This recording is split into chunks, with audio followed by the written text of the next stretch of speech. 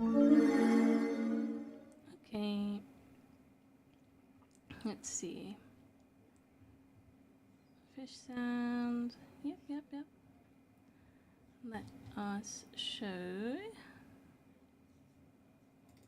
Um,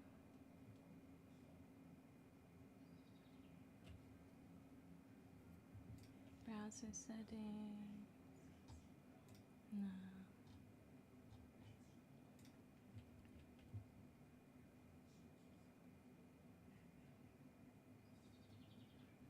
Do, do, do, do. Huh. Let me make sure the fishy is here. There it is.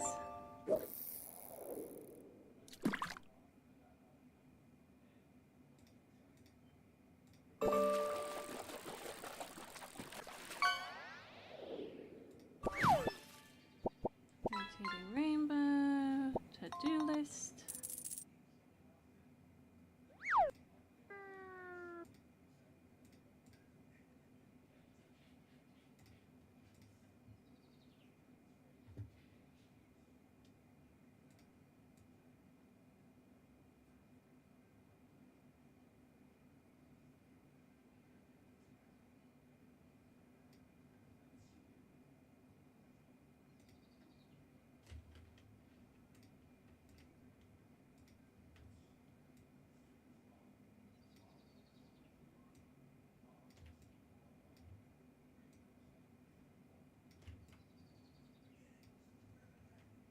Let's move this other stuff as well.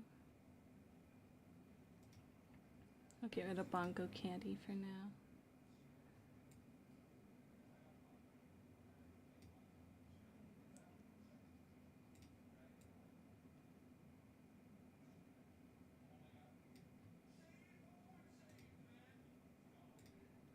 Maybe move it down a bit. There we go. And we're ready. What's this? Chat box. Yeah, sure.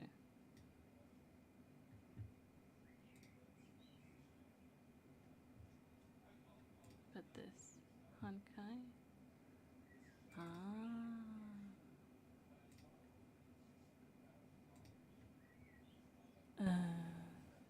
Here we go again.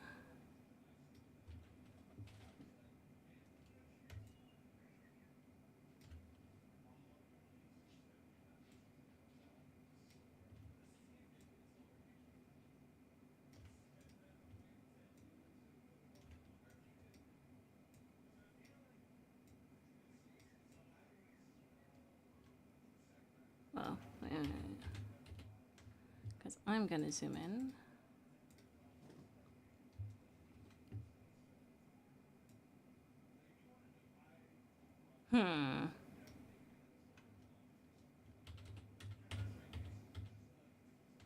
Right.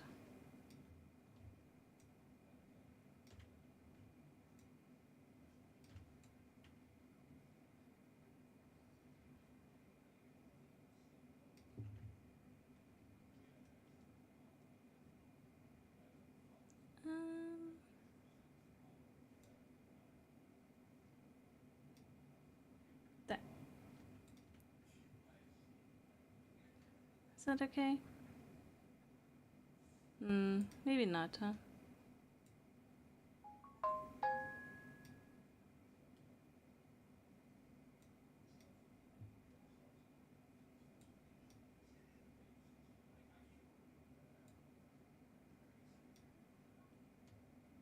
Let me see, let me see.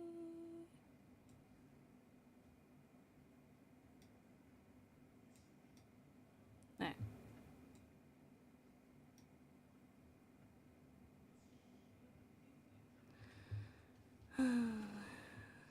Studying, huh? Why must it be so?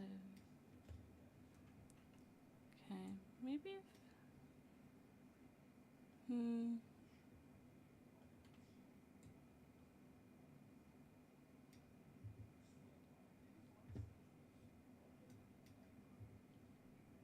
Like, no. No, that doesn't help.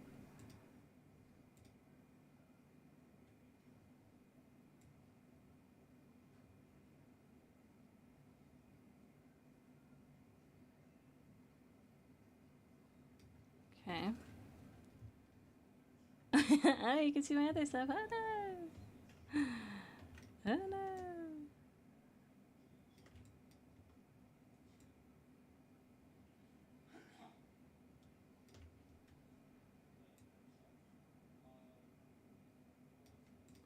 There we go. This is what we're doing. Let's go again.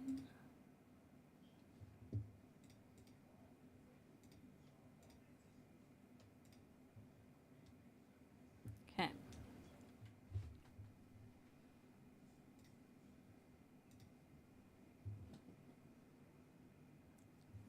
In the resource-based view of the firm,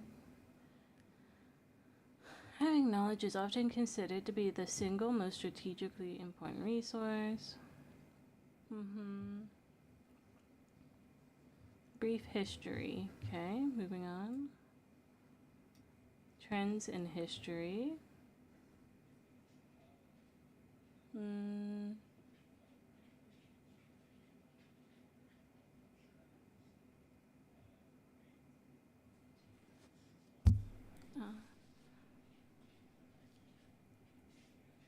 Let's put some music, but I don't want it to be that loud.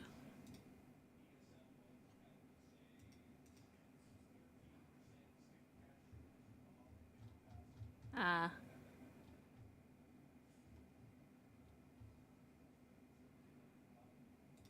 If I just don't have you guys listen to it, it's alright.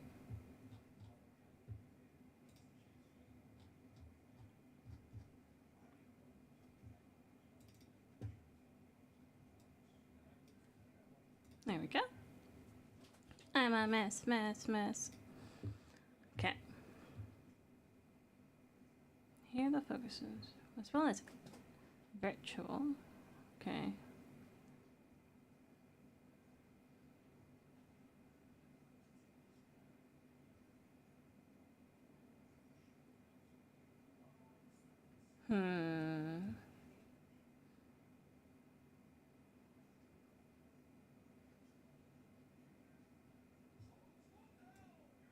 Ah.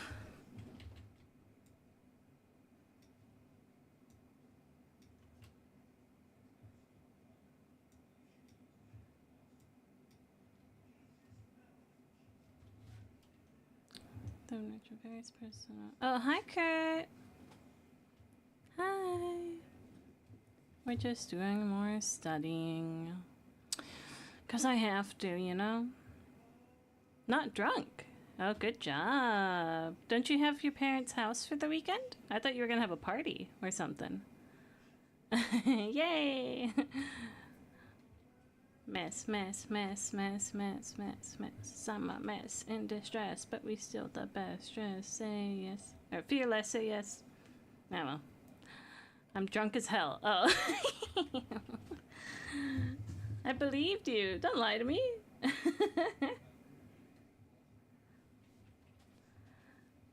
It's alright.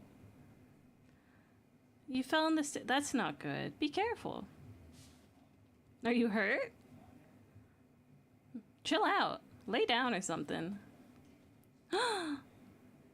Broke a glass? Oh my. Oh no.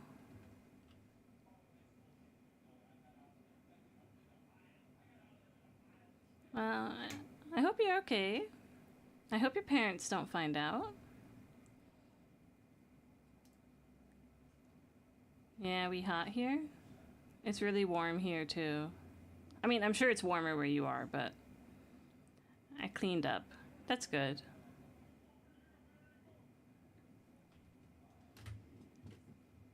What you waiting for?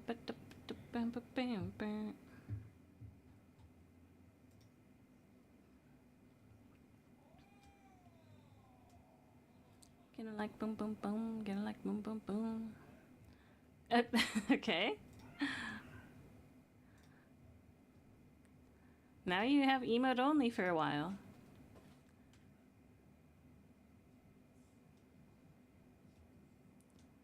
Girls want to have fun. Okay, something that would always emerge out of a personal spurred by particular needs and intention as well. Shouldn't you also study? I thought you said you were starting again soon. I mean, you don't have to go to like every class or anything, you know. But I'm just asking. Even though it's a relatively speaking young field. Yeah. Sure. Okay. Oh my. There we go. No!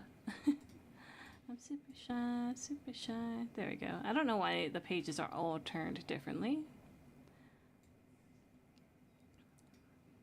A transition to knowledge communication. Okay. Blah, blah, blah. Honestly, just give me the, you know.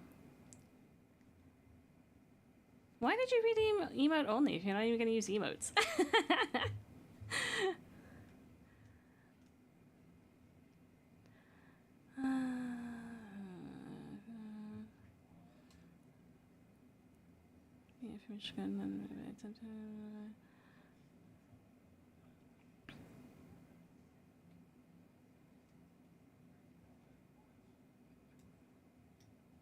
This seems relevant.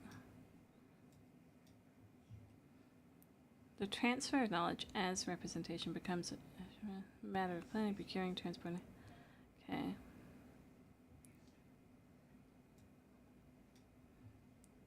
This is why the underlying model of communication and a great deal of knowledge transfer is okay. Okay. So this is the model that is most relevant, supposedly. Let me check the PowerPoint. Yeah, I'll turn off emote only. I think it had been a few minutes, right? You don't even know my name, do ya?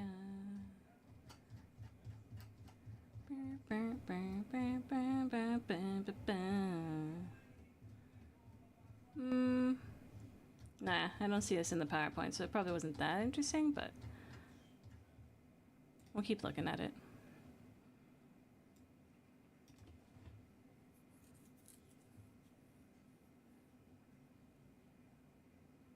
Okay, we're trying to avoid noise. Information source, transmitter, channel. You have some noise. Receiver, destination. Yep, that's pretty... Yep. Okay. It's you. It's you.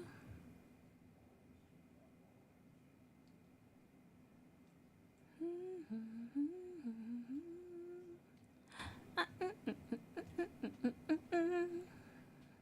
see.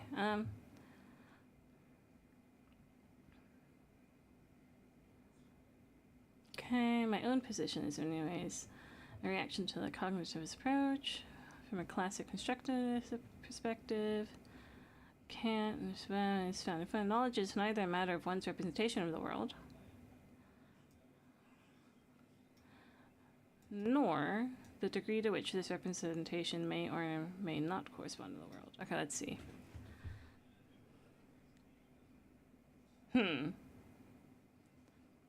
From a constructivist perspective, knowledge is not a context for... Well, yes, that would make sense from a constructivist perspective. The most important conclusion of knowledge is that knowledge is not equal to its representation in a medium.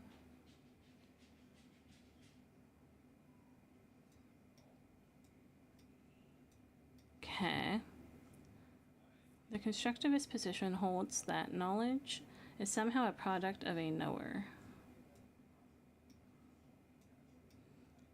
If we take it seriously that knowledge is construction and hence subjective and difficult to formalize, okay, we must also acknowledge that understanding or constructing knowledge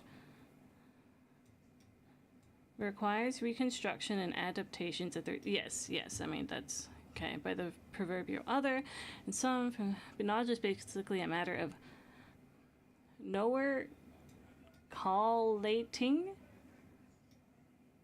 experiences and integrating these in accordance with his ability to infer.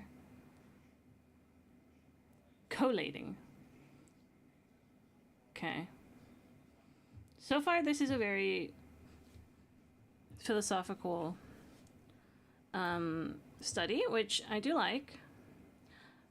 Or research paper, but from experience, it won't be very useful for my exam. So we're gonna skip through kind of more quickly. Gonna eat some of my grapes.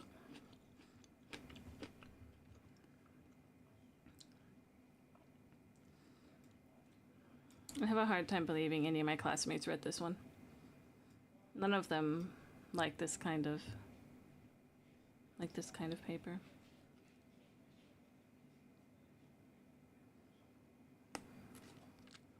Bro.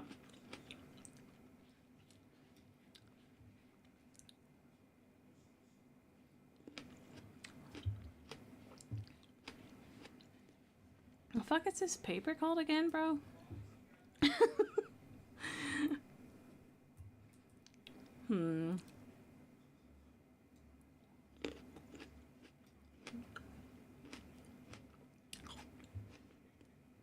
Let me look at the PowerPoint again. Are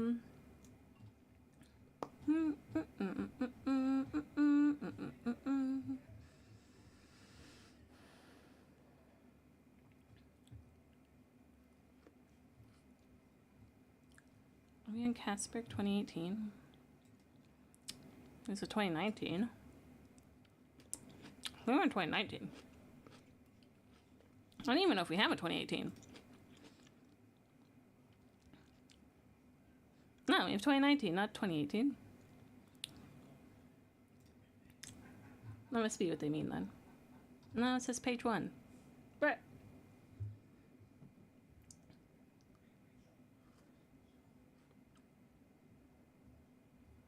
okay, essentially knowledge interaction value. Okay.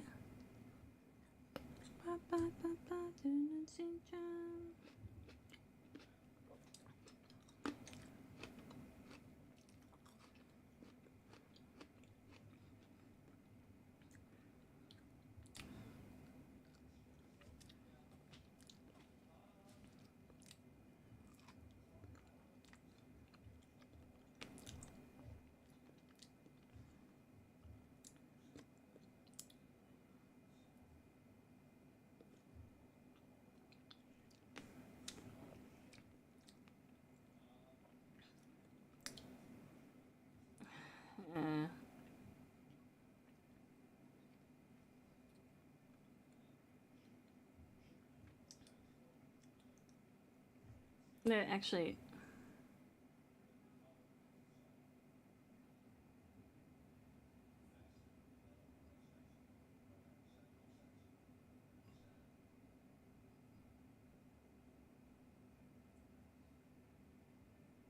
Okay. Let's go to our little area here. We're gonna go to the side.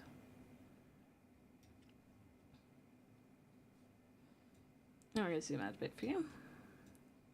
There we go. No.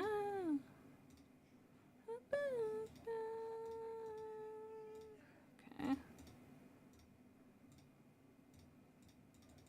Why can't I click? Give. Okay, fine.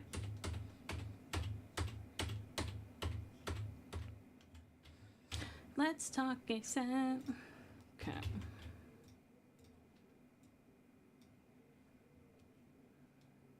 Hurry up, don't be lazy.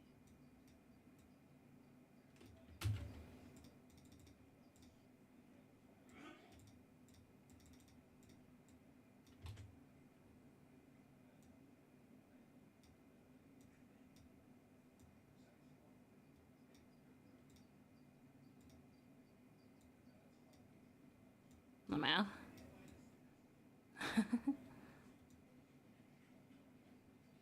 Right. Whoa.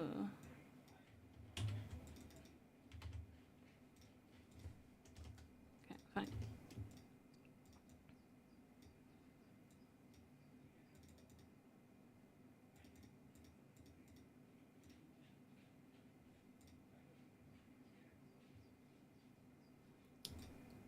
Bam, bam, bam, bam, bam.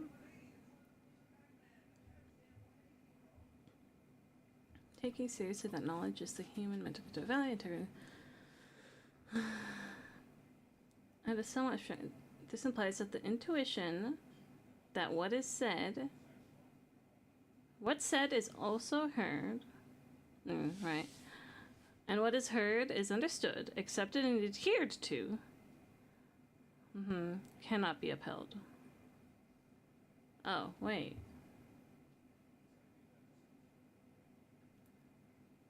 We need to even scrap traditional knowledge and been in there.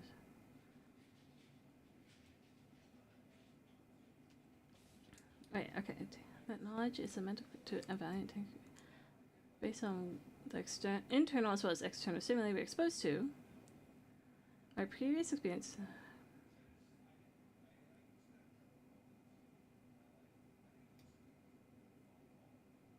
This doesn't make sense what they're writing, actually.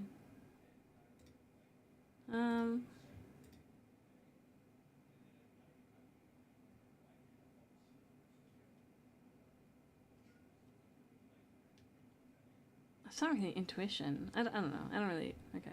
I'm like, it's so crazy.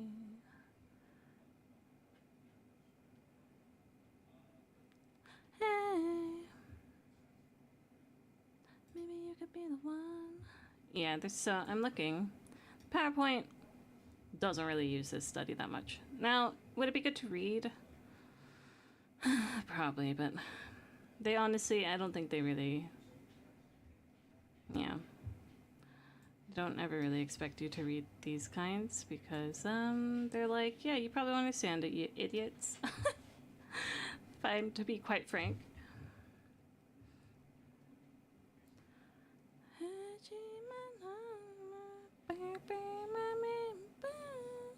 Let's see.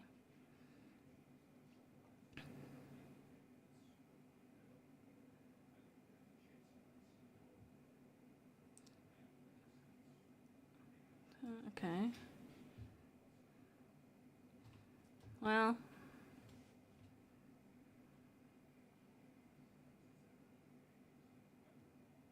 Yeah, actually, this one is not really that great, to be honest. There. Knowledge communication, contours of a research agenda.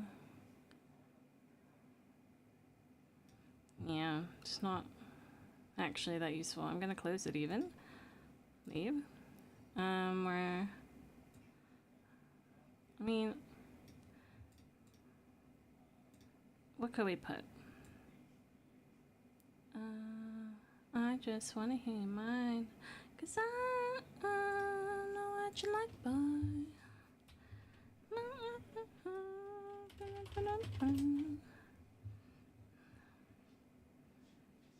Knowledge is power.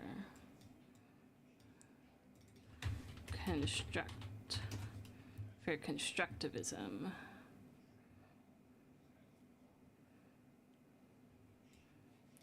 We're gonna do it like this. It's under construction because that's kind of what this thing is about, to be honest. All right. Move that away for now. Go over here. Look. We can take it off our to-do list because, again, it wasn't actually that super duper relevant, but don't tell the teachers that. It wasn't relevant for the exam, anyhow. Which, like, sorry, teacher, I'm at that point right now. So, next we're gonna do Mumby and Coon, which is this one.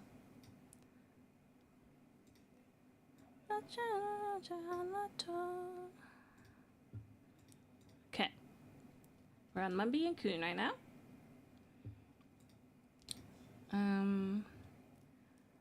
Communicating gender at work. Ooh. Actually, maybe we should make sure we have...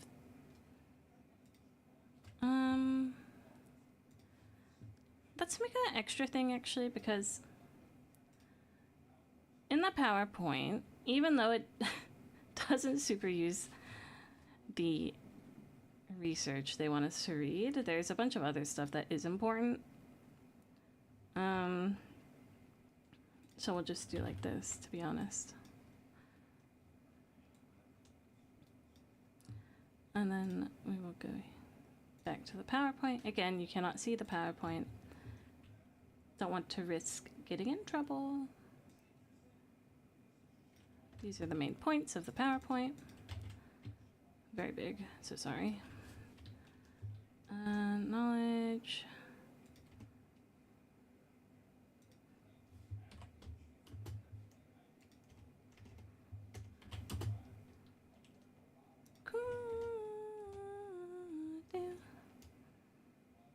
We cannot share knowledge. And then dealing with knowledge.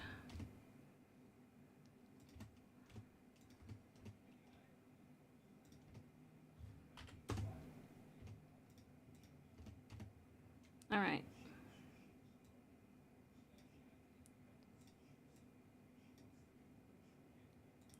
And we'll write, get over here. No, wait, go away. That's not the one I wanted, actually. I want this one.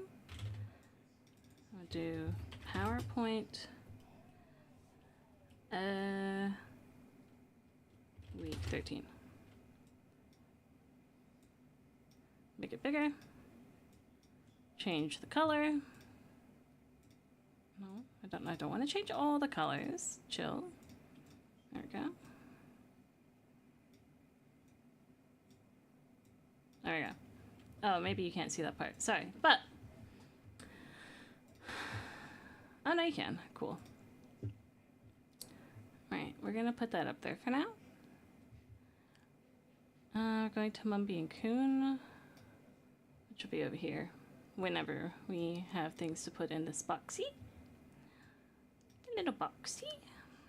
You see... That was Johnny Nee. Okay. Hey, drop the question, drop the question. Okay, I gotta make this bigger.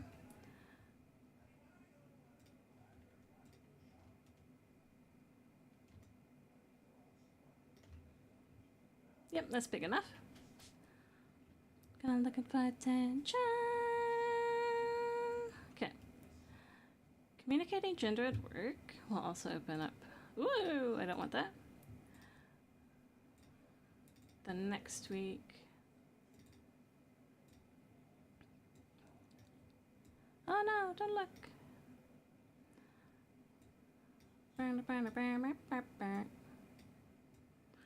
Okay. Let's see if actually we want to start on this one first.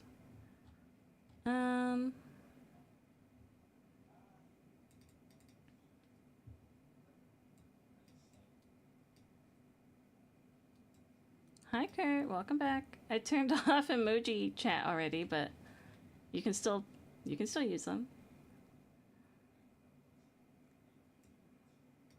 You got me looking for attention.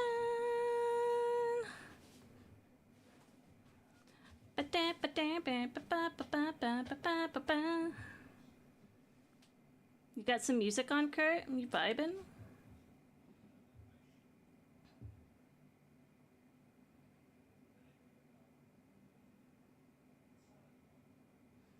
The organization management. Okay. Come in looking for attention. Okay, actually, looks like we'll do Ruck first instead of Mumby. A-T-T-E-N-T-I-R. Is this Ruck? This is Ruck. I wanted the crane game.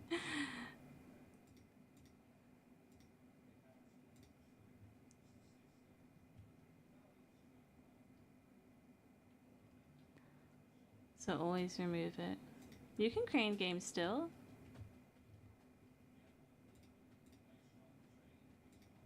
Look at the new me. Oh, the crane game. New jeans. Ba, ba, ba. Okay. Nice. Got a rare axolotl. 46 points. I mean the emote one. I'd be putting it by mistake. It's alright. I like emotes. They're fun. New hair, new teeth. Ah, now we'll go back. But you can still read it, so. Ethical internal communication now. Oh, and I should change this one. We're not on Mumby and Coon, we're on Ruck. Like a game, look at us, we go on and on again.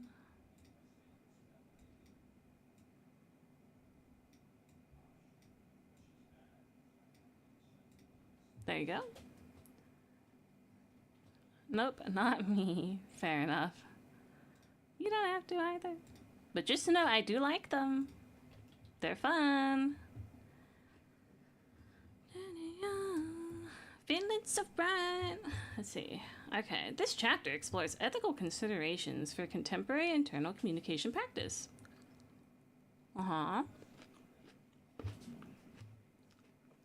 Oh.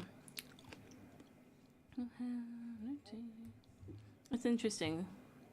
If true.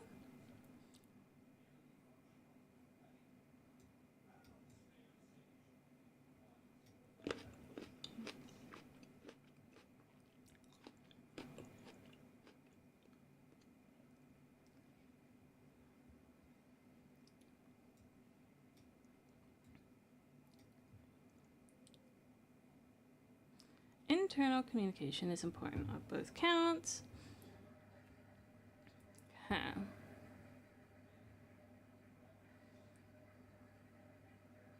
About the ethical principles that should be used to ensure that communication with employees reflects their needs and interests. Whose needs and interests? I guess the employees, I'm assuming, because they don't actually say. Right.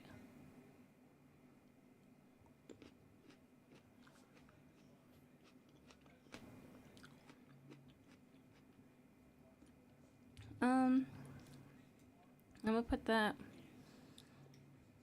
in our notes here. Right, we're on Ruck.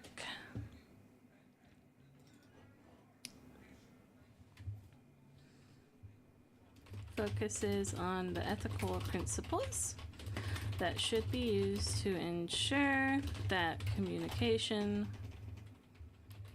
with employees reflects their needs and interests.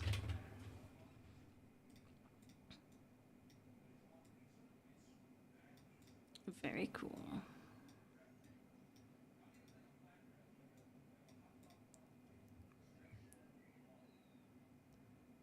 Let's see. The philosophical position taken to this chapter is rooted in critical realism. Critical realism can be linked to the... Okay. Organizations that can be understood as structures of systematically distorted communication. Okay. And where a crucial question is what makes possible or impedes workers finding out information at the workplace, challenging these, feeling their identity, or the way of being.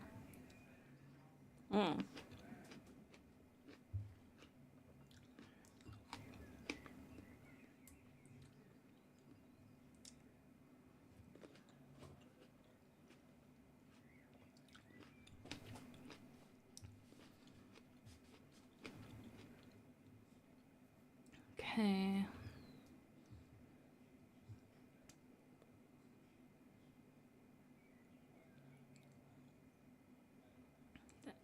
Despite these fundamental changes, internal communication remains a predominantly channel-oriented information providing function that presents a senior manager perspective to employees. Yep. The journalistic trait continues to run deep. It's kind of an interesting thing because we talked about before we talked about employee magazines. Those are quite journalistic, right? So, just interesting connection there.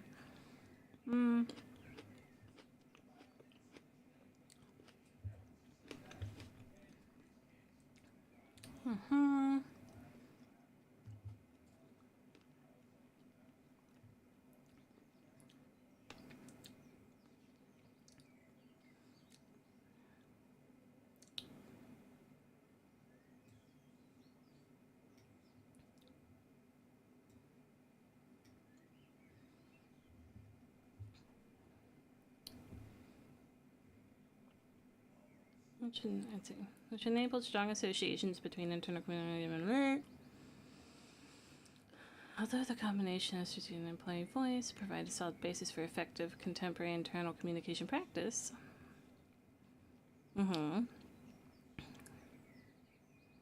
It's okay. So we want to pay attention to employee voice. Employee management is inextricably linked to corporate purpose.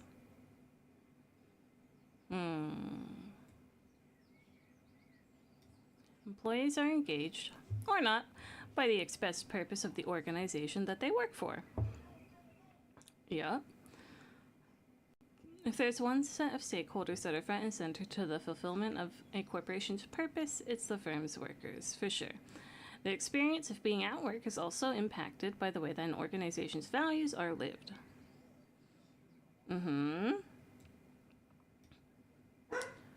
Impacted by the way that values are lived and breathed by managers. We know that. Purpose is often described to best tactics. Okay. Although dissemination is undoubtedly important, it emphasizes a top-down mindset where purpose is communicated to rather than developed with employees, which is what we want to do. Whose purpose is it? As they incorporate work conditions that show high regard for employees, health and safety, established social audits include safety, diversity, equal opportunity. They do not, however, currently include transparent communication with employees or employee voice.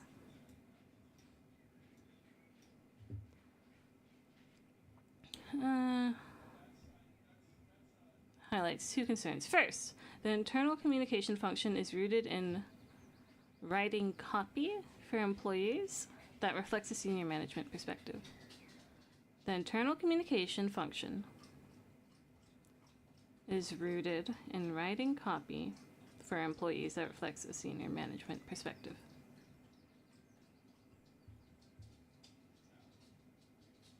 Yes, we know that already. Okay. This continues to some extent in the retention of a gatekeeping role on internal digital platforms. There's been a long-standing reluctance to expand capabilities from writing copy, producing videos, etc., despite the heightened ethical responsibilities that exist when employees often have limited opportunities for expressing their voice. Okay. Yep.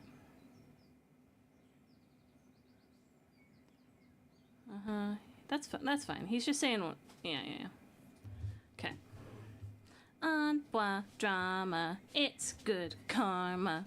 Done scrolling 1,000 times.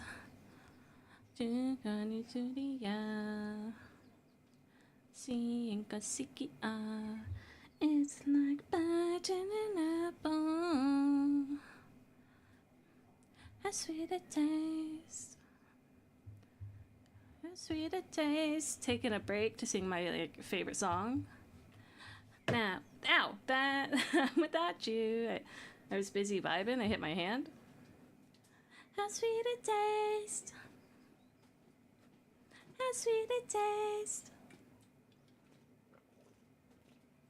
Now that I'm without you,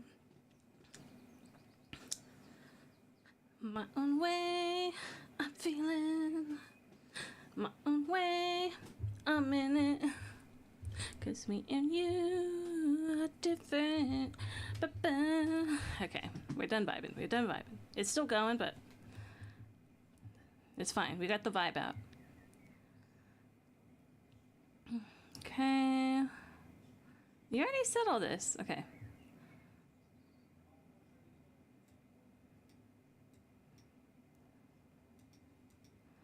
Can we find healthy ways for employees to express their concerns to organization? Okay. How should we respond to these concerns? Strategic communication ethics can incorporate a recognition for all parties involved to state their case and express their views.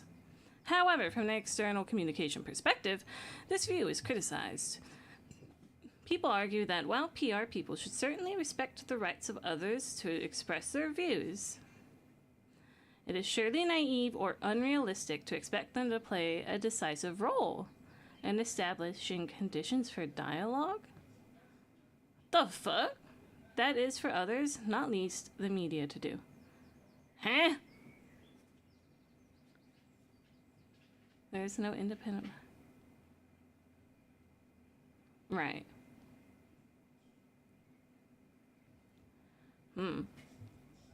Discussions around strategic communication ethics often focus on persuasion and propaganda. That's how it currently is, correct? It is important to consider the potential impact of persuasion and fake news in society, and the associations with consumerism, activism, and democracy.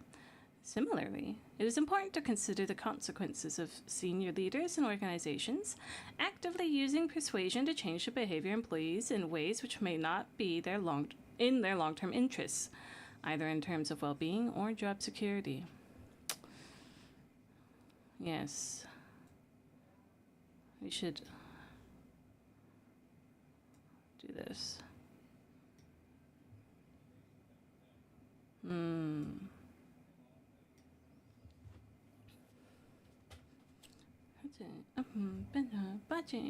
Okay. Principled persuaders to provide the fuel for open discussion of the meeting. Okay. All highlight employee voice is the foremost ethical issue. Okay. Employee voice, listening to employees, and dialogue in the workplace are therefore central themes that are revisited later. Okay. Before that, it's worth briefly considering how business and leadership ethics are linked to inter. That's fine. I think we can skip that, to be honest. Let's look at this bullet point list, though. In their primer on ethical leadership, McManus et al. Review 5 different approaches to leadership. Yup, the following communication-oriented themes emerge. Okay.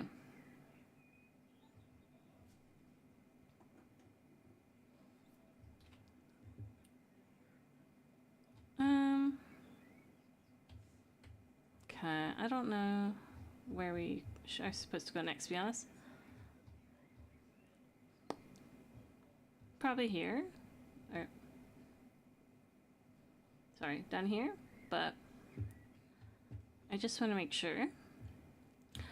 Although communication is included in some of these approaches, no references are made to the role of the internal communication function in advising or coaching leaders in ethical communication. Yeah. True. Nor is there a dedicated exploration of ethical communication in general and inside organizations. Yeah. I guess that's kind of sad, isn't it? When's this from? 2022? Ah, shit, bro. Okay. At the core of this view is the assumption that leadership is co-constructed, and so, yeah, that's true. To me, anyhow. That's what I believe. Everything's co-constructed. Fairhurst and this guy conclude that communication is a key element of a relationally oriented leadership. Identify a number of principles of communicative leaders are willing to listen. Hello to any government and organizations that are watching. I am not involved in redistribution of this content. That's good.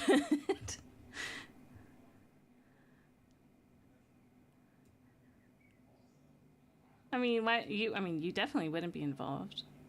Does it say not to redistribute? I mean, I don't know. I think knowledge should be free. Give knowledge to the people. But like, also don't report me. Thank you.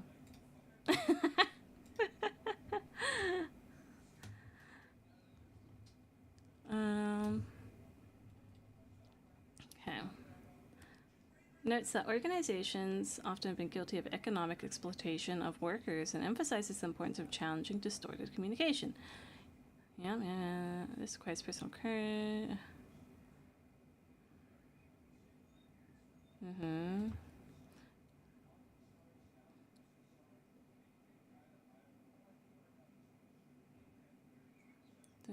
As per time, this is often one way, with limited opportunities for feedback. These argues that for normal discourse... I'm the snitch? Good! There's snitches in the chat. Normal discourse of organizations is domination. This consists of 4 dimensions that add up systematically to distorted communication. Alright. Let me see if this is in the PowerPoint. I might just write it down anyhow, though, because it's kind of interesting. I don't want to close the door behind me. Remember to do your fishing and crane game. Let's go. In no mood to find another little new jeans. I'm so sad. Let's see. Right now, baby, I don't.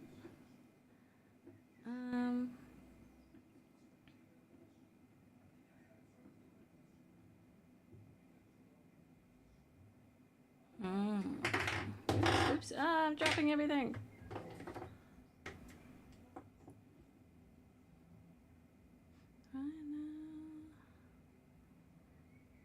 No, they don't even have this part, do they? Page 355? Nah. Yo, this is whack. Damn. Some disrespect on this study. It's actually a pretty decent study, too, if you ask me.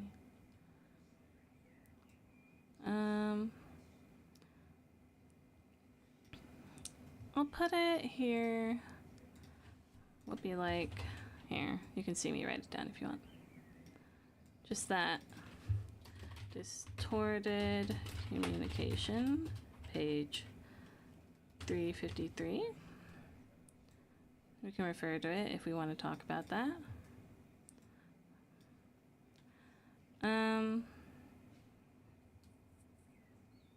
What time is it for you again, Zero?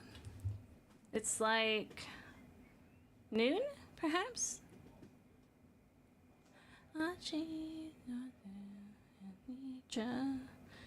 Yeah. Is today Saturday or Sunday? One sec. Saturday. Oh, you have work today. You're working right now, huh? How's work? Catterday. Do you have a cat with you? Ah! You got your girlfriend's kitty.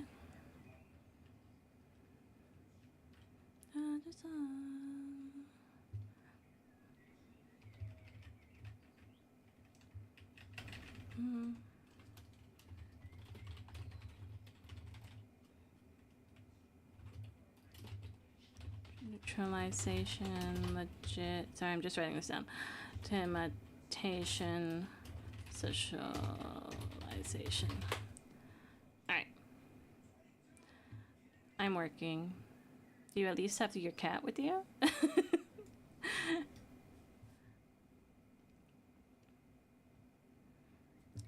I don't know what we've done.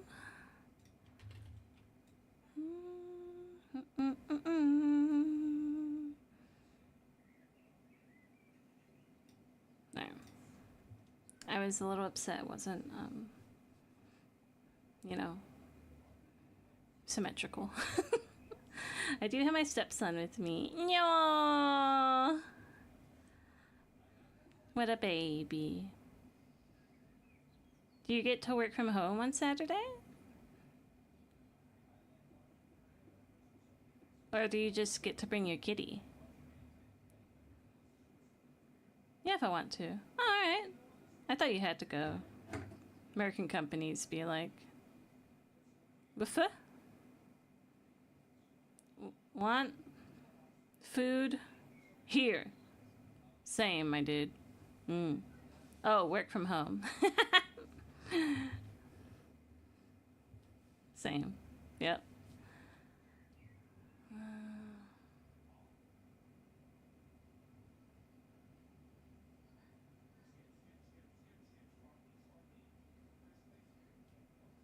I get 1 day a week to work from home. Ah.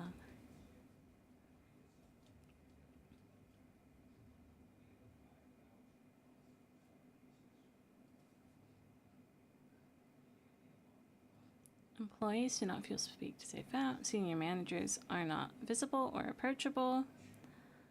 Pretense managers do not actively listen to what employees have to say. Yo, this is like a whole cycle of the American system. Look at this.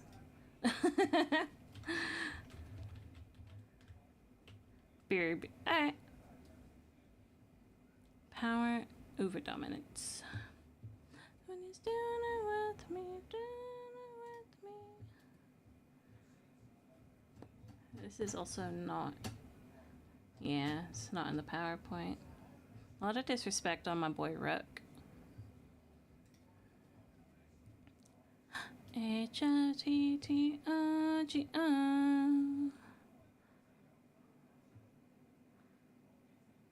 Spirit of honorable communication. Surely this one's in the PowerPoint. This is like pretty important.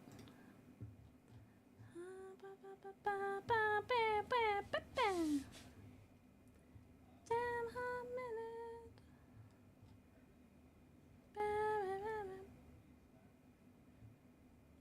It's like 199 degrees.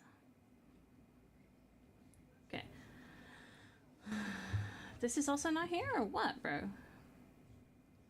Insane. This is insane. How do they not have this part? Oh, wait, maybe it's down here. Oh, okay, they do have it. They do have it. Never mind. Let me get a little picture in for our thing here. What's it take to bring you home? Rock. There we go. There we go.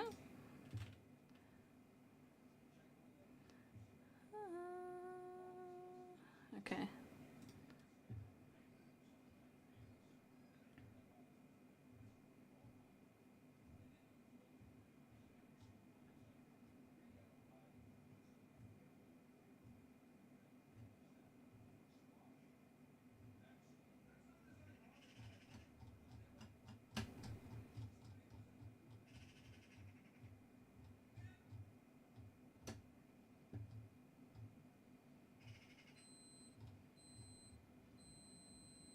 Okay, let's keep reading.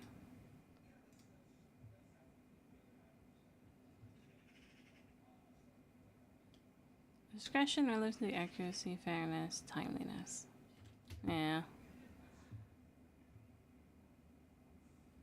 To make available all legally releasable information to employees, whether positive or negative in nature.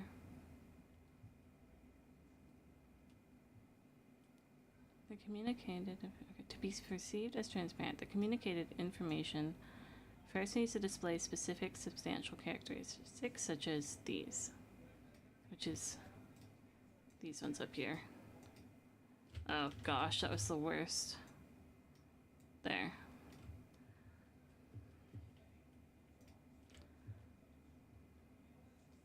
Employees expect line manager communication to be more oriented around local team tasks. Okay, we're seeing the matrix to be more oriented towards comprehensible explanations about broader. Okay, sure.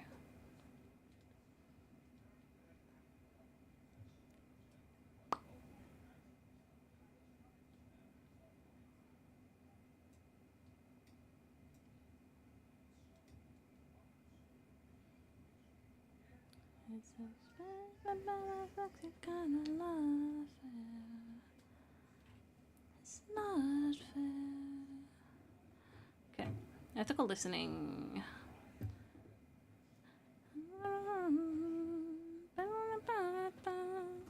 Okay.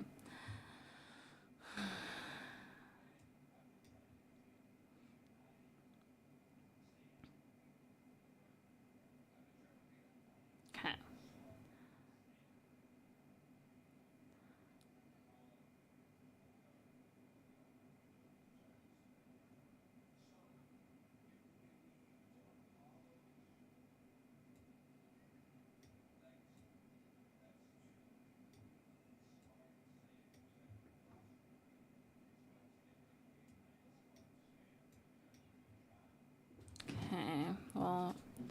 think we'll put ethical listening here too.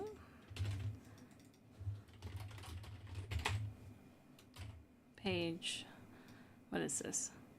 356.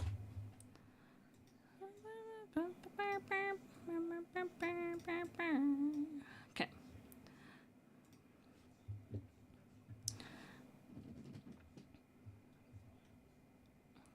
Voice without appropriate consideration or response can lead to negative set. Okay, yeah. Listening is reviewed.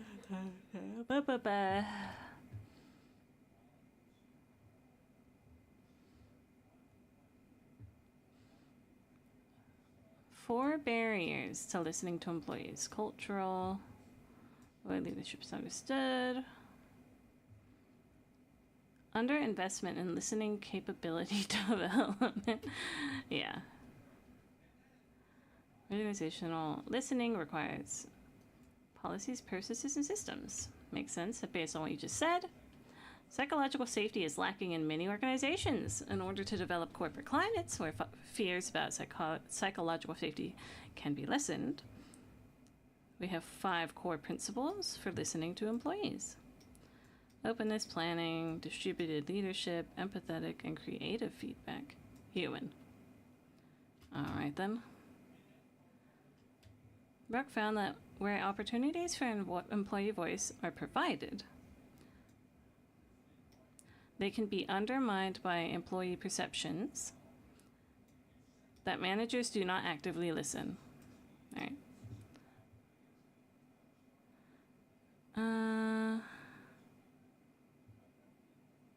So responding is also a critical component.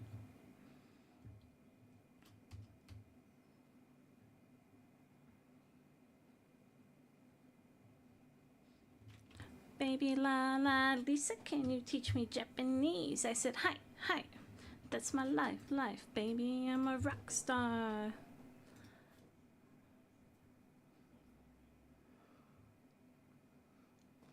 Make a wish, babe. What you want to do? Dip in out of place. Base. Cities like a ponzu. There, that's what it is. No pretending.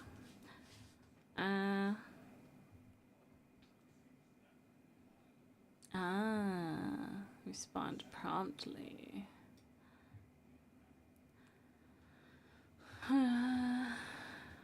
Right. A just organization is at the heart of business ethics. Oh, if, as they suggest, then the role that listening to employees plays in this is very important. Okay. Willingness to listen, taking what they say seriously, responding. We're all strongly correlated to an organization that is perceived to treat everyone fairly. Okay.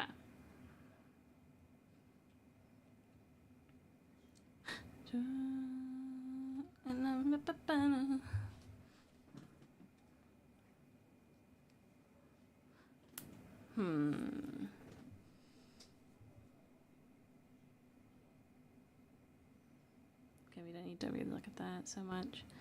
An ethical approach to listening goes far beyond an annual engagement survey. It entails a systematic, planned, and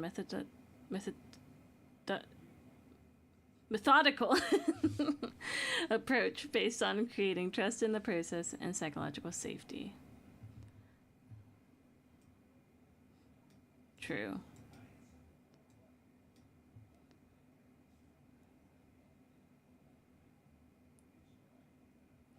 Employee involvement and participation, workplace democracy.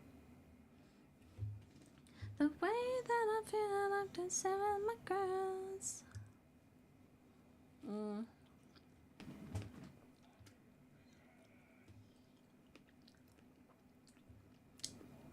Oh, that's a good strawberry. Okay.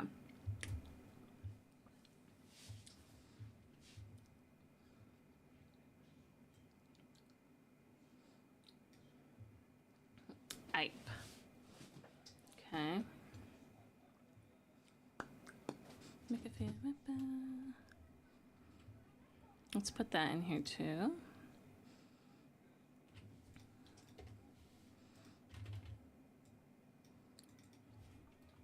Employee involvement and participation. Page 358.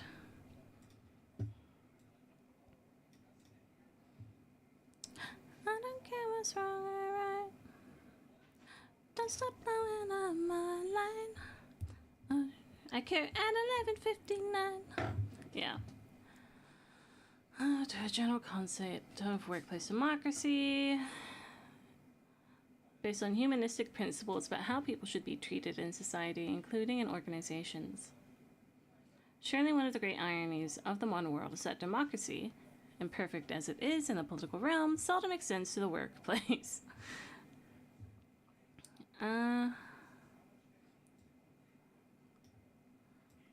Definitely much more ethical for sure. Cover up my significant gap between the rhetoric and reality of information disclosure. Yup. Ain't that the truth? Research indicated that all the organizations studied had an extensive breadth of participatory practices in place. Yeah, I'm sure, but...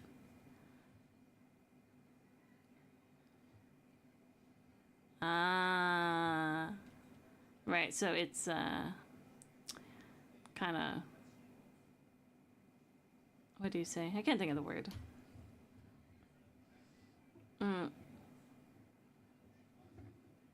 Yeah, I can't think of the word. Fuck! The Alignment Voice Identification Framework for Ethical Internal Communication. Okay. I'm gonna write that in my thing here. Avid. Alignment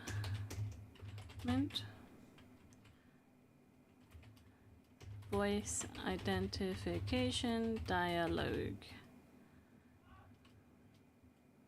Framework.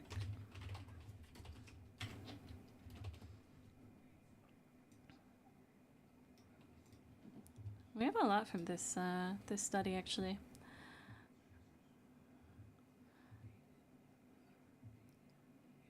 Okay, so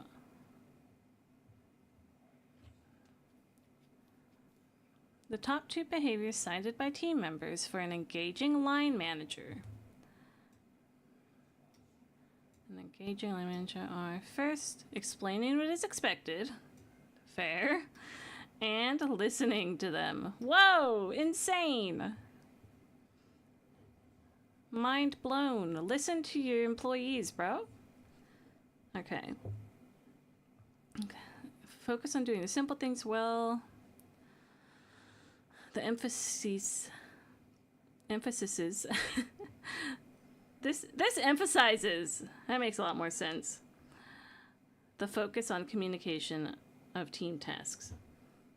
However, a symmetrical communication environment is typified by managers who listen in line of individual goals with organizational goals. Okay. Connect the micro and the macros. This is not straightforward. Line managers may not be the best people to communicate strategy, as senior managers believe that they have problems with complexity and strategic stuff. All right.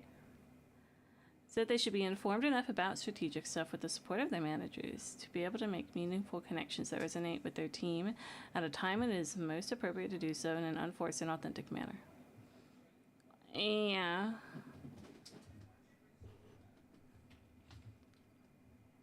I feel like they didn't tell me that much about alignment, but there's like a little thingy here. That's so tiny. Let's zoom a little bit. Ugh. It's like blurry too. Line managers and supervisors make meaningful and authentic connections between teamwork and corporate purpose, values, strategy, and plans. Between teamwork And the other things, yeah, those ones. Okay.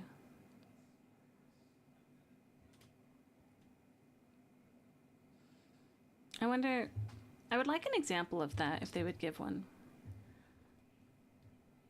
This is associated with cognitive alignment and engagement in understanding how teamwork contributes to organizational objectives. Correlation for line manager communication. Oh. Okay, oh, it's just giving me the correlation. R value or something. All managers listen and respond to employee voice. Supported by a systematic multi-method approach that gives employees opportunities to have their say throughout the organization. Yes. This is associated with employees feeling valued and emotional organizational engagement. Well, yeah. Okay.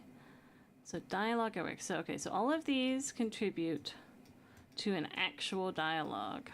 I see. Senior managers provide regular organizational level information to employees in person. Supported by internal corporate communication briefings. Hi, Crispy. Hi, Wave. We have to study again.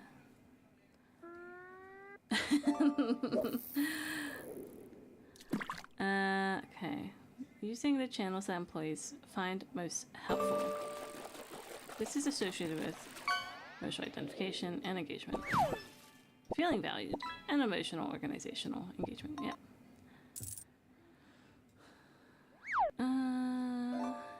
That all makes sense, really.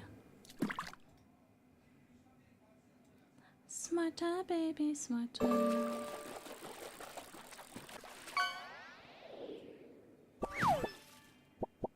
Wanna be a winner. Okay. Maybe also put this page number 360. I'll put it here. Page 360. Just to make sure I have it. And then, gotta turn the page again.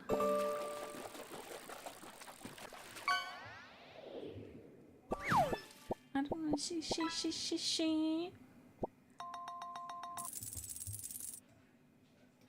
Nice. You got a cichlid? A cichlid?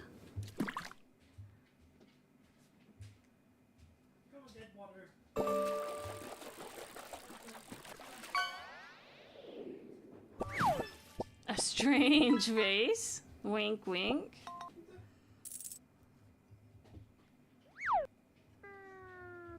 Ah! I just squirted watermelon all over my fucking face, bro. The fuck?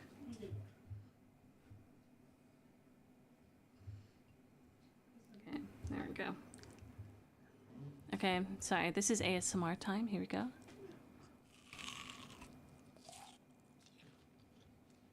Did you get that?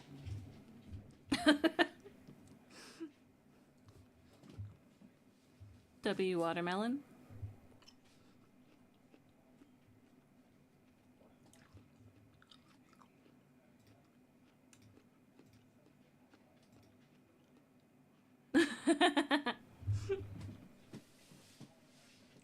Yeah, well. Are you at work or where are you at? What you up to?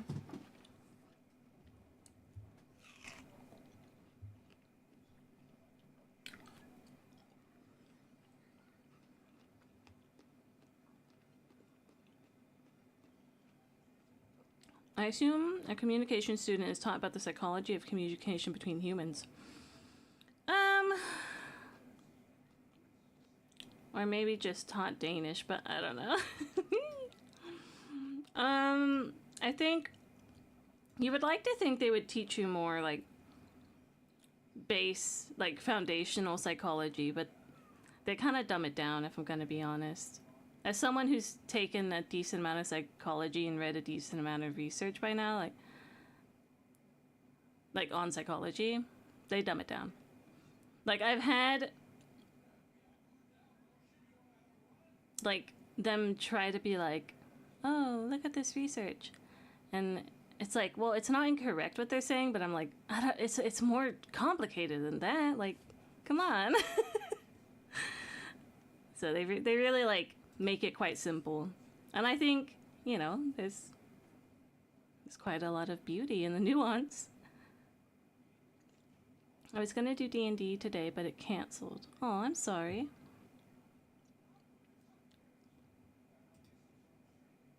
Oh yeah, you did tell me you were gonna do D&D today.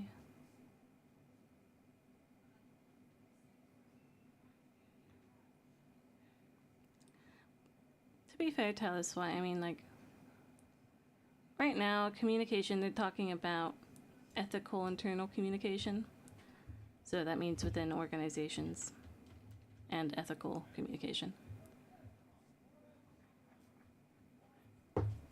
So ethics is a little more on the philosophical side, I suppose. I was gonna, yeah.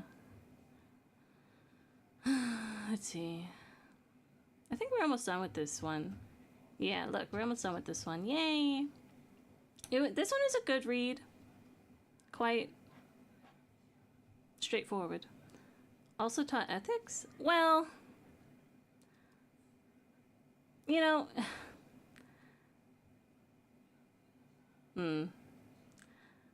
Like, it's not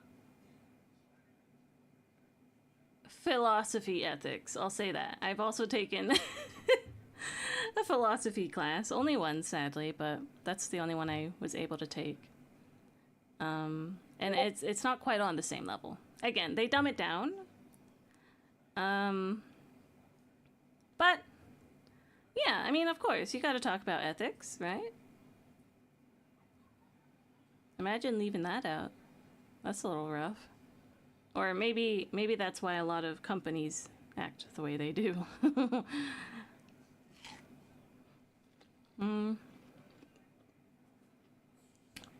I suspect the DM was eager to cancel because little money.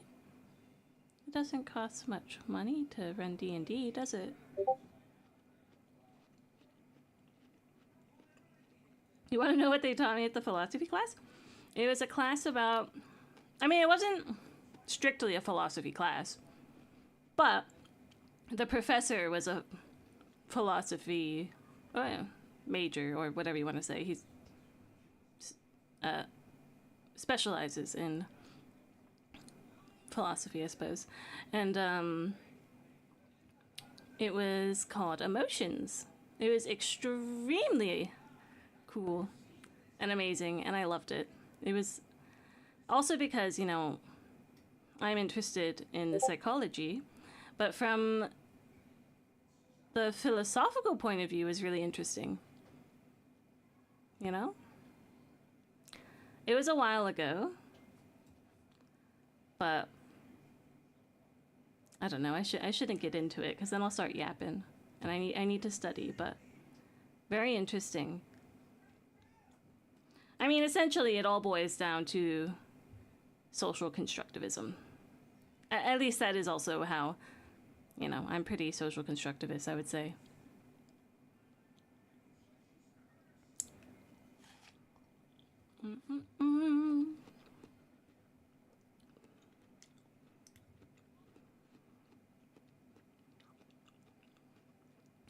Oh, he owes you 1,000 buckies and said he'd give you 50 per session. I feel like that's a strictly psychological thing. Well, they ask questions such as like, I mean, obviously they look at different like schools of thought for emotions. So for example, there are the people who, not so many these days, right? But there are and or were people who believe that emotions are strictly physical. That like your body is just responding to its environment on a physical level, biological point of view, And then,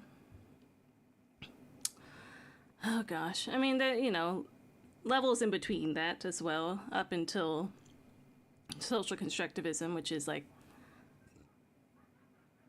the one that I think fits most well. I mean, I think obviously your body is also reacting, but you know, the meaning of certain things causes emotions as well, right? I mean, I can't think of any examples. It was like a year ago now, which isn't that long, but I've had to cram in other research. Let me think.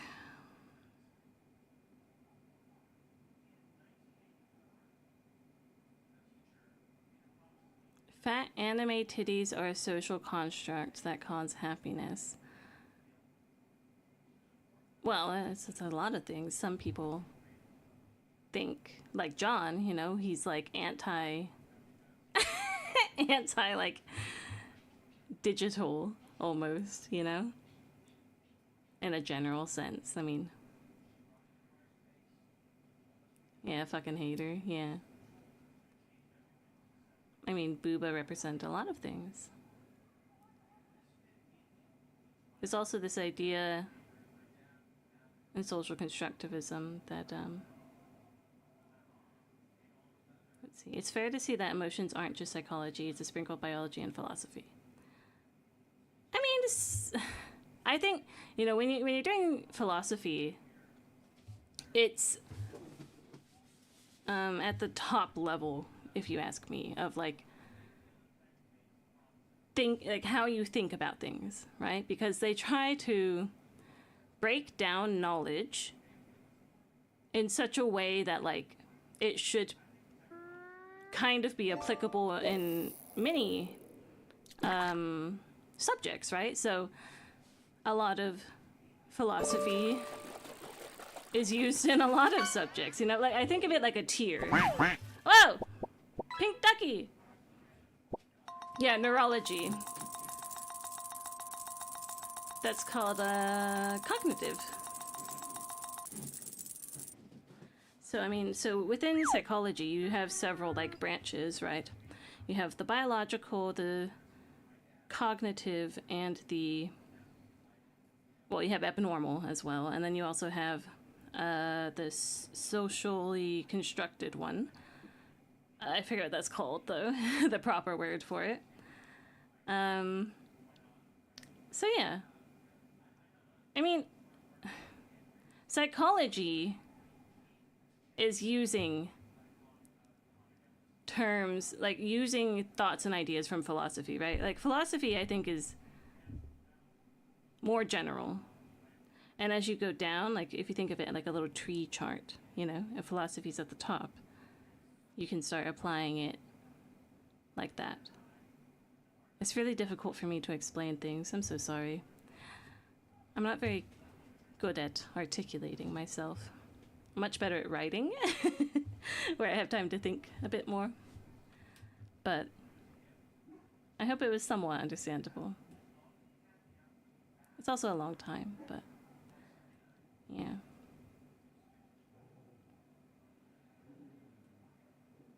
I think the thing with psychology is it tries to be a lot like a science, right?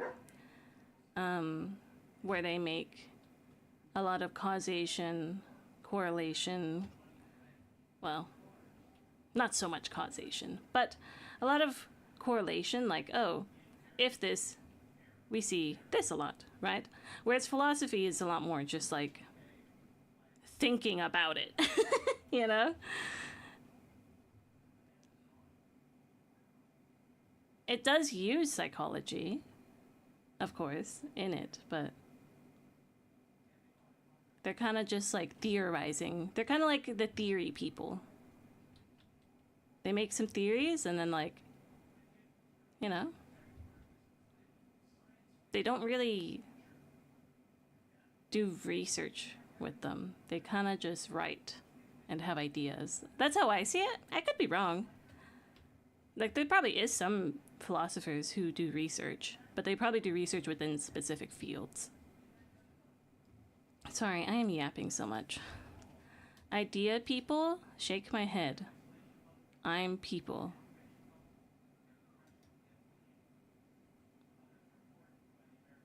I don't get it. Sorry. I don't get it. All right, let's keep reading.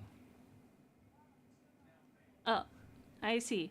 In the same way, you could have a chicken, and the chicken sees tasty seeds across the road. Why did the chicken cross the road? Well, you could answer in psychology, philosophy, yeah, biology, right?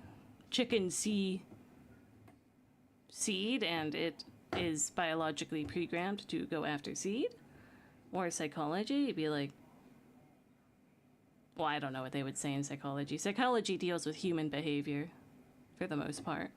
So I don't know what they would say about that. But yeah, you know, there are different ways of looking at things.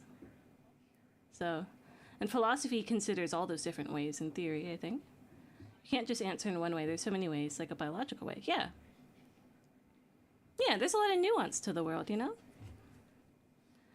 I think to ever say that something is one thing is quite simple, right? So for example, while I'm a social constructivist, I also have to like acknowledge that there, you know, we are biological human beings.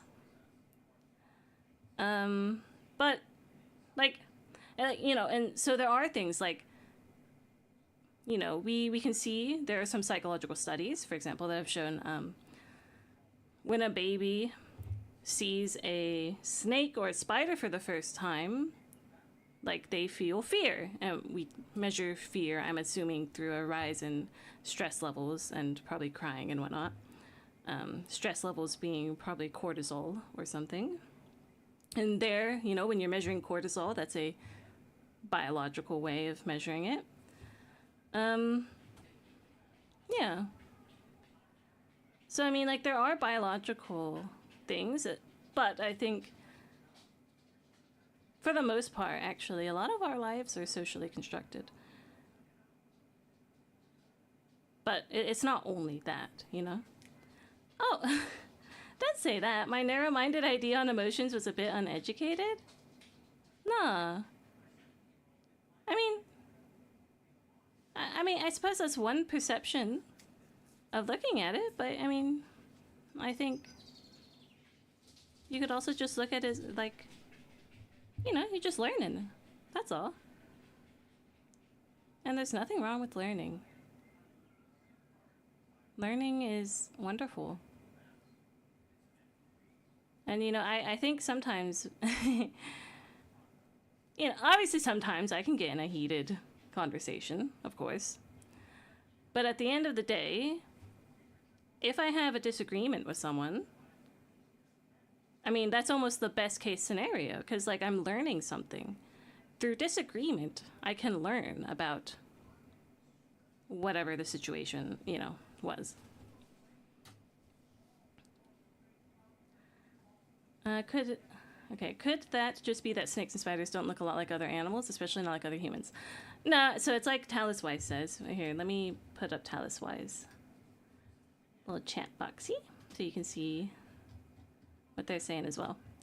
As Talus Wise says, it's explained by evolution, because humans learned that spiders and snakes tend to be dangerous. And that's kind of built into our code now. That's at least what biologists would, a biological point of view would tell you. Which is a biological way of understanding, of course. Exactly. In this case, I don't know if the psychologists have an answer to that. Because, you know, the idea is that a baby has not learned yet. So, I think they would agree that that one appears to be quite biological. But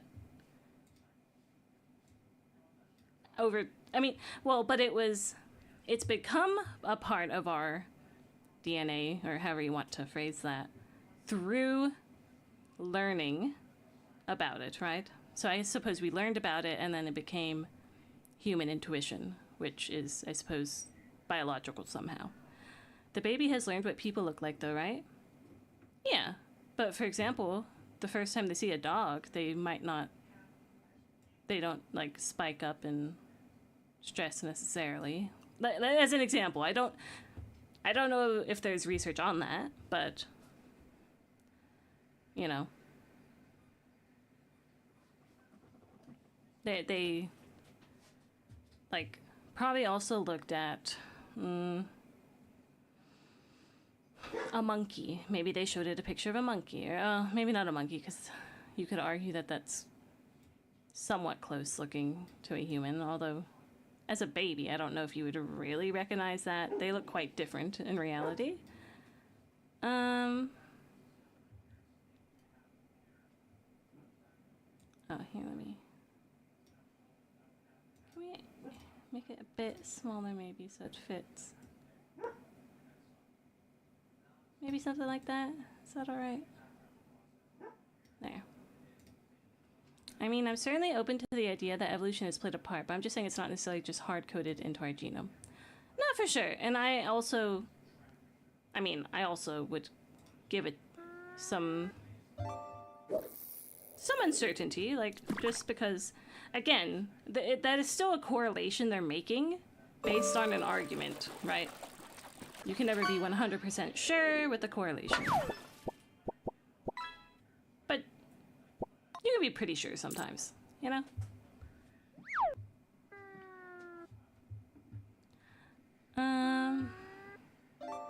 Damn, you fishing. Ethical listen. What is that noise outside? Wait.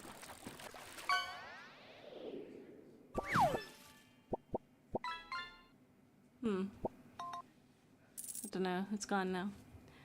Okay, ethical listening to employees. All right.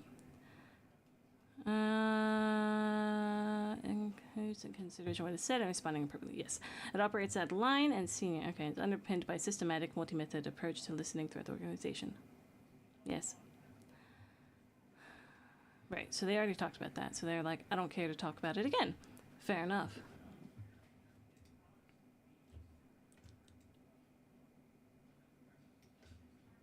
There we go. Just cut it off there.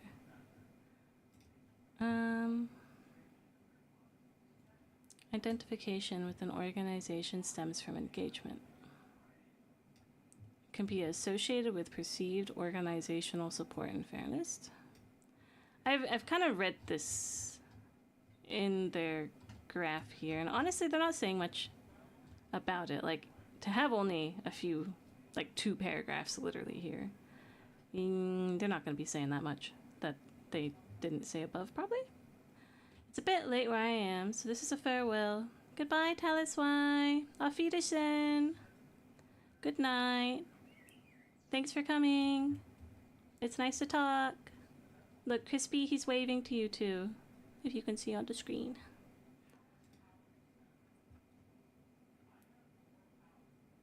Yeah.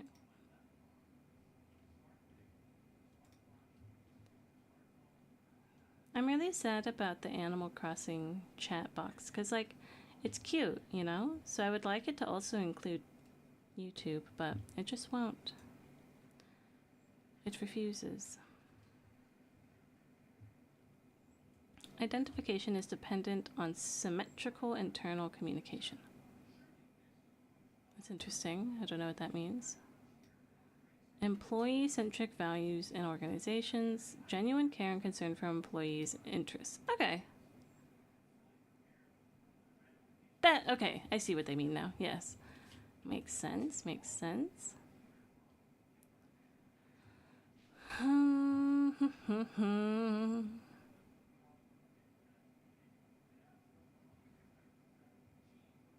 The core of this view is the assumption that leadership is co-constructed in social interaction. Yeah.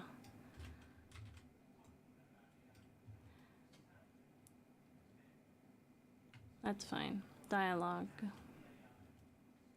Based on a willingness to change and a positive regard for all employees. Rethinking practice from an ethical perspective. Yes, let's read this part.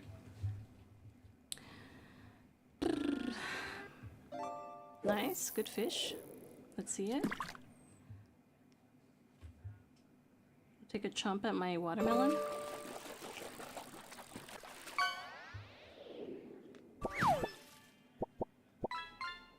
Damn, that's rough.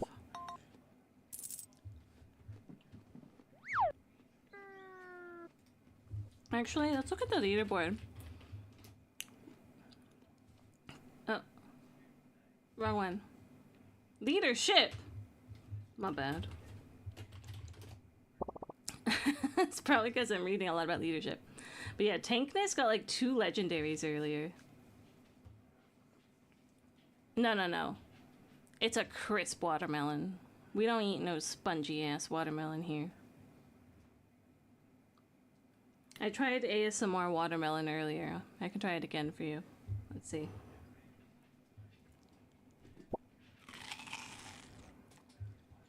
Did you get it? Maybe I should go faster so it makes more of a sound. Fuck American Pig, guess what? Minecraft eating noise. Nom. Okay, did you get that one? That sounds like celery? That's how fucking snappy it is, brother. Not really. It's not that snappy. Yes.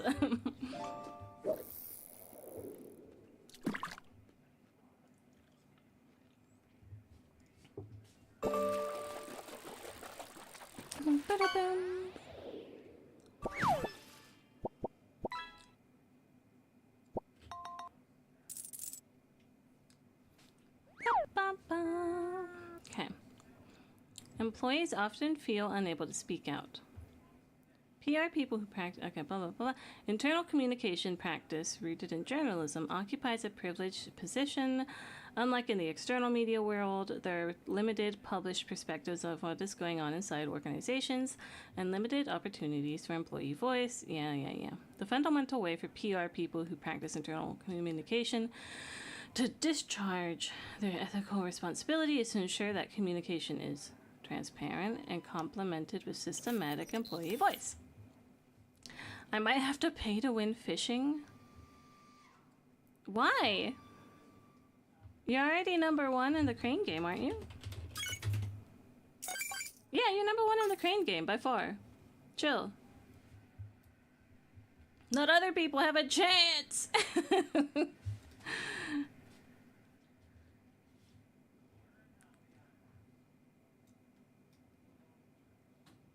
But I'm #4 in the fishing. Not even top 3. I mean, just fish every 5 minutes.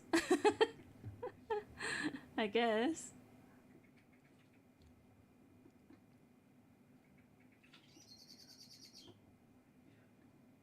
Okay, these are... Prioritize messaging rather than listening. Yes, this much must change. This chapter has taken a critical realist position on examining internal communication ethics. Therefore, looks to systemic reasons, such as conventional approaches to leadership management for why the situation is as it is, instead of placing sole responsibilities on individuals. The review has therefore deliberately not assessed ethical codes of conduct. These do exist, but they include some useful pointers for practitioners that, although they include that, they do not highlight the importance of employee voice, which is the fundamental ethical internal communication issue. If you consistent on it, it will show. My last 3 fishing has been 10 gold. Aw. On a different person's stream, I got like 5k in a few hours by getting some legendaries. Yeah, if you get legendaries, it's insane. You got 30 seconds, it says. Codes can inherently put an unrealistic responsibility without necessarily addressing the important structural weaknesses that have been raised. If internal communication is to take its ethical responsibilities seriously, then it should do nothing less than undergo ethical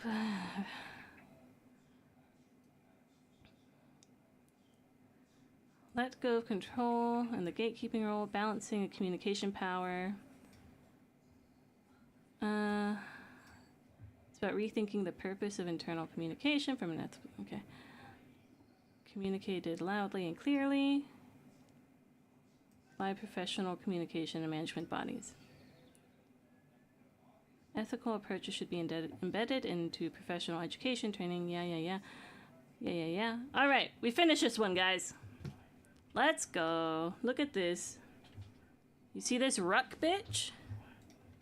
Fucking done. Lamau. Got? I don't know.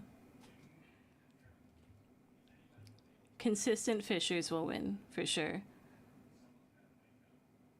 You spent basically a whole day and only got 3K? Damn.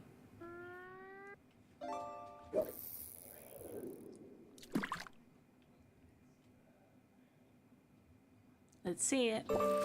Will it be legendary? Let's see. Nah! It's even worse than the previous pools. I'm so sorry.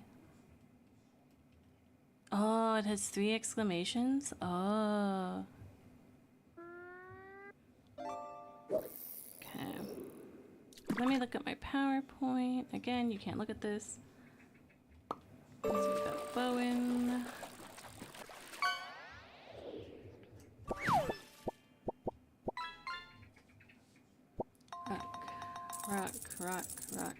Rock.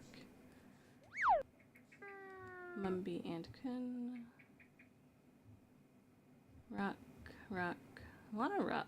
Which, like, I understand, because I had a lot of information in this one.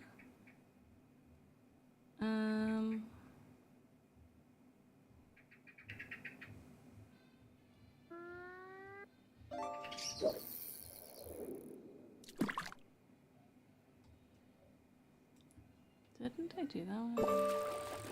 I'm sorry.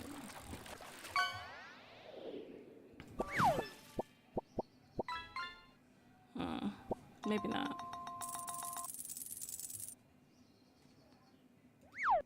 What the bird noise?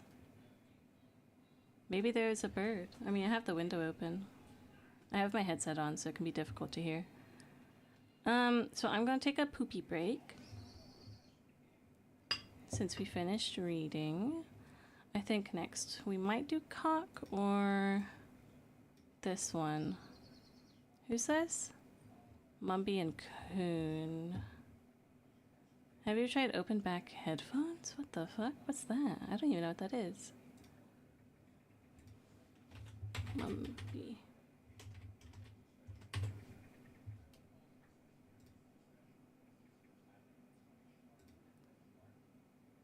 Honestly, Mumby and Coon's not. Oh, well. Yeah, they are. Okay. We'll do Mumby and Coon after. Instead of a solid piece on the outside.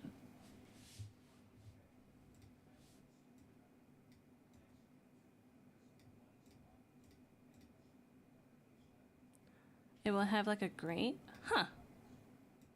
Yeah, I don't know.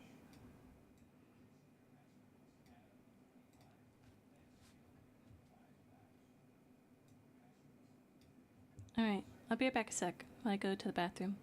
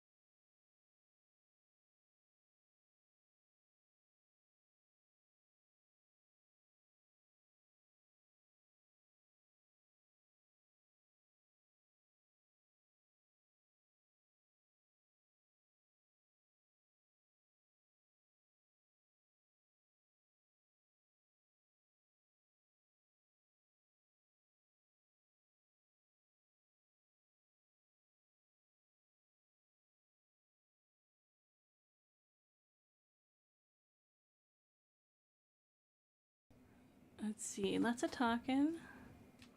DMD would pick. The reason for it's because it's supposed to make the sound stage feel wider, but also means you get leakage from the outside. Also easier to hear other people we listen. Okay. I like to get some of the outside noise, so it's just a clear W. Yeah. I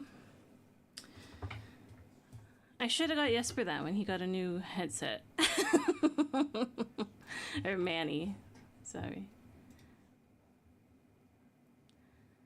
Are we ready to read a new thing? Let's see how long it is. 197? Ugh. Ugh. Yo, we're scrolling, bro. Oh, God. Oh, God. Ooh, epic! Yo, we're scrolling. 197 to 225, bro. Okay, we might just refer to the PowerPoint a little bit more than normal. Which one is this again? Mumby. We're on Mumby. Okay.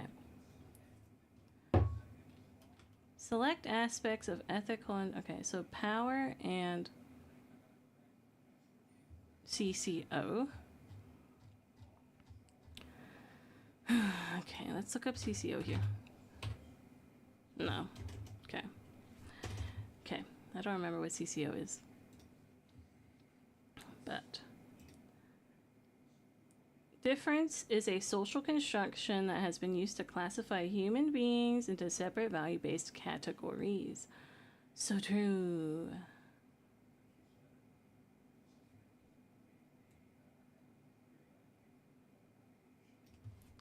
Okay, let's put that in our Mumby and Coon.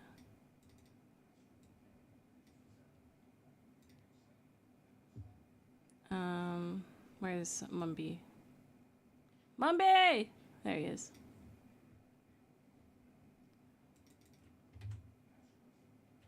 Okay, we don't need all this.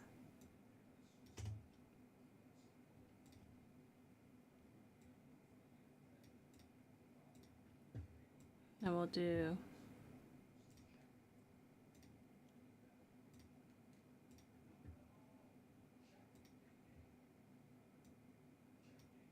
differences are not individual traits, but embedded in institutions and organizations. Okay, I could see how that is, yes. Based on this definition, difference is connected to power, blah, blah, blah, blah.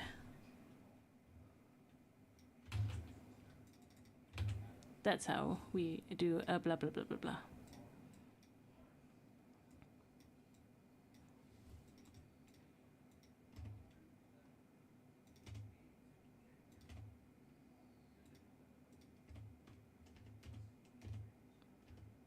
Oh my god.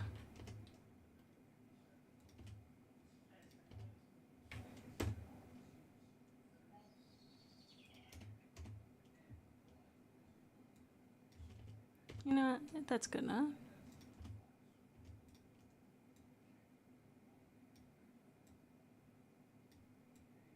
There we go. Zero, remember to fish! Okay, what else is Mumby and Coon? Intersectionality. Combined effects of race, class, gender, and sexuality on people's position in society are explored. Glass escalator explains some forms of gender discrimination. Okay, let's read about the glass escalator. Glass. Bro! Escalator. Oh, I can't read it because it's just a fucking PDF. Read! Okay. Treating gender in isolation can be problematic, obviously, but, well, some people don't believe in that. People really focus on gender these days, huh? Comparing liberal, radical, and critical feminist perspectives. Let's move that a bit.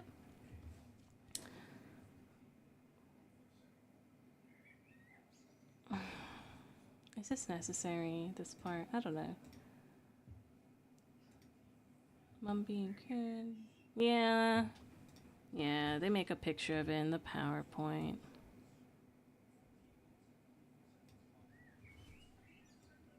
You know what that means. Then it goes in our notes.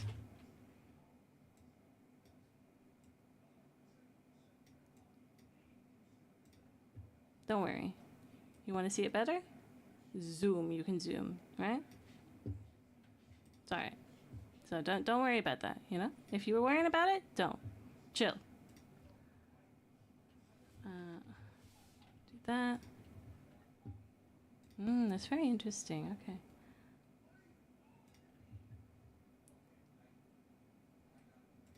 What about...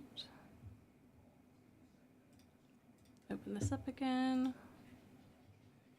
Critical phenomena.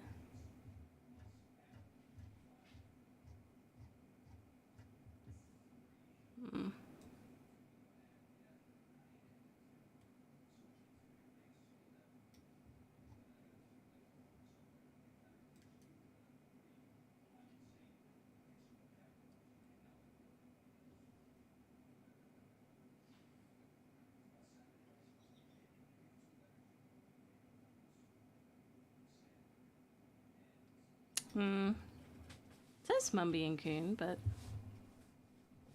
tokenism. Okay, tell me if you see anything about tokenism, a glass cliff, a glass ceiling, homosexual reproduction, apparently.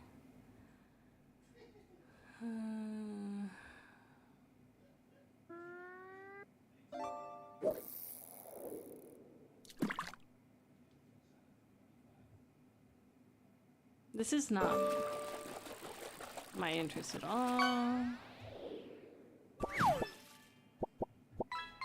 Glass slipper! Nope, that wasn't in the points here. But if... okay. Hegemonic, no.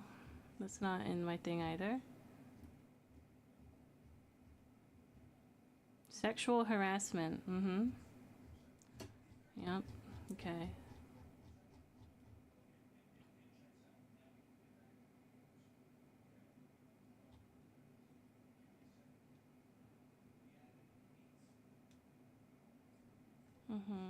Masculinity is just much fun. This is talking about like, this is like... Alright. Quite like...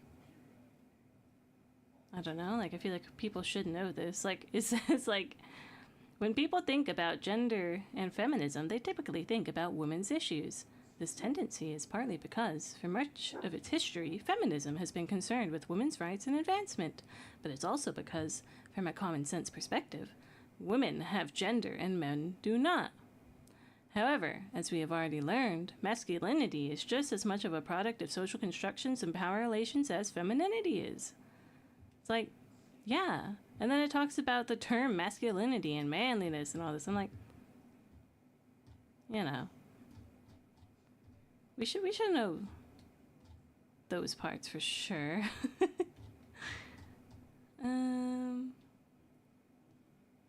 Page 201, for example, it says, okay. I should have looked at the pages.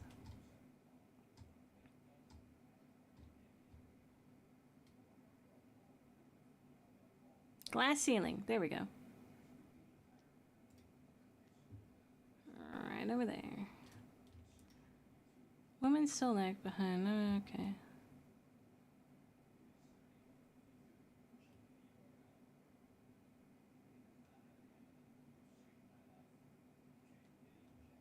This makes sense. This is an American book, apparently.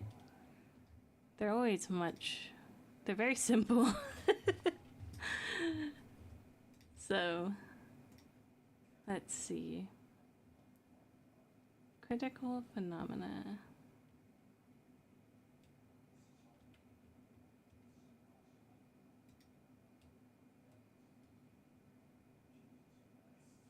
Okay, let's just put this picture as well into our thing here.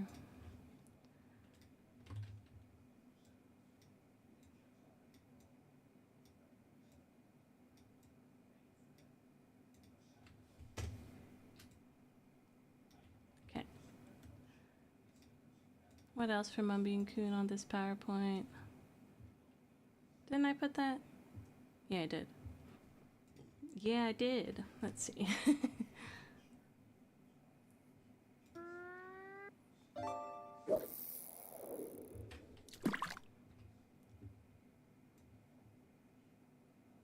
Alright.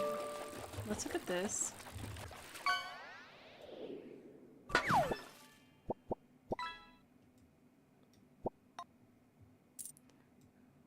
Let's make this big so I can read it.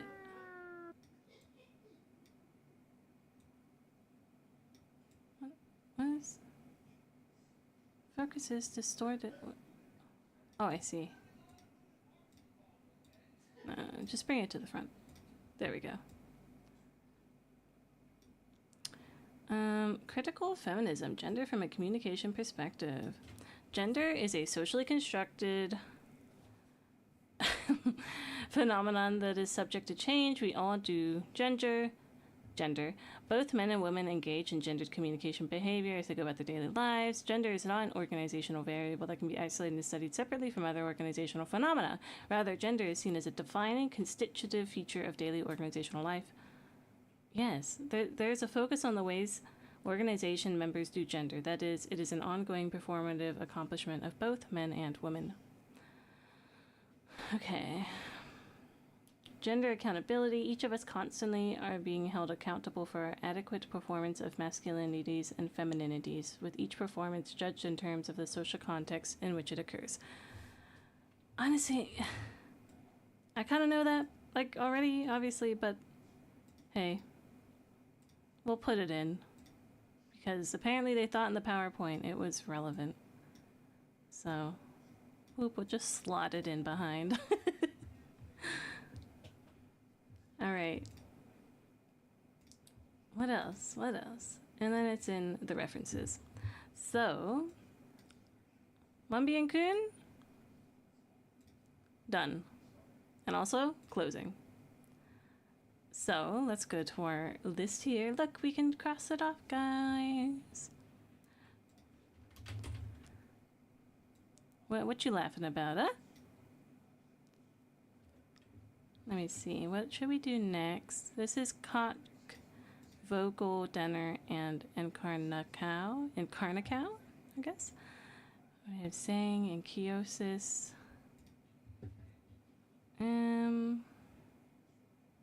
Let me look at what they use in here. Ah, they only did 2 for that week. Okay. So let's do...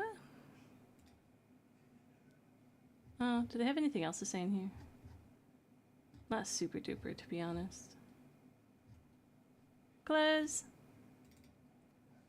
Don't look at that. Ah.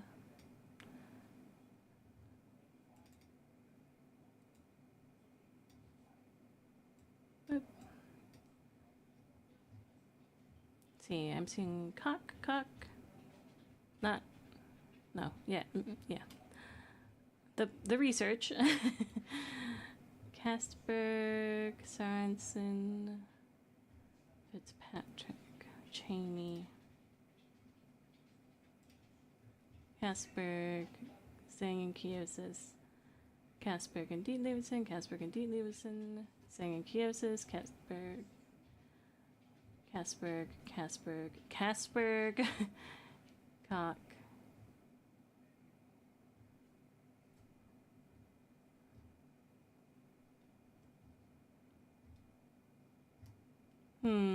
Okay.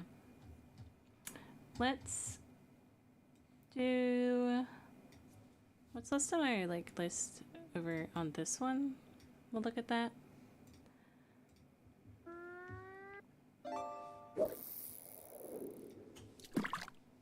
We have Vogel. But they weren't really...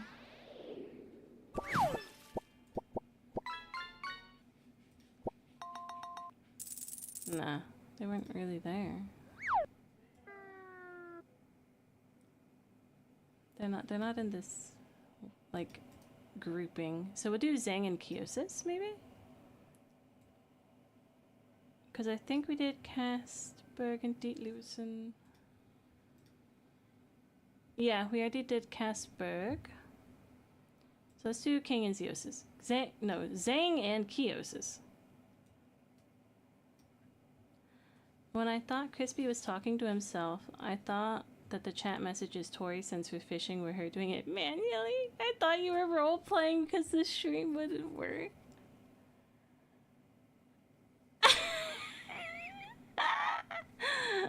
This is what I have to say to that.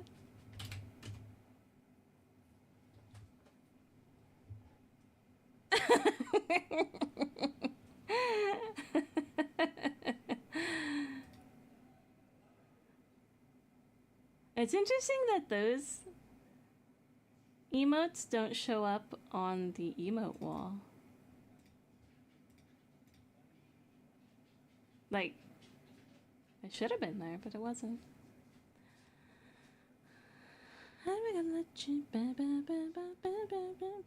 Okay. Zhang and Kiosis, guys. Look at our list. Look how far we've gone. Good job, us, okay? Look. We haven't really learned all that much. But that is also kind of just how this study be. So you know what? It's fine. That's just part of... You get used to it. Alright. A third done. Let's fucking go. Yeah. I mean, this is maximum amount of research. We might not have to read all of them. And some of them we have skipped through a bit more because they were not super relevant seeming.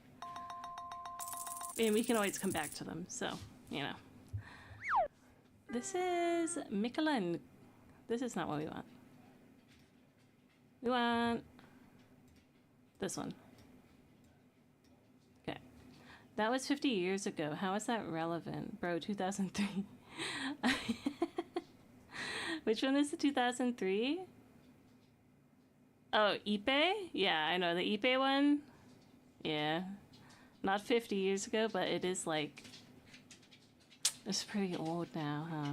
Especially because it's like... A lot of it has to do with digital. I'm like, But apparently... Let me see. Which one was Ipe? Let's look again.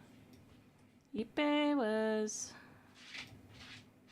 Knowledge sharing. Well, that one's not very digital then.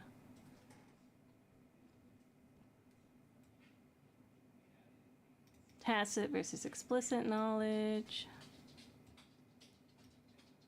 Yeah.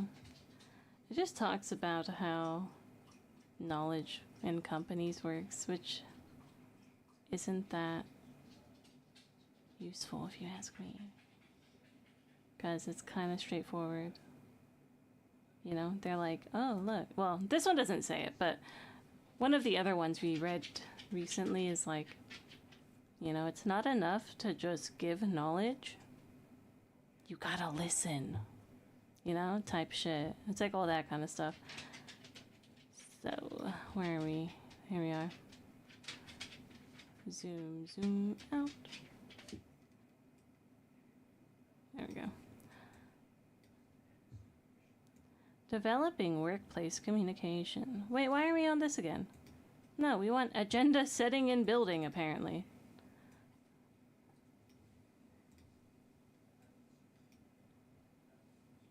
My company has digital knowledge base, so people don't even have to learn shit from the managers. They just look it up. Yeah, but, I mean, this is talking... Like, I mean, that would be a part of the knowledge sharing, but they would also be talking about when you get knowledge from management and shit.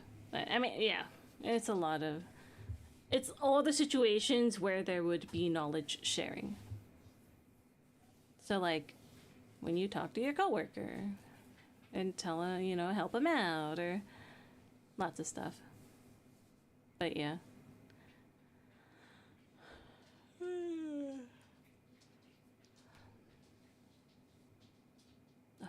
I can't get tired already, guys.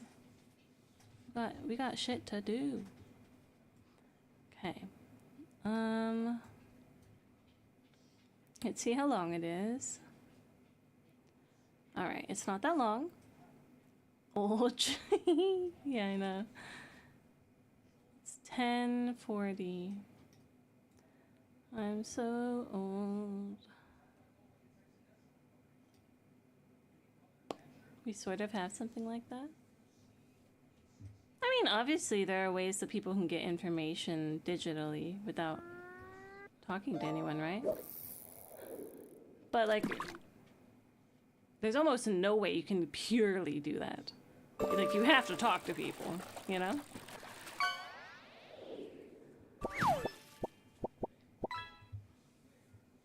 Or use other resources. Like, it just, I don't know. Maybe it's a really good thing. I don't know.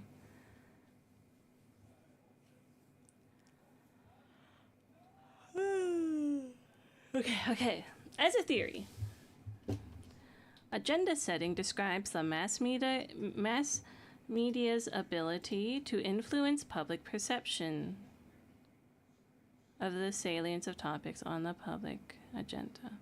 It's a major mass communication theory that deals with mass media effects on society as a whole. Okay. Right. Good to know. For saying in Kiosis, I'll also just put agenda setting and building.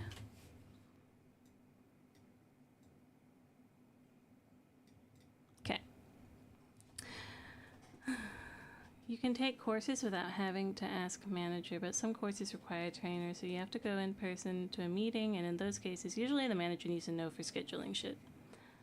But, I mean, that's fine. I mean, that's kind of... Yeah. Yeah, I mean, it makes sense. That seems pretty normal, I think. In IT companies, anyhow.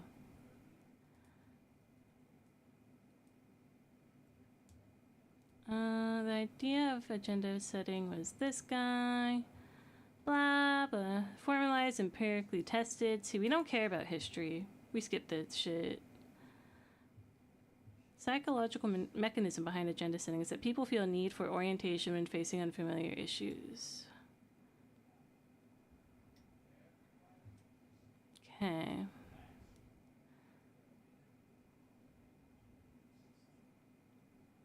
He referred to this as a social science version of nature abhors a vacuum.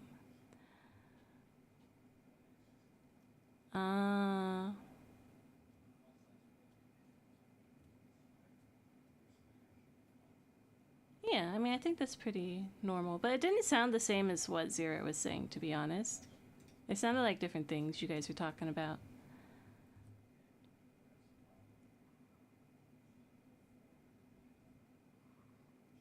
Mass media help people formulate a picture about the world.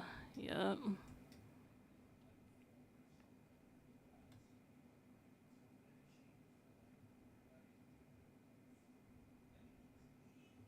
Sorry. It's a bit off-center, huh? It's a little annoying. Studies have found agenda setting effects to be much stronger among people perceiving the issues to be highly relevant and very uncertain, as opposed to people perceiving the issues to be of relevance and who have a high degree of certainty about them. Oh my gosh, I'm so bad. Okay.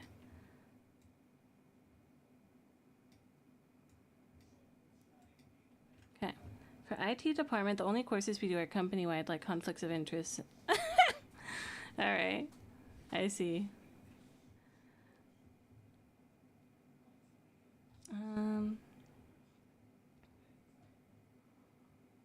Time-ordered tests, time-like analysis, introducing, offering more evidence of causal relationships between mass media. Okay.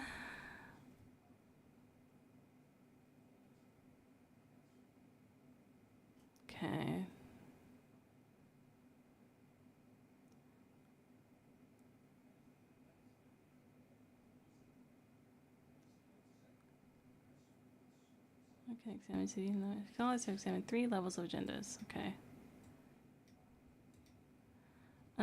Super common in the IT department here and also for nursing when they use computer programs for patient charting. Huh. object salience, attribute salience, and network salience. First level agenda center. Transmission of object salience. Okay. Here, objects do not have to be physical entities, yeah. Rather, they are the topics to which people's attention would be drawn.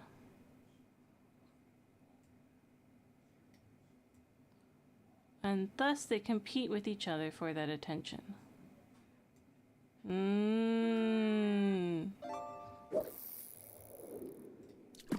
Okay. Am I write that in our thing here? You know, can't see too much of it because I'm trying to read both at the same time, but... So we have object, salience, attribute salience, network salience.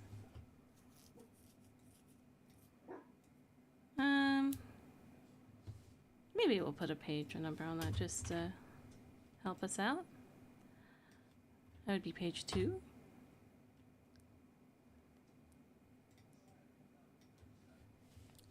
Bark! Yeah, he's outside. But the window's open, so you heard him go bark. It was actually Aslan, not Bella. Oh, look at her. She's so cute and not emo. Okay.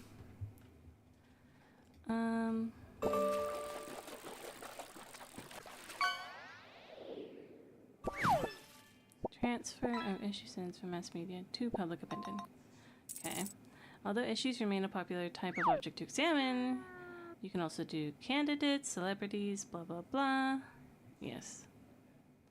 When some objects appear in the media agenda, some aspects of the object will be stressed in media coverage.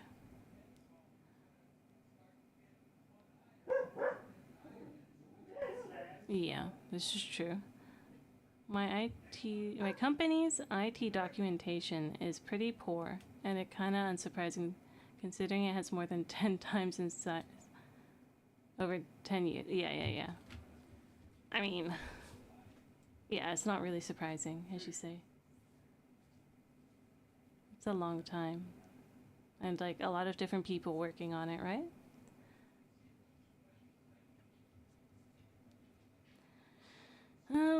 Although issues remain, right. When some objects appear, okay, as a result, these aspects will be highlighted in the pictures in our head. Yes, true. Highlighted in the pictures of our head. In other words, media not only tell us what to think about, what to think about, but how to think about it. Yes, we know that. We are all too familiar, aren't we? Oh my gosh, that was Bella. She sounds like a little shit dog, huh? It's more like how she sounds. She angry. She's not normally the barker, actually. But she's angry. This constitutes an attribute that media assign to the object. There are numerous attributes media could assign. Yes, the notion of the transfer of attribute salience.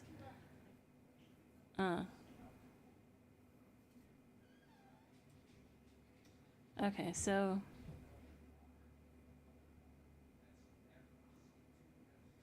Right. So, they're like, which attributes are getting transferred type shit. Who here an Uma enjoyer? Nah, that ain't me, brother. I mean, I haven't tried it, but it didn't look interesting to me. And I know everyone's raving about it, but I don't get it. It doesn't look interesting to me at all. The lore is crazy. I mean, isn't it just racehorses that like are and were... Yeah, real, yeah. That's not that crazy. It's cool. I don't know.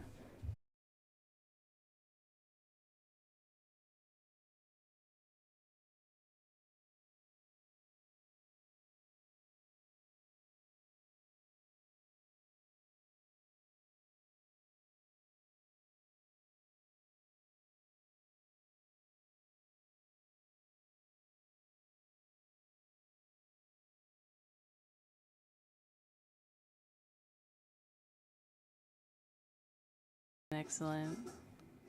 It says no excellent. It says no internet, but then when I look at my computer, it says internet, so I don't know. Very odd. Lamau.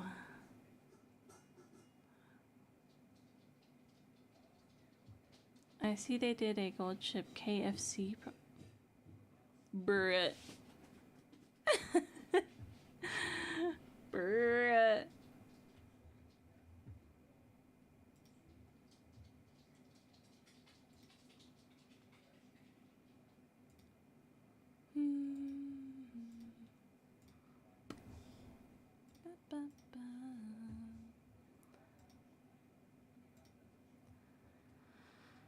Okay.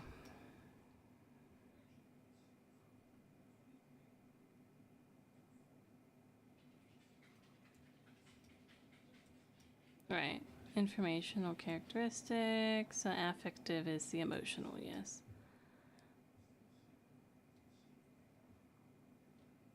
Tori, there was a horse that was mediocre, went to another stadium and beat out the undefeated champions, went home, lost a bunch, went back and beat those champs again. Alright. What about it? I don't, but they're horses. I mean, like, horses are sick and all, but I don't know. Yeah, that happens. I don't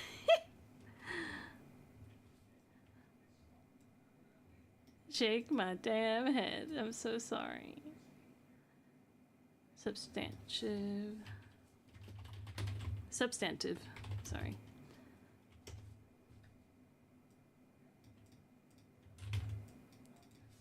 Effective. Now we're gonna make a little line. Oh.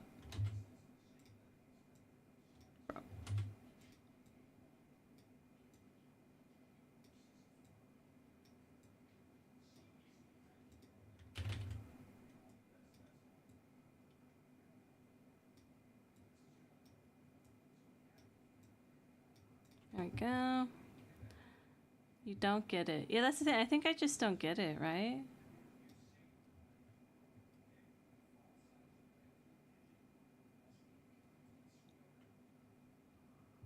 When carrying.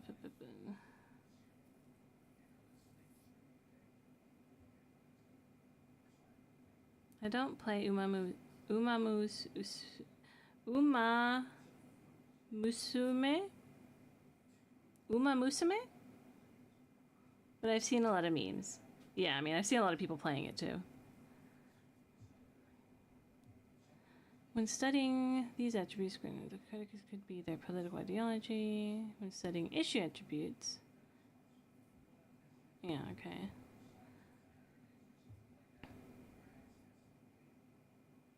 The second level of agenda setting links agenda setting to framing theory, okay, which explains how media help people comprehend the complex social world. The distinction between agenda setting and framing has long been debated. Someone argues there's no difference because they have a similar protocol. He argues on how they. Well, it's true that agenda setting was grounded in sociology and thus focuses more on publics at an aggregate rather than an individual level. The dichotomous distinction between sociology and psychology may be oversimplified, as psychology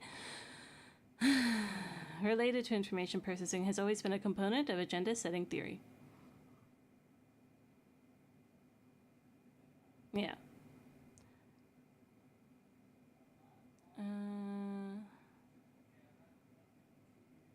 What the compelling arguments hypothesis predicts is that some attributes are easier to notice and remember.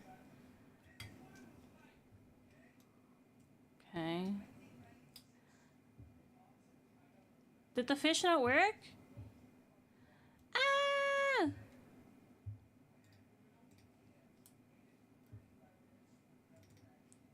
I got you.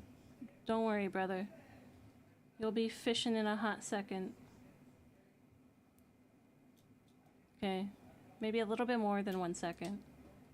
Maybe it's like a little bit of a chilled, cooled, nice cold beverage second. There you go.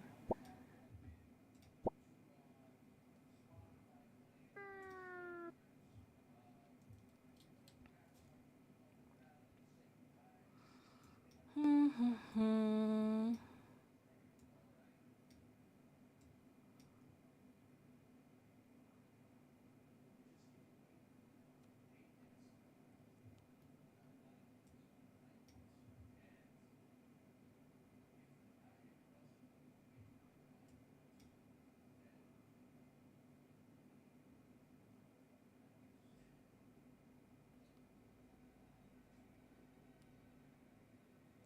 Ah, yes. Okay. I want to fish too. I have so many memes.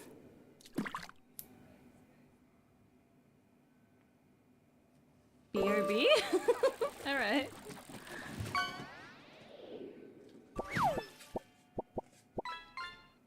Yeah, a jellyfish plushie. That's so cute. 98 gold too. That's not bad.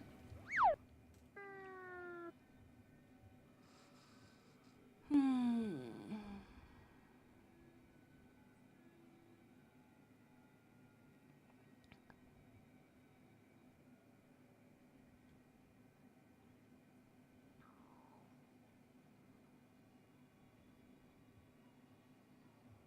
Yes, yes, yes. Network of objects. Uh-huh. May be transmitted. Right, so combination bundled together, there's a high probability that it will be transferred to people's memory as a whole. That's what it's saying.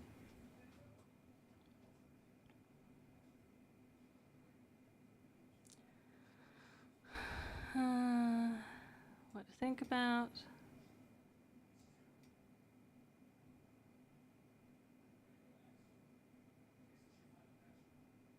Right. Yes, in that sense, yes, that is very true. Methodologically speaking,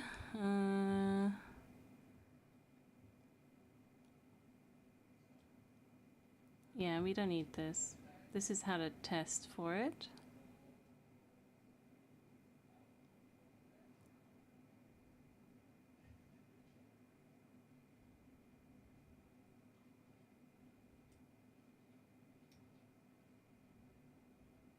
Okay, where's agenda building? Building is here. Building's here. Alright, maybe I can't skip this then.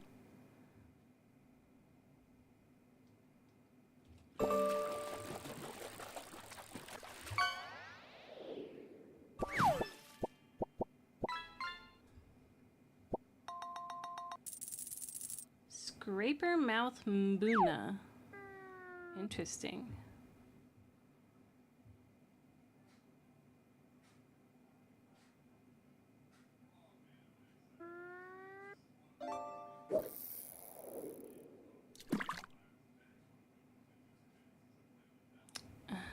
Okay.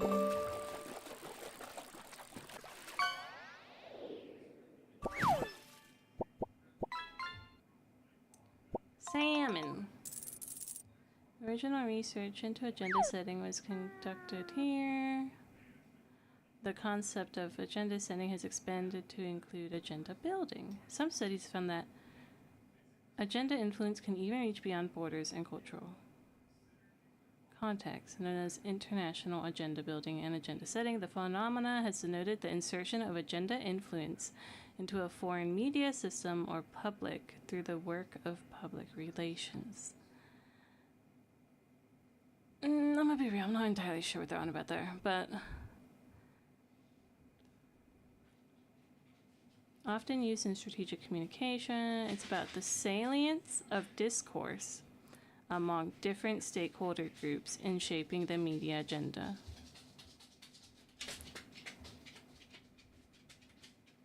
Is this just describing the media aspect of the US hegemony?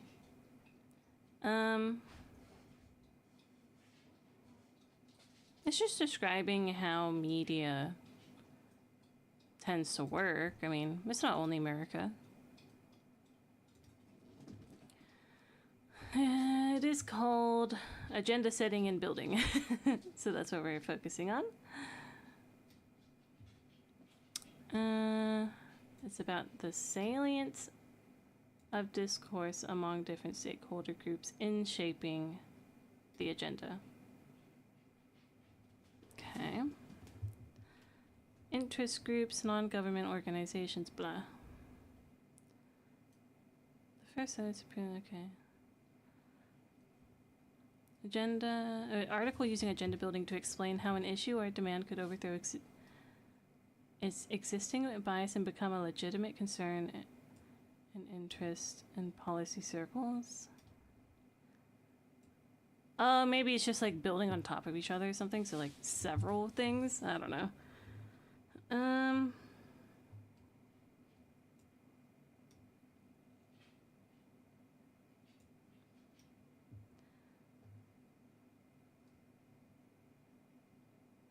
Yeah, but we want to know what Cobb and Elder did.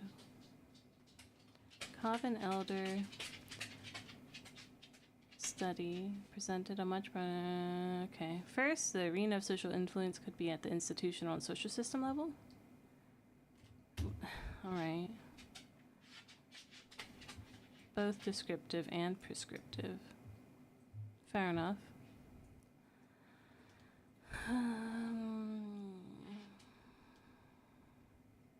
I don't know if we need this part. Let me check the PowerPoint to see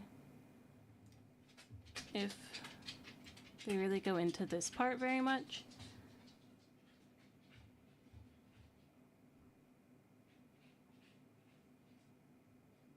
Who are we on? We're on Zhang and Kiosis, right?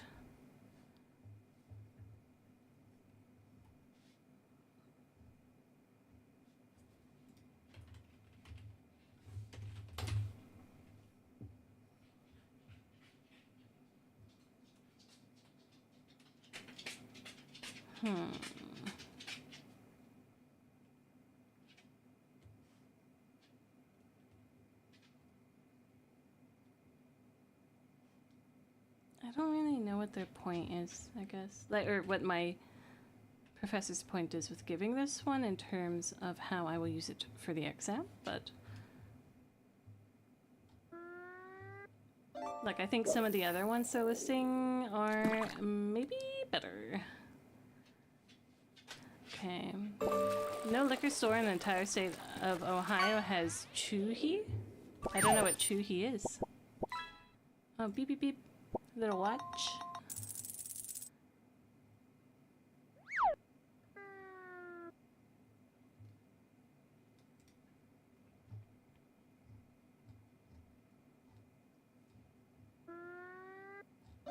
Okay. Let's look at Castberg again. I think we're kind of done with this one. Yeah. The PowerPoint doesn't super use anymore. So.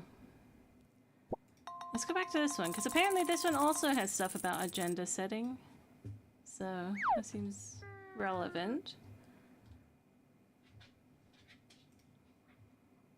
Okay.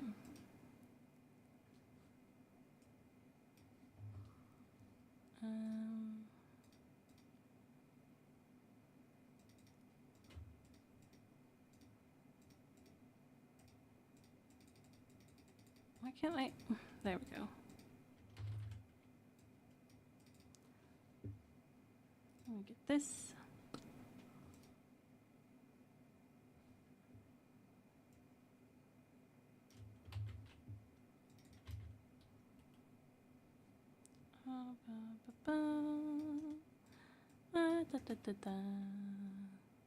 Sochu highball is what Chuhi is short for. Alright.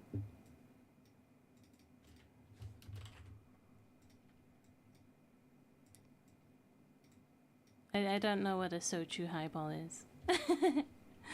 Sorry.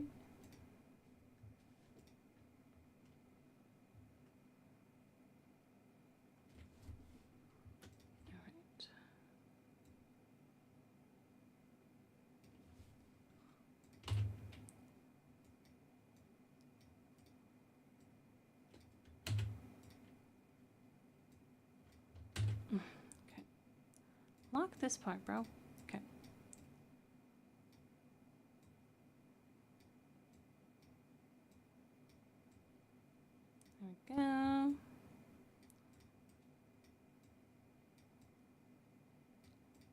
There we go. All right, let's mark that off of our list as well. Soju is a rice-based alcohol. That sounds yummy. I like rice-based alcohol. Oh, I was a little behind on that. But we've also done this one.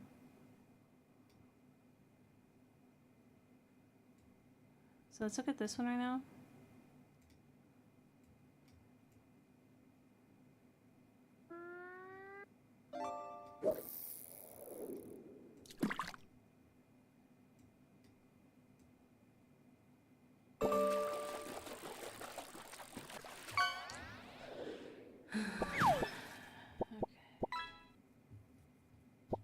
So let's look for agenda setting and shit.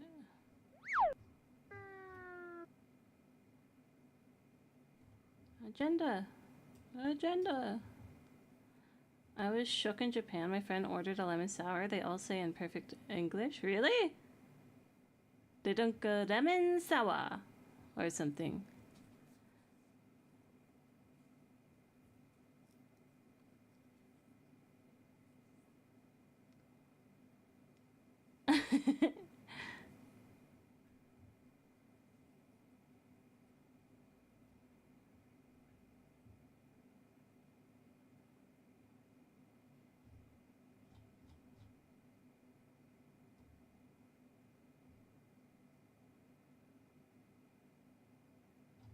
Where's agenda setting? I don't remember there being agenda setting here. Am I on the wrong one? Kasberg and Davidson 2023. This is surely that.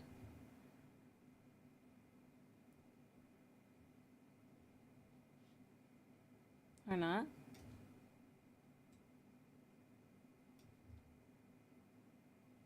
Maybe it's not the 2023 one. It says 2023 on my thing though.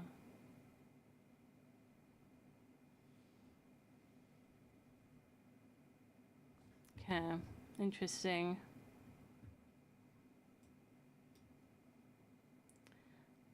Any kind of foreign word or phrase for language, if one says it enough, they can usually get it right. Yeah. Unless they're saying it wrong over and over. You know, like if they just don't know the correct way to say it, right?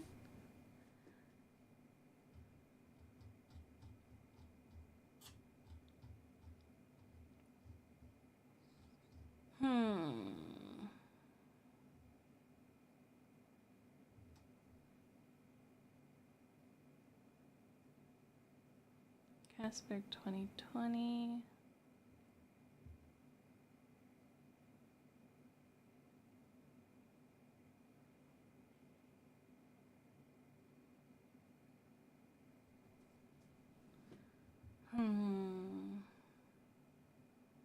Kasberg 2020. Let me look at that.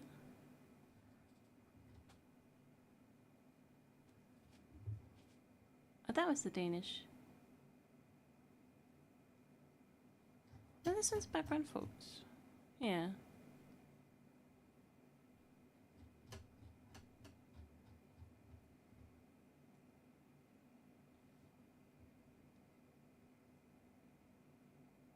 Okay, let's open up Kasberg 2020 again.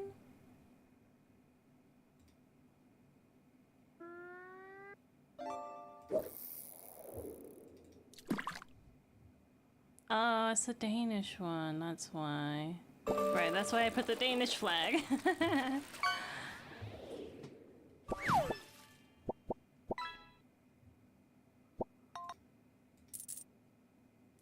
Okay.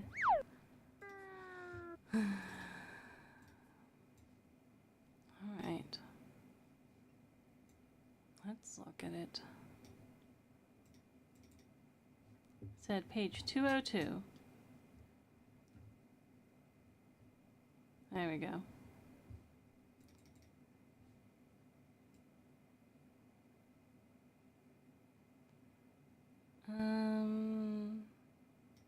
Figure 7.1.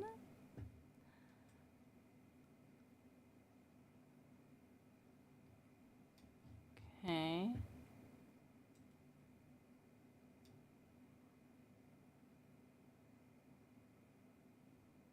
got the new UMA with only 40 pools. I'm fucking ballin' now. Hell yeah. How often do they put a new UMA? UMA.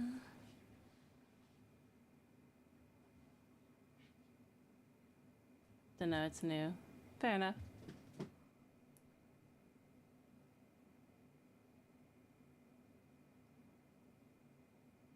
Okay.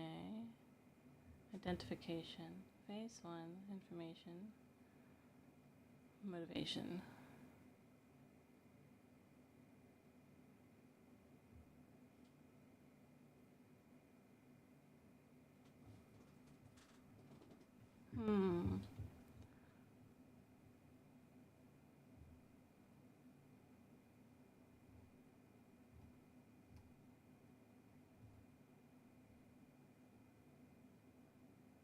Oh, content elements. Casper 2020. I feel like I was doing that, but then it was like, maybe I just didn't find it originally.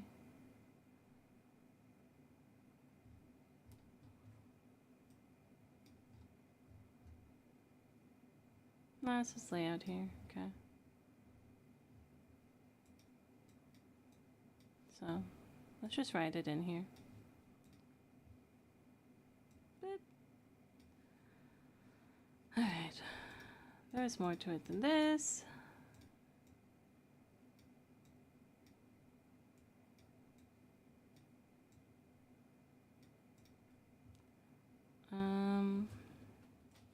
There is.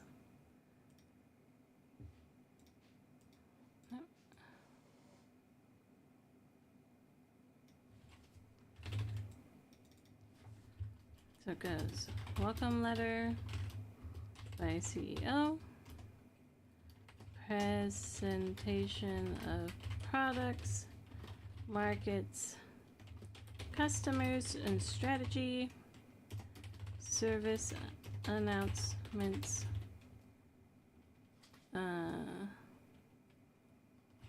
so things that go on the calendar. That's what I thought. I was like, I'm pretty sure she spelled that wrong, but I trusted her. Do it. Fine. Doing myself. Okay. Debates. Controversial. Delicate topics. Entertainment. Like quizzes. Picks. From events. Okay.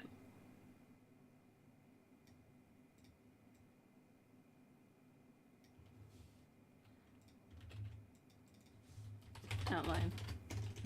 I forgot to put that. Ah! Give it. There we go.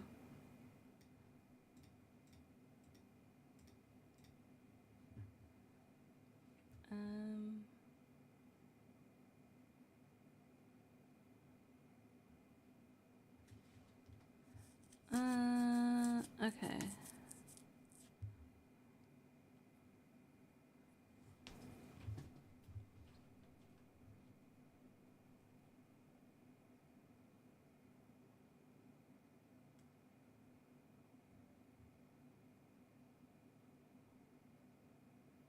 It's there. No. No. Okay, the Employee Magazine is a strategic corporate medium. Becomes evident through the choices made in content, agenda setting, style of presentation, framing.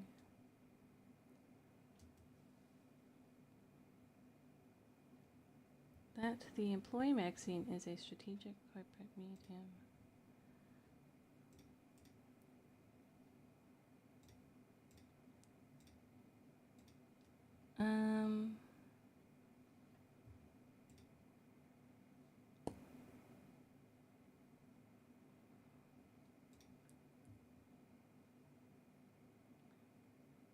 Right.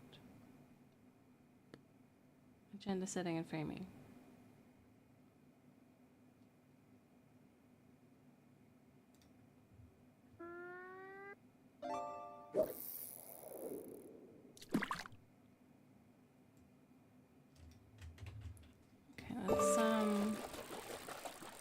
Kiosis real fast. Oh! That sounded like it was cool and good, but it wasn't. It's just gummy worms. I'm sorry.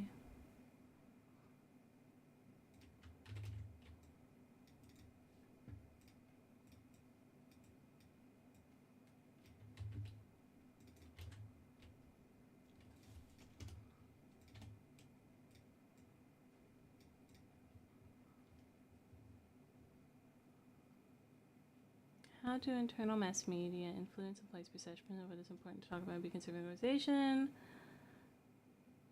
Choice of who controls the choice of topics? Yeah.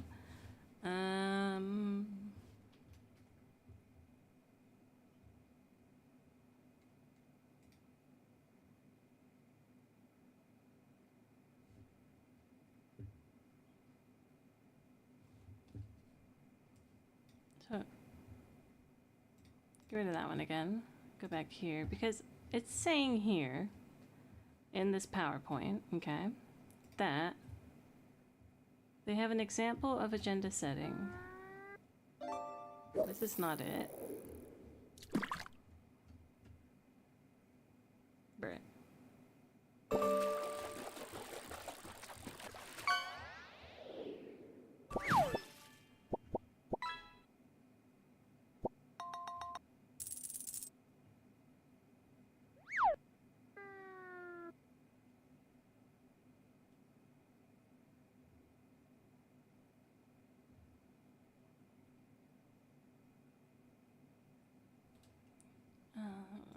I'm getting tired.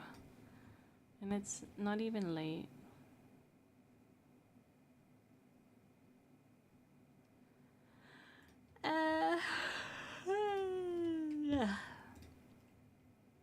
Guys, you gotta keep me awake somehow. Where's Casper there?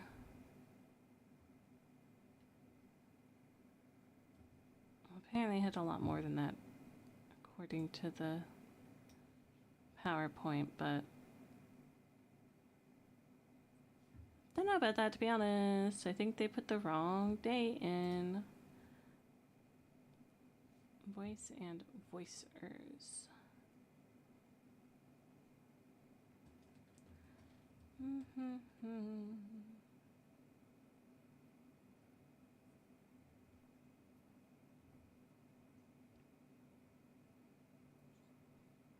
Hello, ma'am. Do you have a minute to talk about our Lord and Savior, Lightning McQueen? Did you know that Lightning McQueen is the star of several feature films such as Cars, Cars 2, Cars 3, Planes, Fire and Rescue, Finding Dory, Toy Story 3, Coco, and Ralph Breaks the Internet? No, I did not know that. Actually.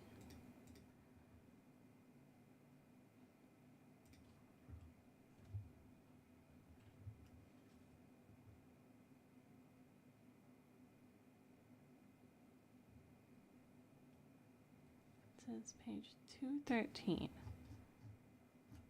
Doesn't go to page 213. Fucking liars. Liars! Is it like here or something? What the fuck?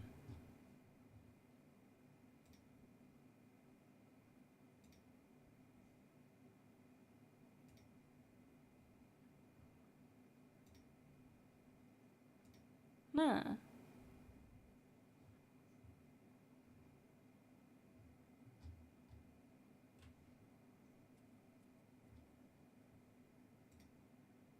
Nah.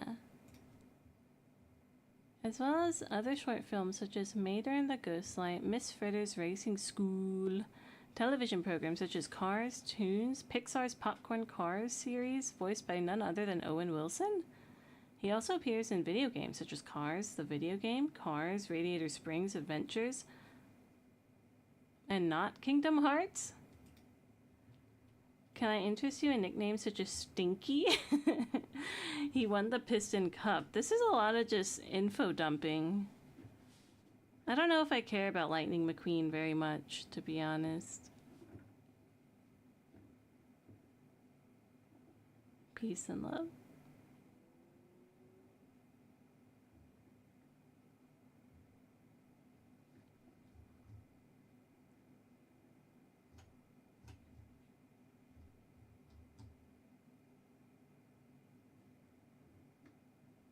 Maybe they meant 203. Because that would make a lot more sense here. Although, what they're saying is not here. Ah! When? No, it doesn't make sense. It doesn't make sense. It's this page they're referring to. It's 201. They put 213.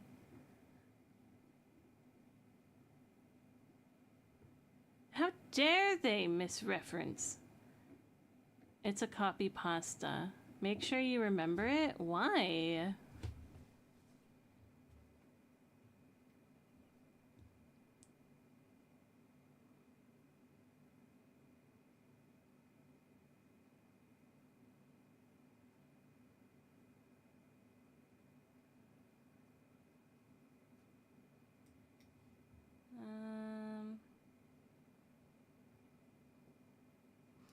Alright, we should move on to Cock. Cock et al. We gotta find it.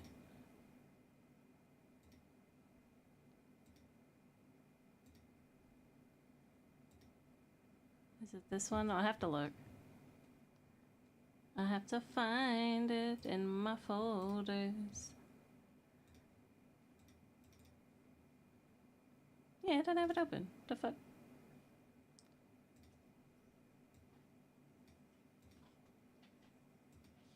Wait, it's right here.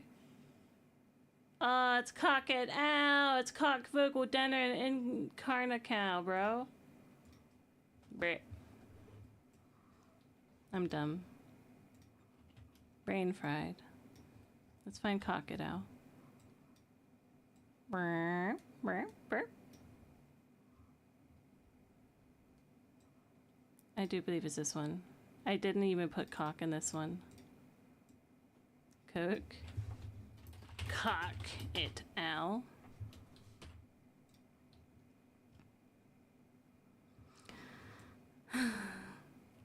Alright. So we go here in our to-do list. We are currently going to be on this one. I'm gonna flip it. I want it this way. Boom. Which one did we just finish? We finished...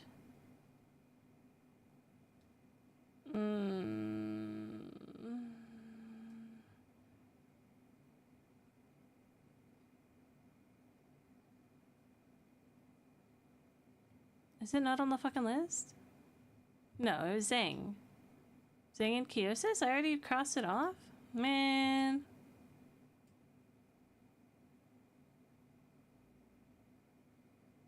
I wanted to cross it off again. Sad.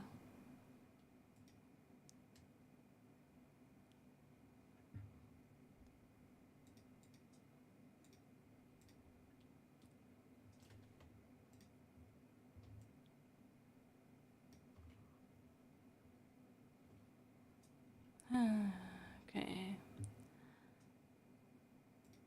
Maybe we should take a break. I can feel my brain being a little uncooperative.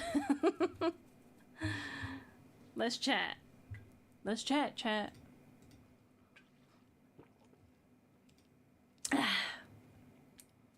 Cold water. That's the stuff. What can we chat about? What have you guys been up to? You guys do anything interesting today? Do I put some respect on cock and say it with the throat clench? Cock! Cock!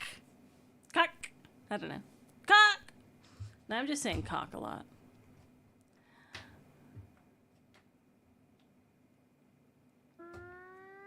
Fish. Become angry German woman. Cock! Thomas Cock. I don't know. I saved some money by not going to D&D.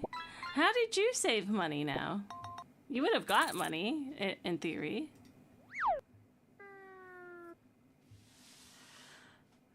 Maybe we should play a little gamey or something.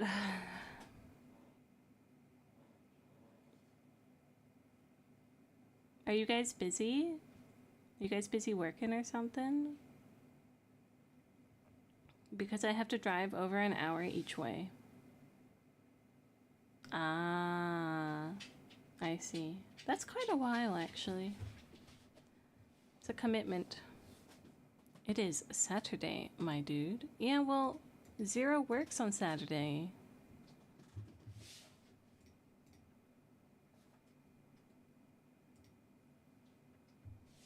I'm heading home. Nice. Actually. Or I'm heading home, actually. Let's see. Should I get some nuggies? If I get nuggies, that means I have to stay up longer to study. But it also means maybe I'll have some energy to study. You know what I'm saying?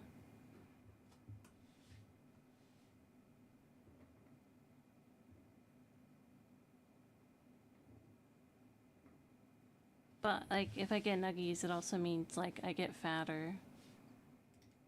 You know what I'm saying?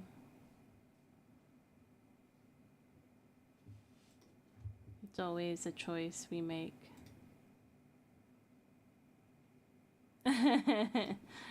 Cute. No one's answering? Damn, man. What's a bitch gotta do to get some people to agree about nugs? Get nuggies. Thank you. It's what I needed. Alright. Oh no! No! Ah!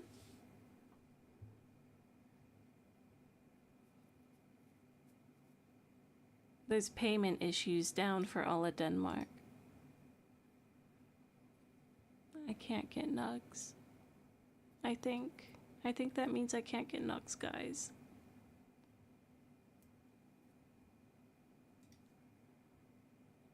I know. I know. That's how I feel. Okay, I gotta go. Bye-bye. Bye-bye. I just ate pasta to save money. Pasta's yummy. You know what would be good for that, Tori? Cash. I don't want to have to, like, interact with, you know, okay, you have to understand, the whole of Danish society is like, do not interact with me, human being, if I do not know you. If we're only going to have interactions of a minute, like, we want to make that as short as possible, you know? So, like, most of the time, I even press the button that's like, do not ring my doorbell, leave the food there, and fucking leave, bro. That's what I choose. Sometimes they don't do it, and at high key, pisses me off. They make me come to the door and say, oh my god, hi, oh my god, thank you, okay, bye. And I'm like, how dare they? How dare they?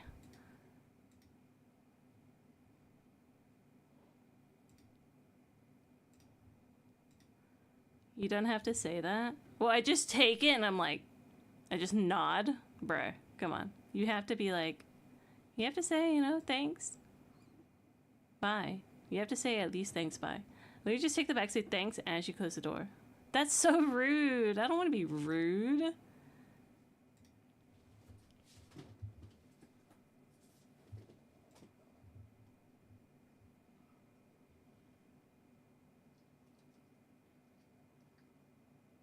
You don't have to say bye at all. I mean, bruh.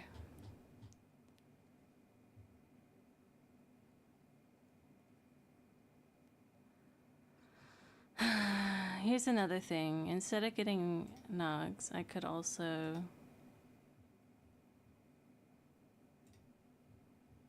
like just go to bed and not eat nugs.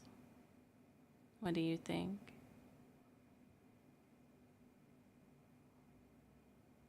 I have already had dinner as well. It was like some hours ago, but I did have dinner.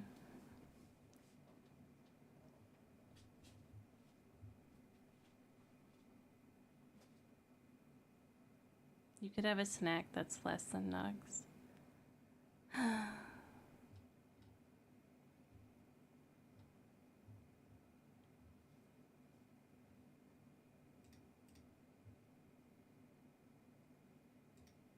I could also just kill myself, honestly.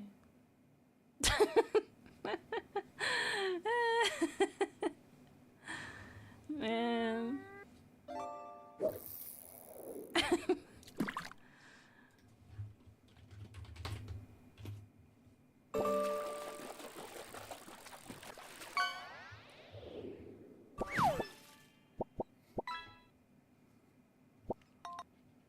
Damn, the 9 gold pike.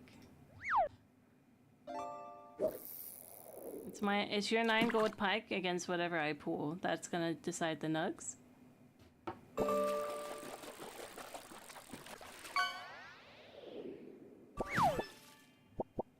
Hell yeah.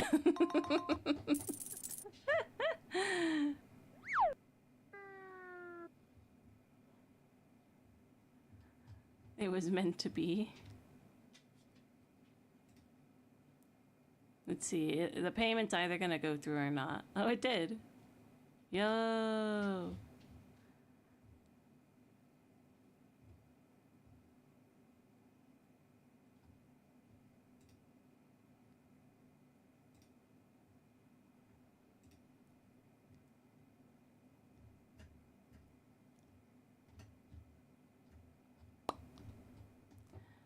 Ducky ducky. I'm the bitch. I'm the bitch. Uppy uppy. Is Yui streaming?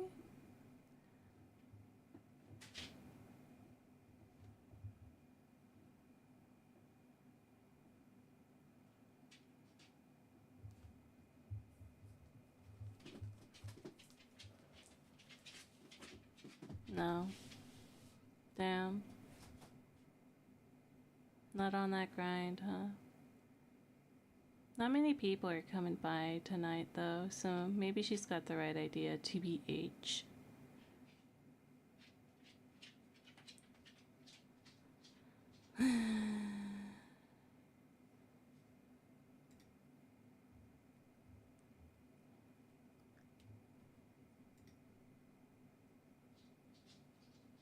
I don't think she streams based on how many people. No, she probably gets enough that it doesn't matter. And I suck, so no one wants to watch me. Which isn't their fault, it's my fault. But still. Why can't I be good? She does not get enough to be living off it? Really? 100%. I thought she did have like, what, 20 people watching though? At least. She definitely had more than me. I remember that much.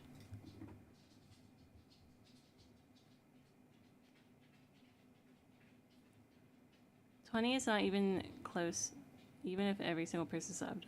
No, I know. But you gotta be on the grind. The grind is not about, you know, the money. The grind is about getting people around. I don't know. I mean, I guess if you care about the money, then it's about getting people for the money, I guess.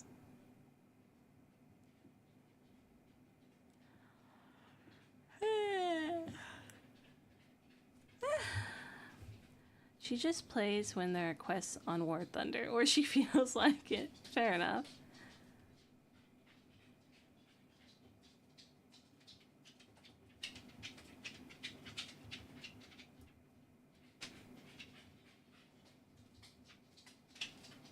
Man.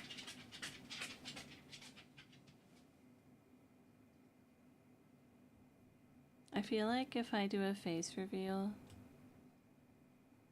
my current viewers will leave. You know what I'm saying? And I feel like if I do a face reveal, I'll get a lot more just like Coomers.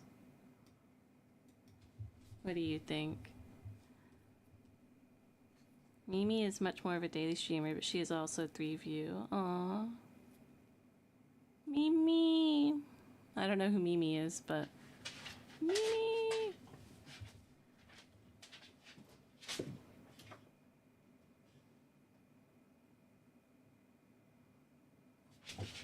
Three view means 100 plus? What? What do you mean by that? And 3 views is 3 views.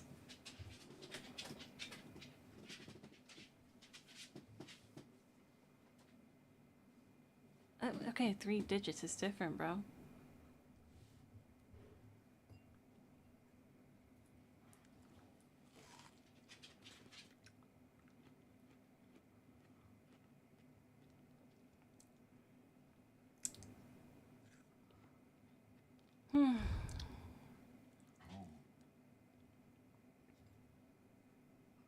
Let's do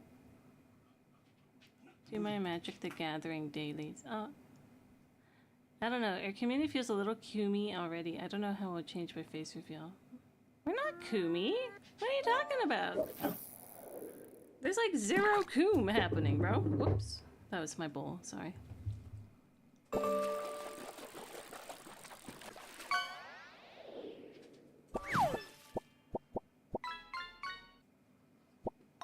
3-star mackerel.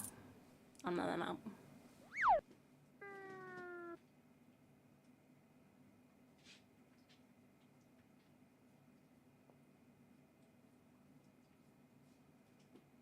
I can't mention it without naming names.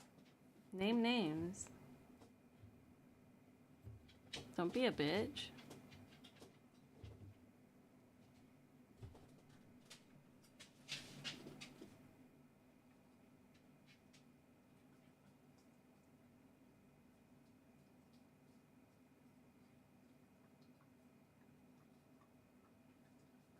I've just offered Bella this slice of watermelon. And I see her biting it, but then once her mouth leaves, nothing's been bitten off. I don't understand what's happening.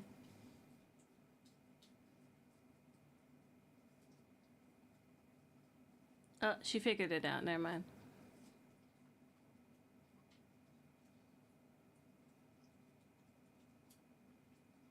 This is so cute. Kurt?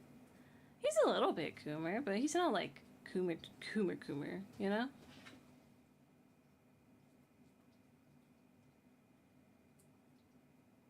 You don't want the green part, girl.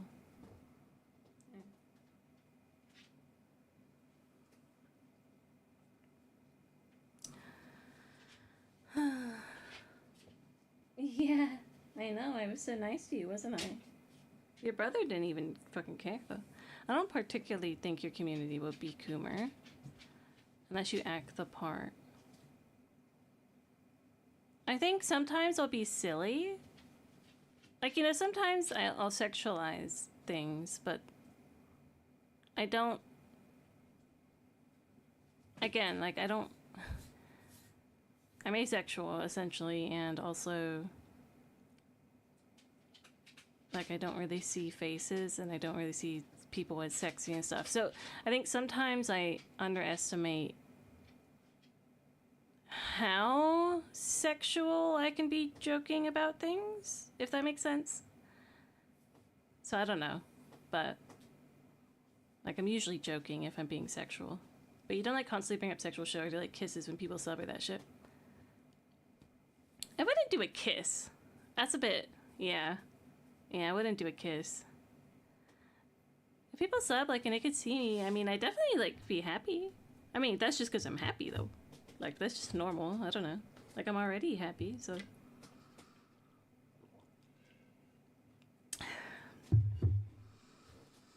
But... Dunno. I'm not that pretty, you know? And I don't particularly care about, like... making myself, like, I don't put makeup on. I don't... My hair is a mess most of the time. It's brushed, but it's a mess, you know? And, like, I feel like... I don't know. I feel like some people don't like that, for sure. So, like, I feel like my current people would be like, ew, this is not who I thought she was, you know? If you want Coomers, then make part of your happy react to sub be shaking. I don't want Coomers. I mean, if they are here, I don't mind, but like, I don't want it to be filled with just Coomers, you know? But I guess you're right. I guess it wouldn't be filled with just Coomers because I wouldn't really be doing that stuff. So, right. Yeah. No, I think you can still get Coomers just because you're a girl, right? So, yeah.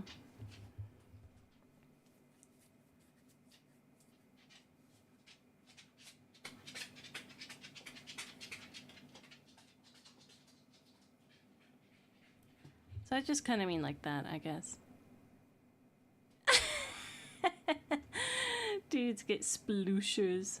Yeah, but you have to like be a hot dude, don't you? I think, to be honest, I feel like if you're a girl, you'll get some Coomers, right? But for guys, it's kind of like you have to be a stereotypical hot guy. That's what it feels like to me, but you know, I'm not really part of the Twitch system so much, so.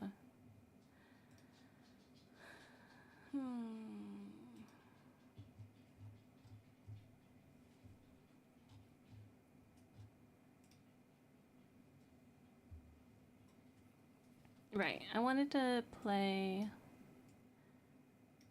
some Magic while my brain chills out a bit. So we can do a little bit of my Magic dailies, you know?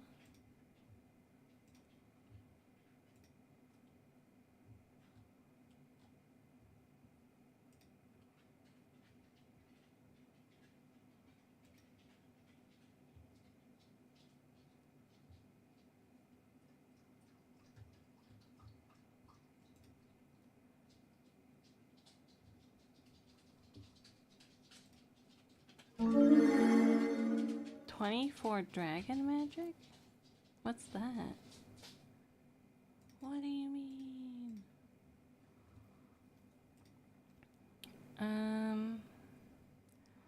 Right.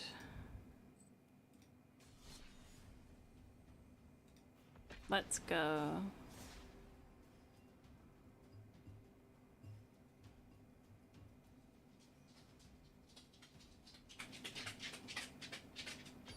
Song request? I'm too lazy to do it right now. Saz's Chocobo. That's a yes.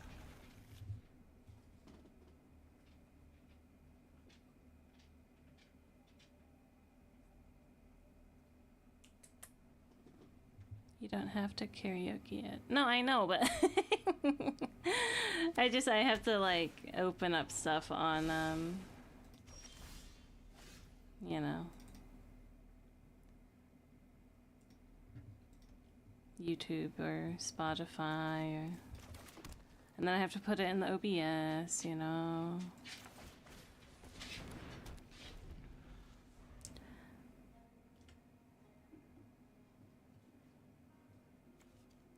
What is that? Temple of Mystery. I guess we don't know.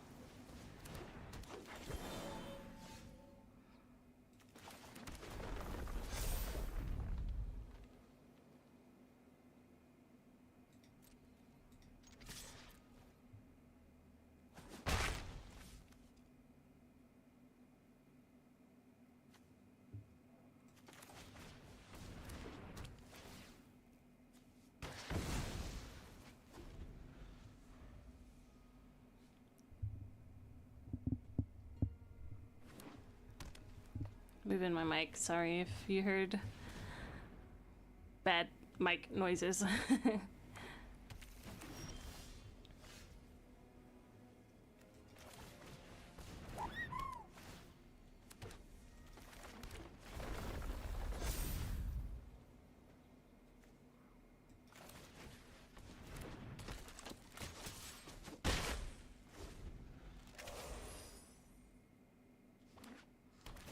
It's a mix of the Kobayashi Dragon made OP and 24K magic. Oh, Okay, it's brain rot.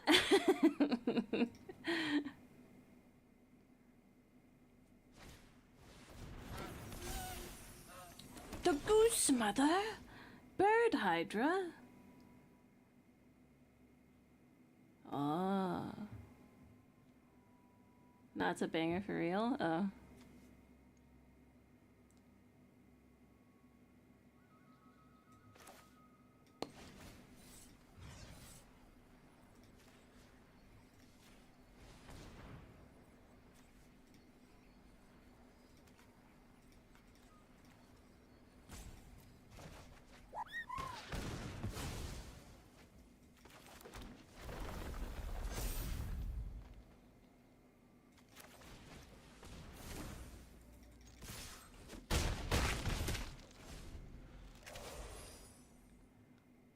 We're schmecking?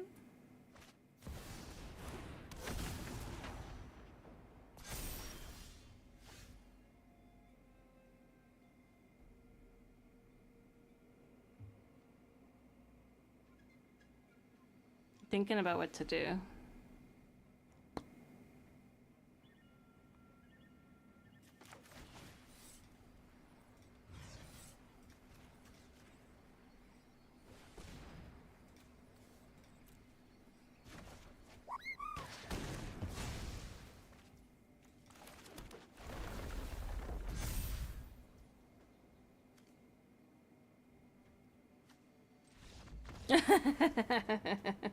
Yeah, we won! Bronze tier 1, let's go.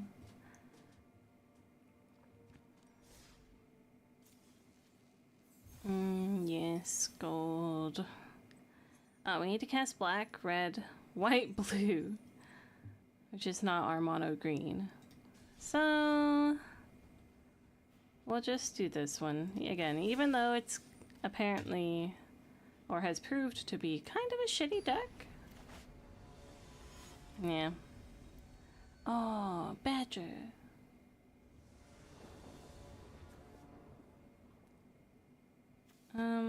Sure, I don't know. I'll just keep it. Again, we're just playing to get our things. So.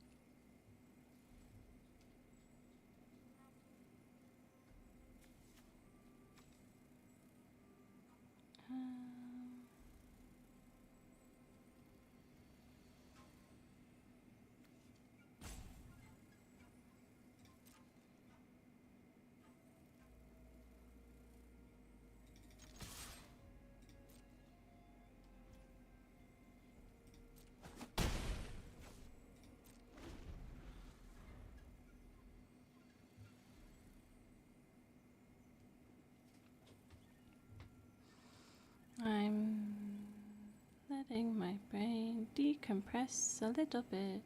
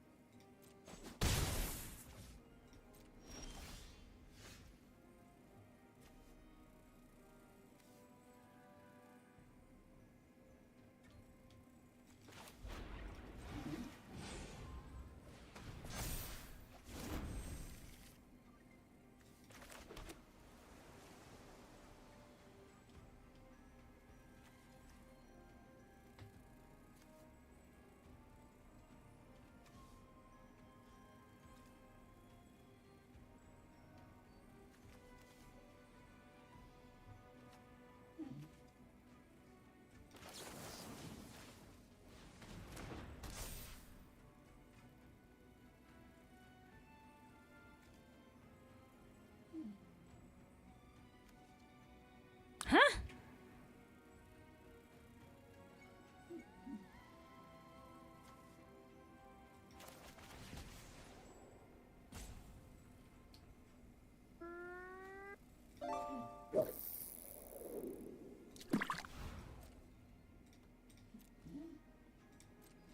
Bella.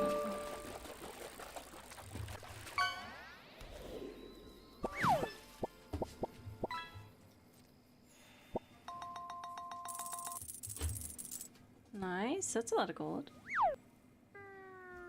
Not legendary, but...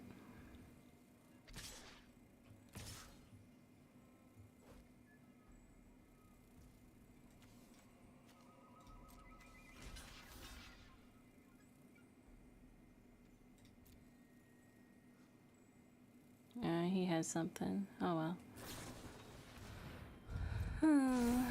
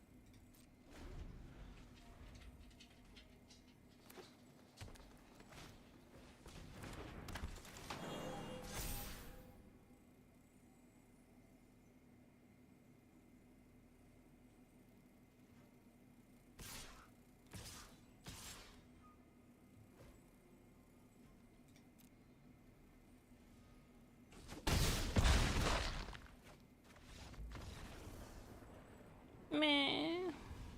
No. I just don't like this deck. The deck that they gave me for this one.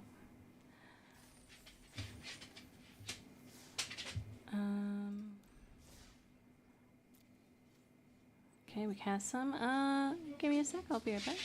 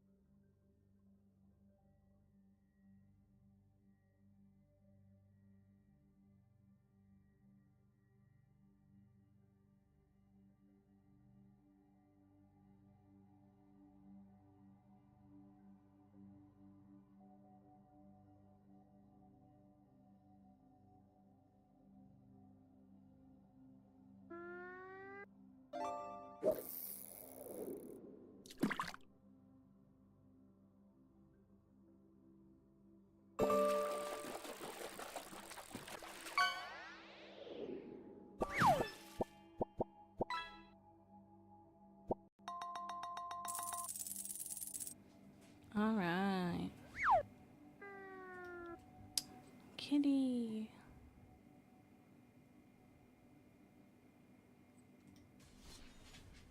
Alright, we try the shitty deck again. That's a good ass meal. This too.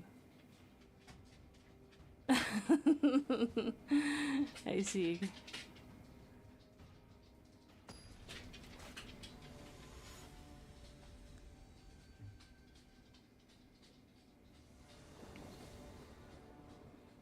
Think twice.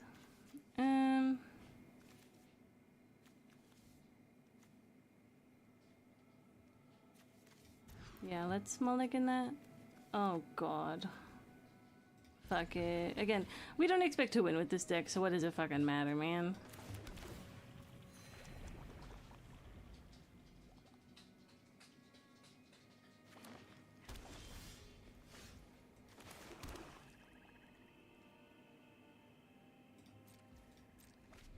Why not? I don't know. Either I don't know how it's supposed to be played, or it's poopy. It's one of those ones where, like, it asks you, like, oh, put this and this together. And, like, you get to choose what to put together, and it gives you, like, I don't know, cards from both, but, yeah. I don't think it's very good.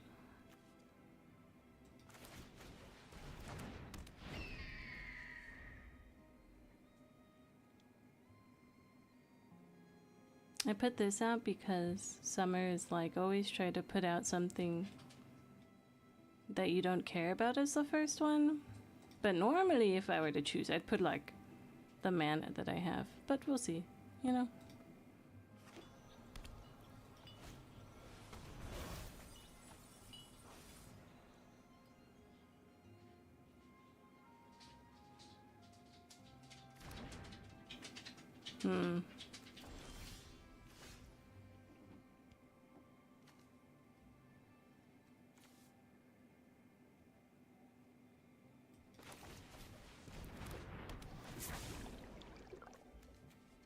That's fine with us. What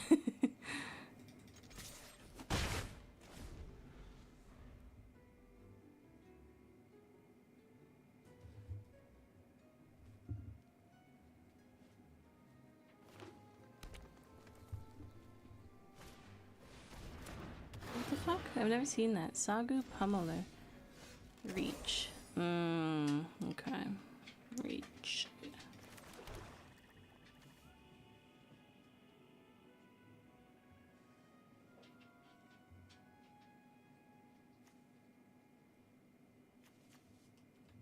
I don't exactly want to mill 3 cards right now because I kind of want the mana to be a chip.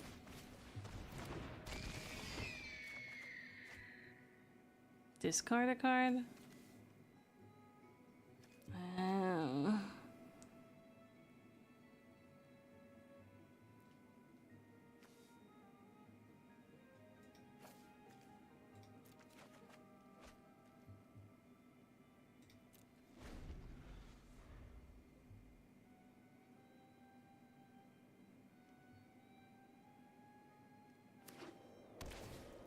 You gain 1 life.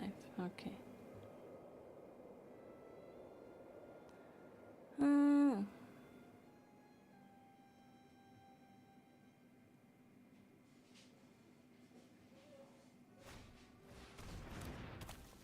Vigilance.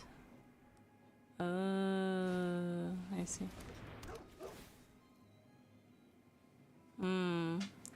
Good doggy.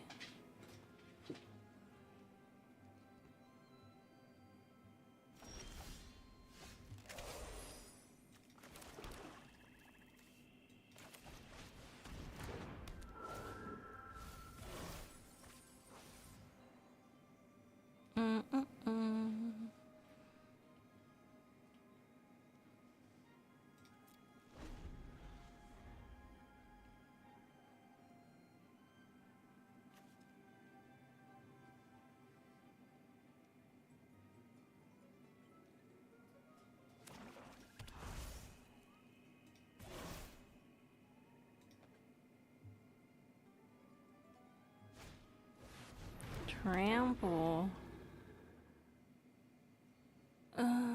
Okay. The thrice cold, huh?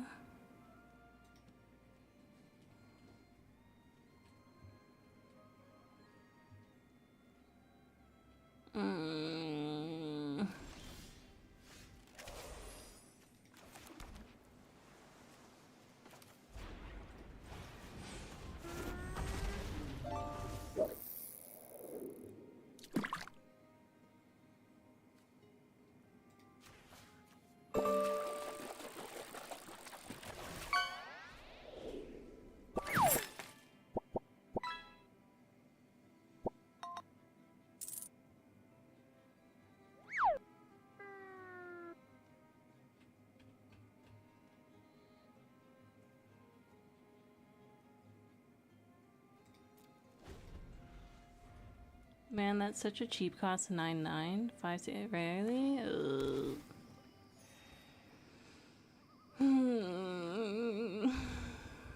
I don't know. I'm holding out or something.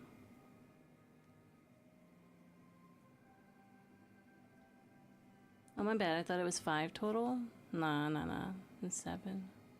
But they can add 1 mana of any color from like any of their monsters, so that probably helped. Get it in kind of fast. I'm surprised he's not just attacking, but I don't know.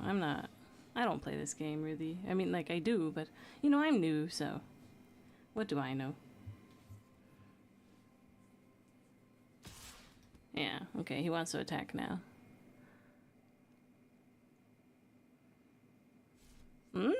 Or not? Alright.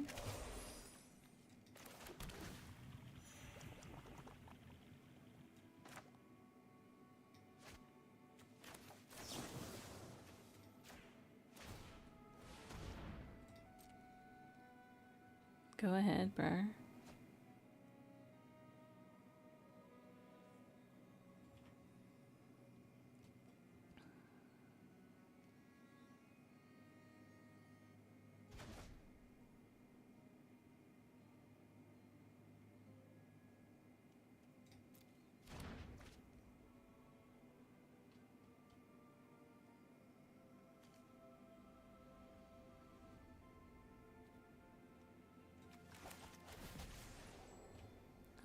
I think we'll do that guy.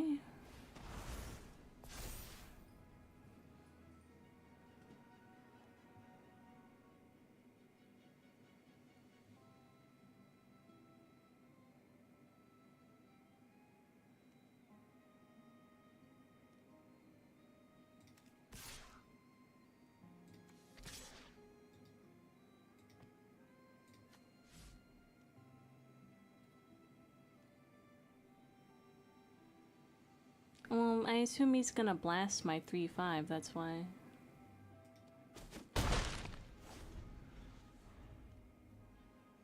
Like, usually people are like, oh, I'm gonna just blast all your cards off the map. See? That's why.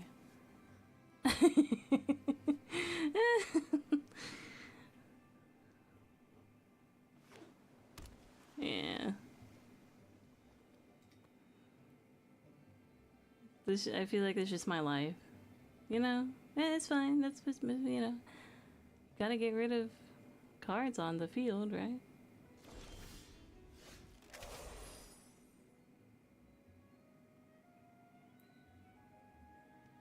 Three more different kinds of counters. Isn't this like a counter? I guess not. I thought it was. You have one. Yeah, that's what it's saying. That's why I'm sad. Let's draw a card.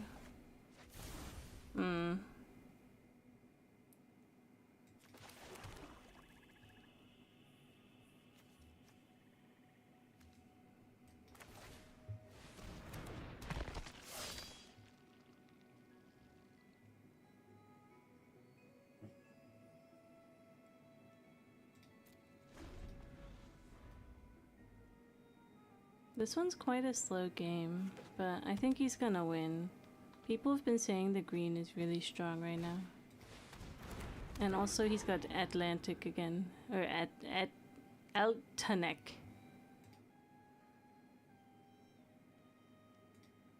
So. He's still okay.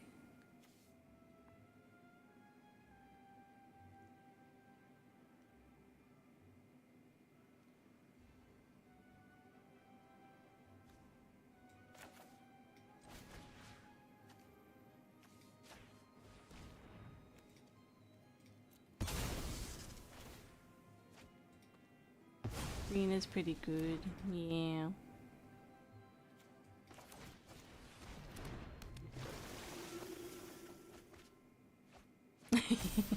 They win my cards.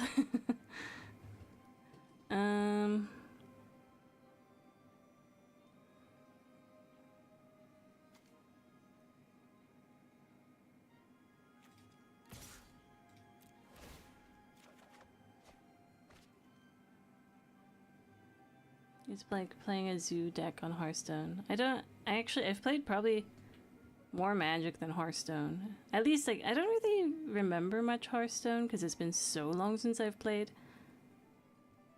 So.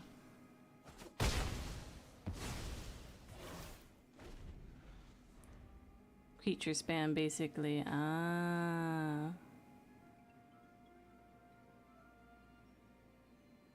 I thought, like, goblins were like creature spam. Like I figured I've seen the green ones do a lot of trample and a lot of like big monsters.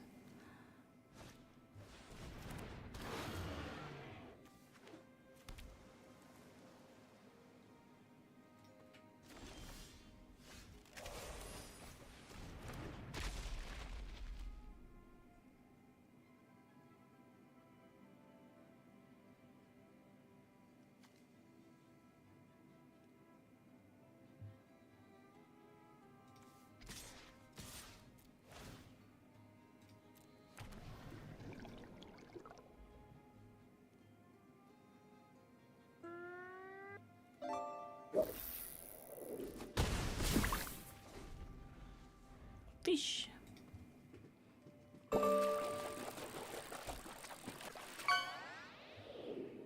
I doing okay? I feel like I'm doing alright. Yo, that's my guy. Yo, where'd you get him from?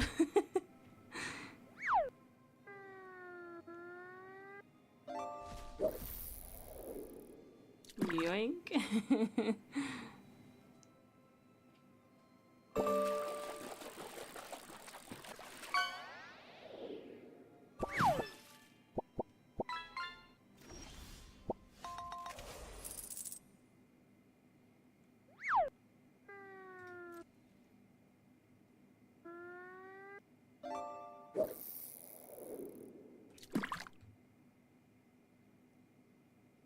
Let me think.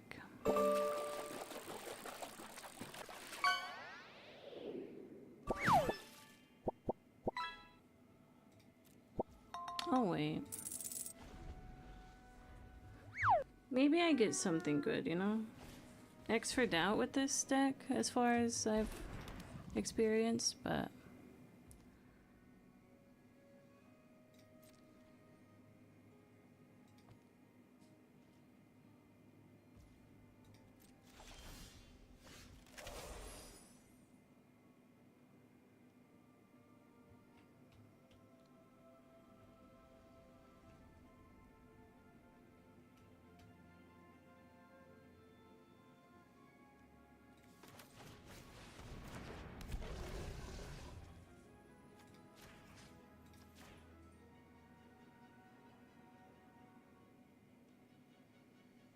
The Japanese style breakfast with the salted mackerel and rice. Oh!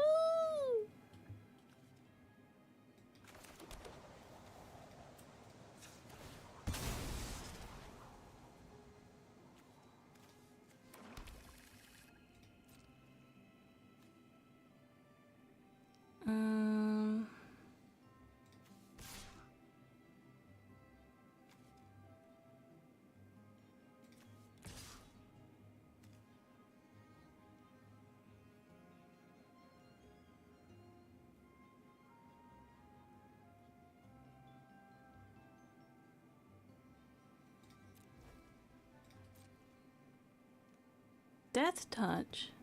Ah, fuck me. I read that a little too late, but it would have been cheating anyhow. I need to get good. He's thinking about it a little too long, though, so we might have some hope. Look, he's looking. He's like, oh, what can I do? What can I do? I don't remember how to... Yes. Yes. All according to plan. Don't do it. Don't look. Don't look at that card. Ah.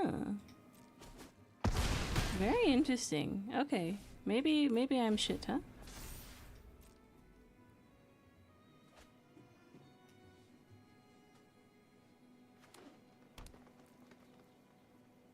Maybe he's into it.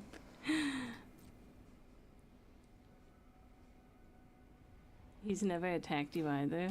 Yeah. I mean, we are in Bronze 1, so I guess, you know.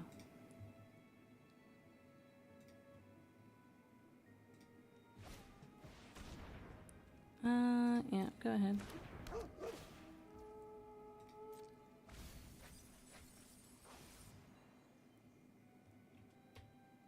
He took the land? Bro, you don't need more land. I mean, maybe he's got... No, he's just... He's got whatever the fuck that is. And I don't care to read it, man. He's got 3 of them.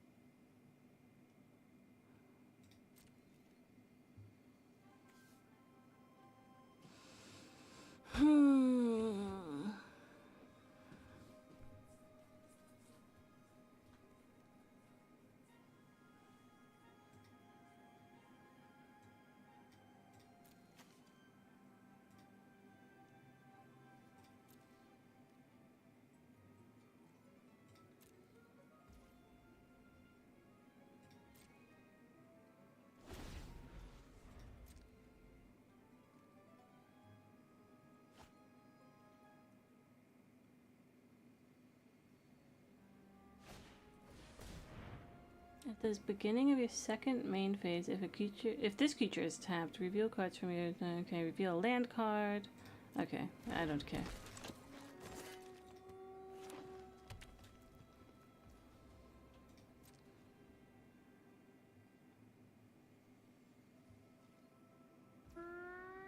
He really is not attacking.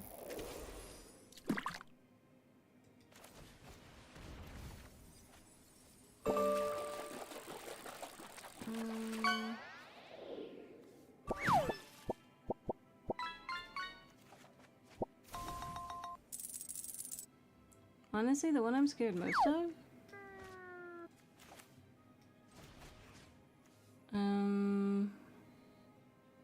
Who am I gonna sacrifice?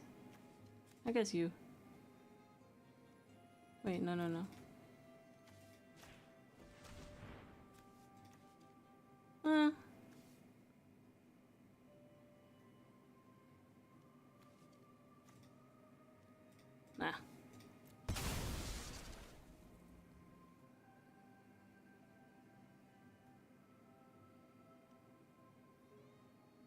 Because it has death touch, so it kind of fucks with me. Even, like, at some point he'll notice, you know what I'm saying?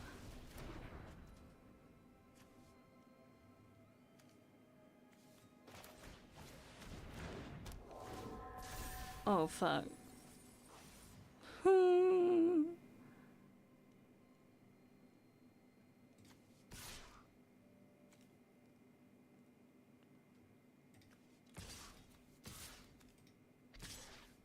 I think we send it.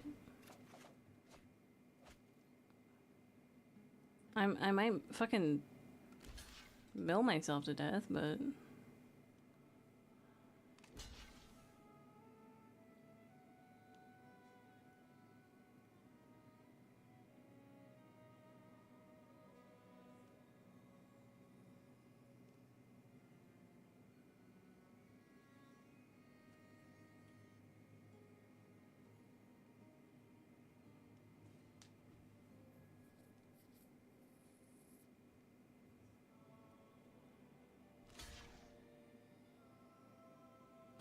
Yeah, he's talking with dog on my A, yeah. I don't know. I don't know if he knows that... No, he does know that multiple can block. Okay. Yeah, I don't really care.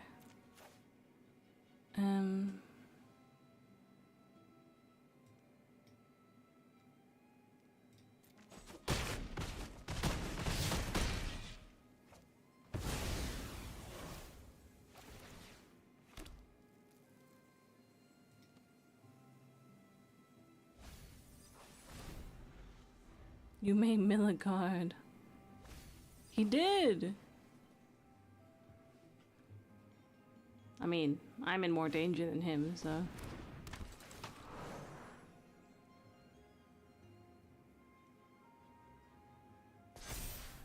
Okay.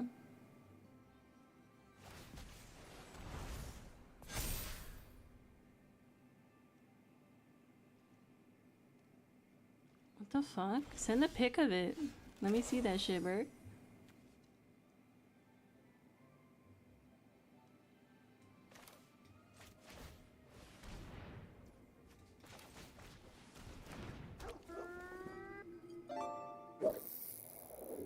Okay, well, we don't super want to do that, but...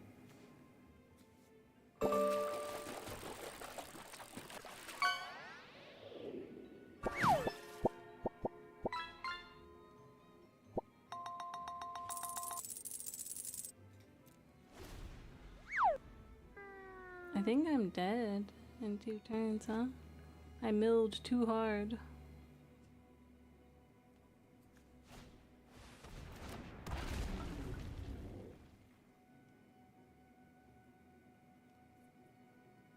Okay. It's got a lot of like renewing and stuff.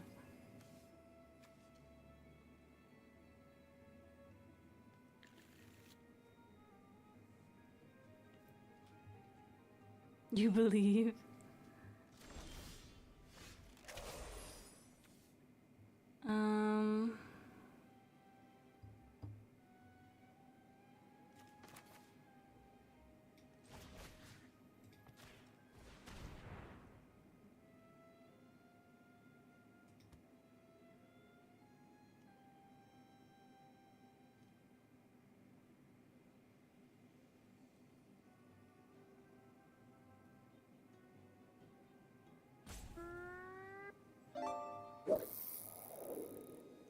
You gotta get rid of one, brother.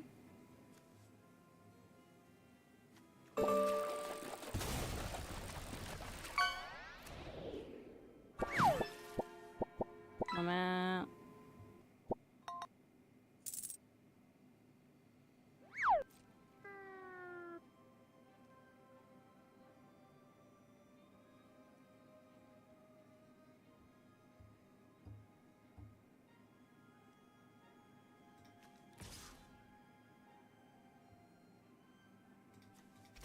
I mean, I have to send it. I die next turn, right?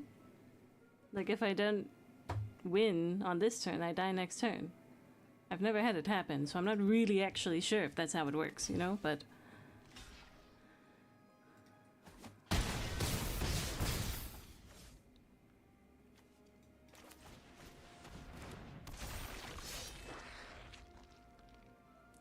Aww.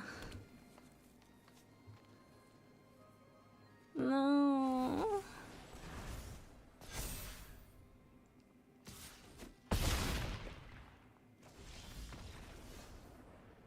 Ah.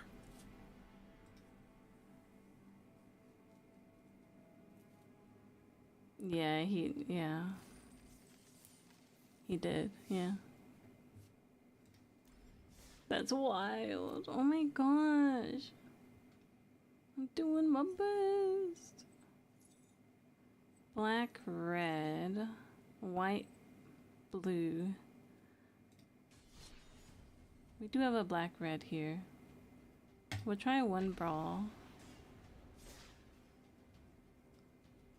Even though I'm really bad at brawl, as we know. And, well, or I'm bad at this deck. I mean, I'm bad at Magic, right? But like, you know, don't you hate this deck? Yeah, I do. But it's like the only thing I have. So, you know. Oh, look at that cool like avatar. What the fuck? That means I'm gonna lose. But it looks cool. It looks cool. I believe. Fuck it. You just gotta send it, you know? Oh my gosh, look how cute that is. Whatever it is, it's so cute. You should have picked Weasel Avatar to flex on him. I could do that, yeah. With the card back? What do you mean?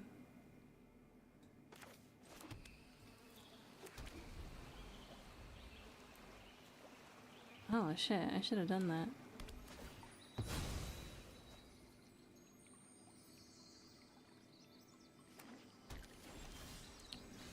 Their card back is W?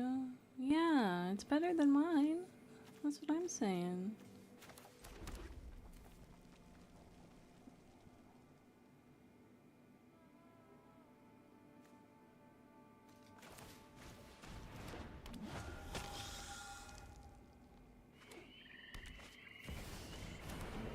Whoa! Why is it so sick? What the fuck? I have no idea what the fuck just happened. Yeah, me and Crispy are like, what the?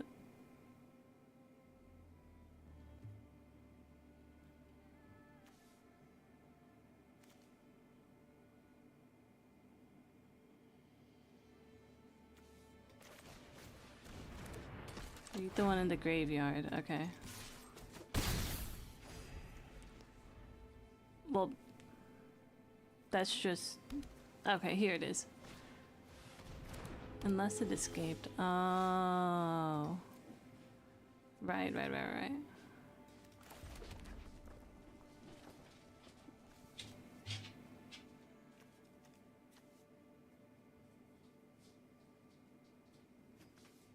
I'm gonna steal them nuts. The heck? That's not studying. I'm taking a break. Mm-hmm. Look at how good of a job she did on that one. She said more. What the fuck? Death Touch Life. Think if a permanent entering causes a triggered ability of a permanent you control to trigger that ability. What? What? Oh my god, that is so cute. Look at him. Okay.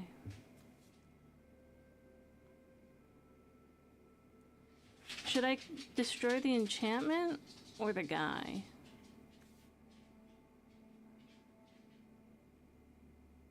I guess the guy?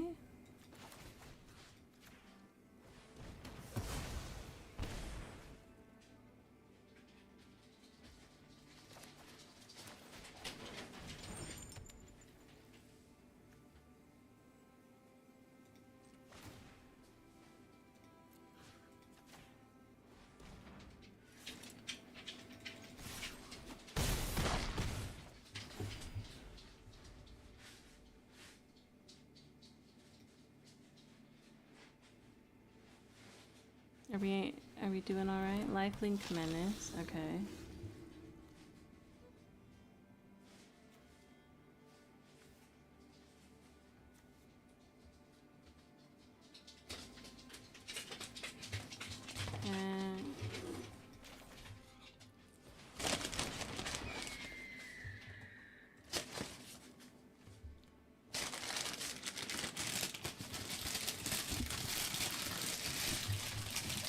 Bro, you're doing that right in the mic.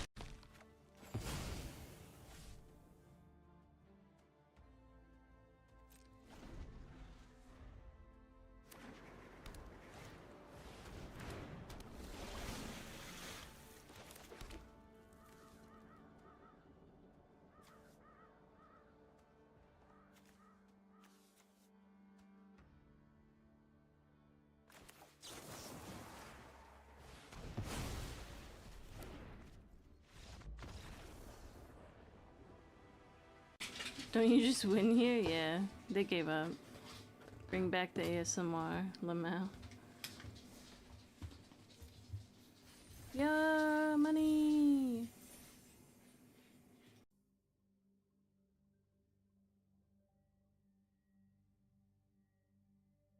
Damn, she won a brawl. It's not my first brawl win.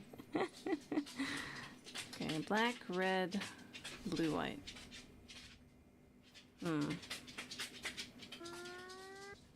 Guess we try again. Oh, my bad.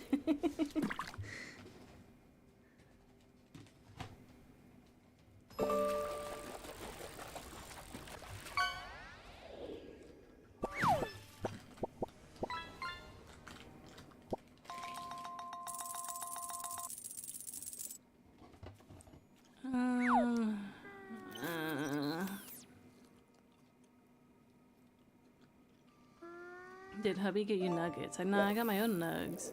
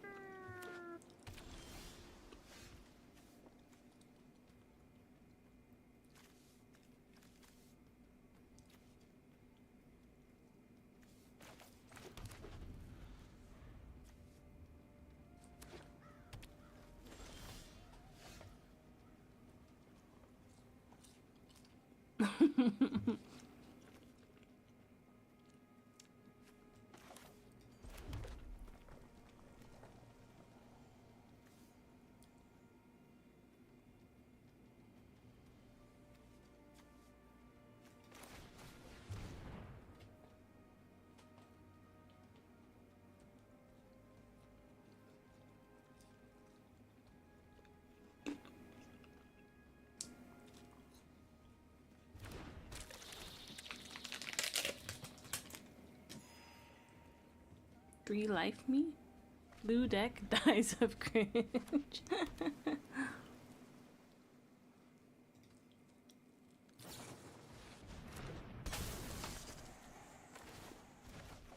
Right.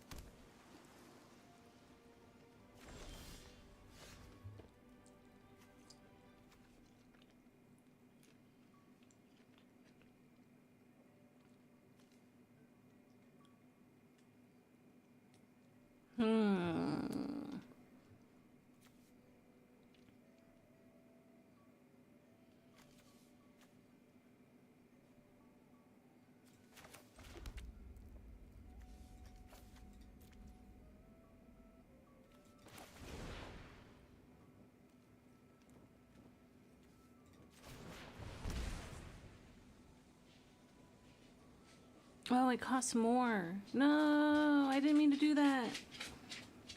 Of course it costs more. I'm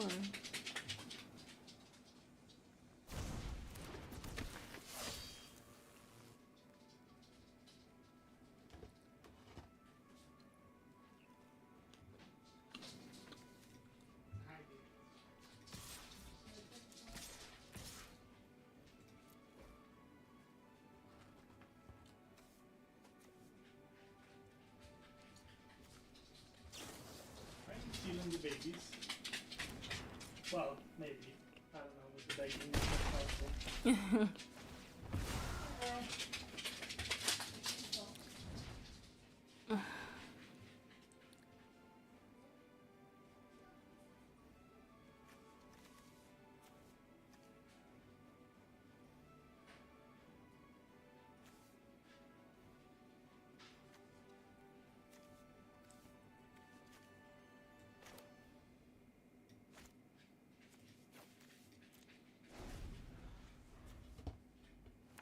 Yeah, that's what I thought too.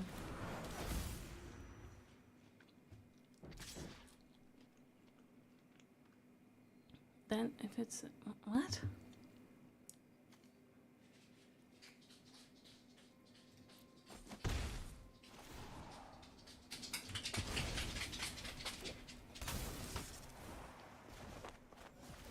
What the fuck, bro?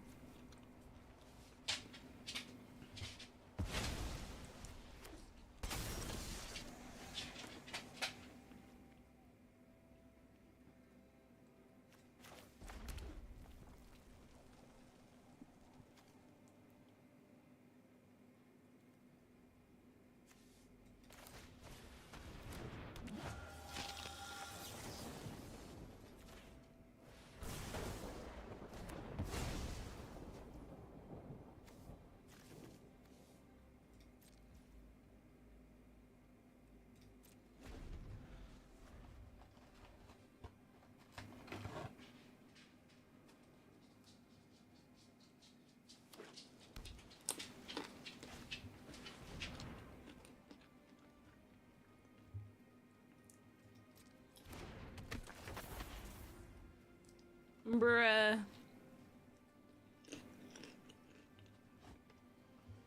This guy's cringe.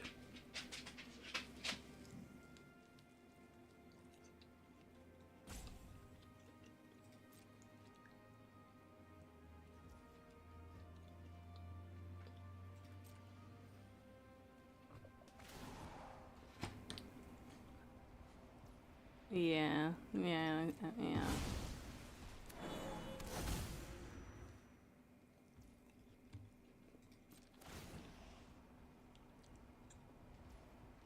Oh my god.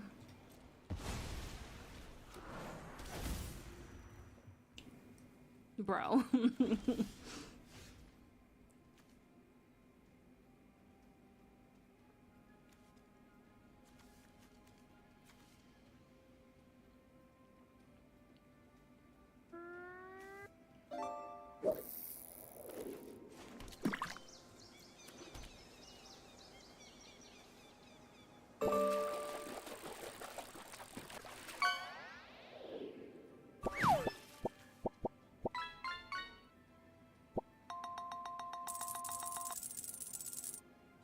How many? 1, 2, 3, 4, 5, 6.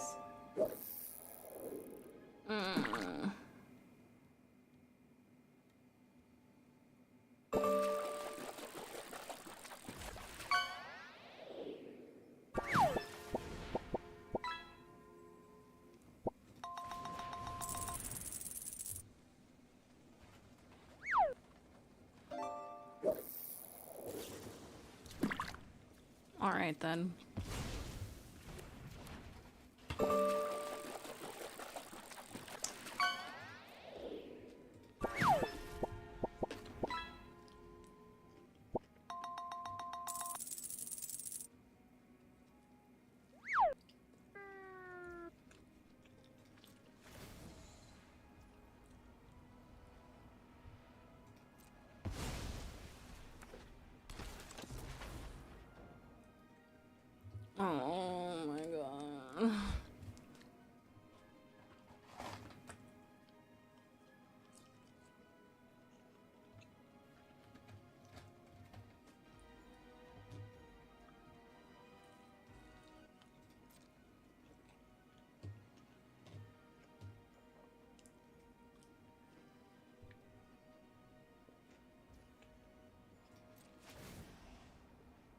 hell?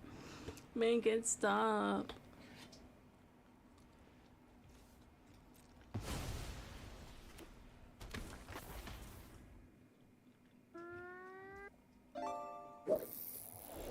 Hi, Hydro.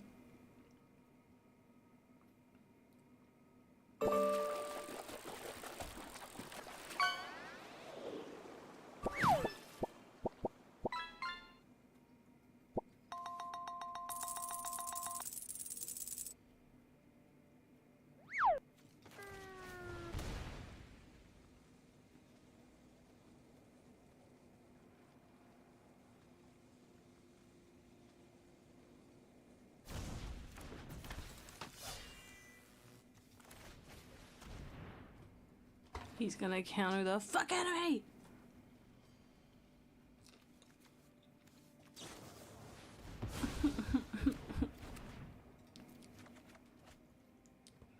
This is so annoying.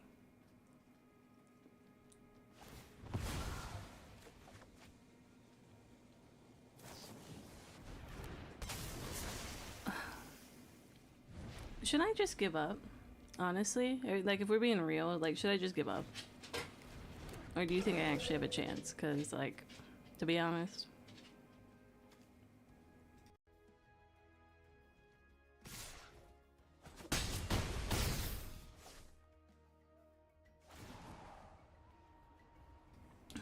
It takes too long. Yeah. What do you mean, too...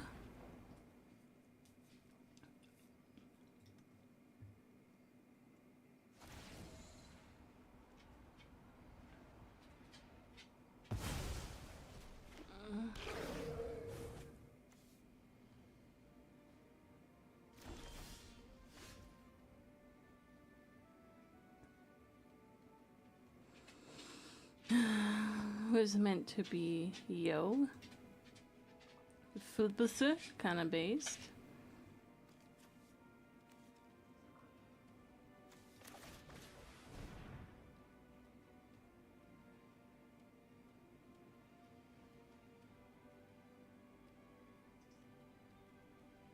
It's standard brawl.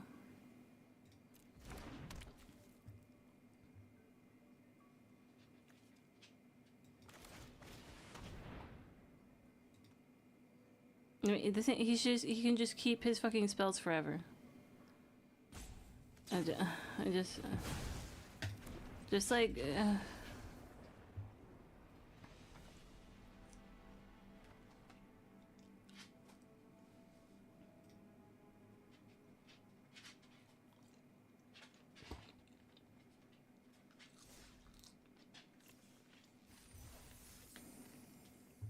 yeah, exactly. It's so annoying. I wonder if I can change my name. I'm supposed to change it to TTV. It looks like I can't, though. Rip. Account? Alright. It's alright. Let's open a Becky.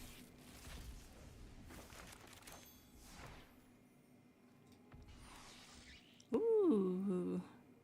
Pretty.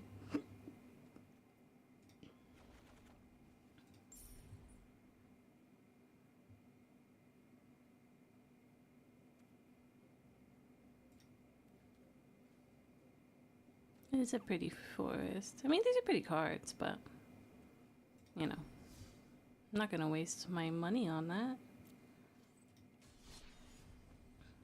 What did it say? Oh, I'm a streamer, but I'd probably lose. What other spells do we need? Blue and white. Let's do this then. It's a shame Proteus staff isn't on Arena. Could make my old deck. I don't know what that is, but all your decks are pretty OP, I'm sure, so...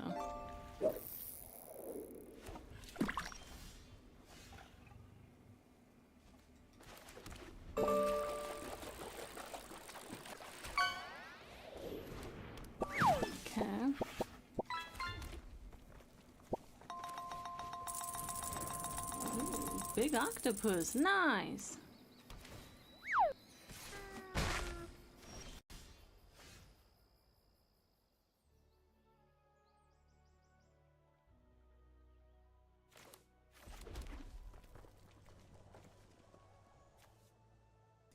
I was promised a legendary to get to 5k points in one day. Where is it? I mean, I didn't promise that.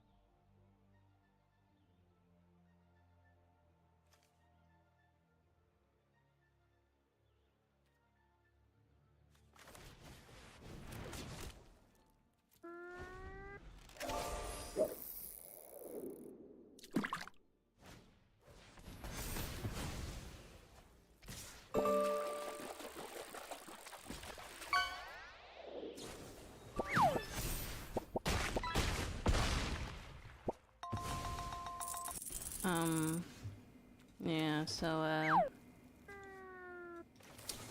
I think I'm probably dead, huh?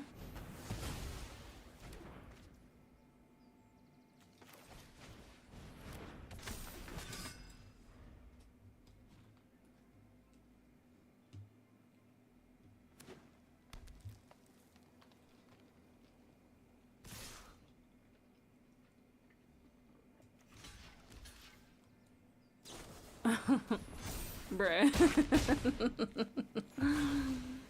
Oof.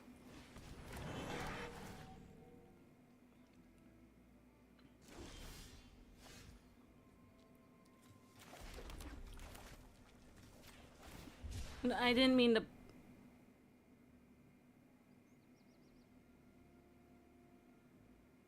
Yeah, well...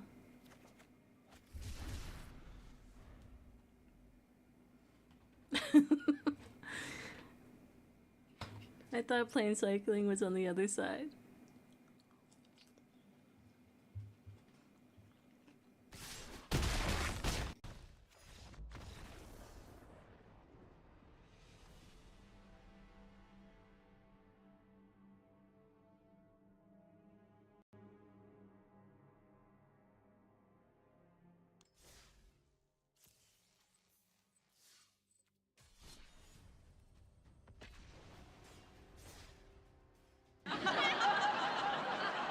Yeah, I know. We're just trying to get our dailies done and we'll go back to studying.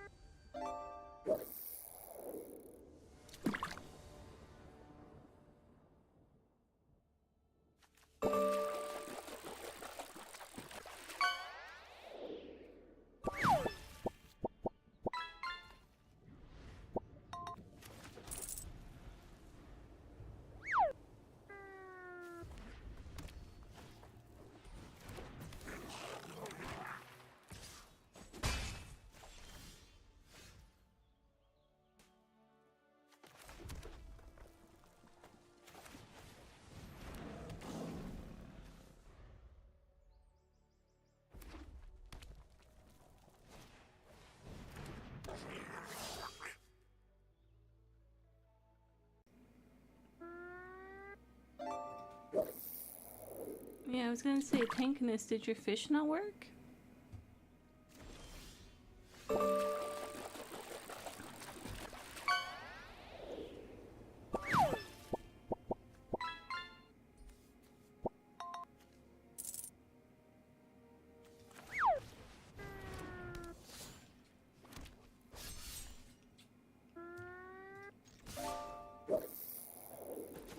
there you go. Damn, he doesn't want to get rid of him. I thought for sure.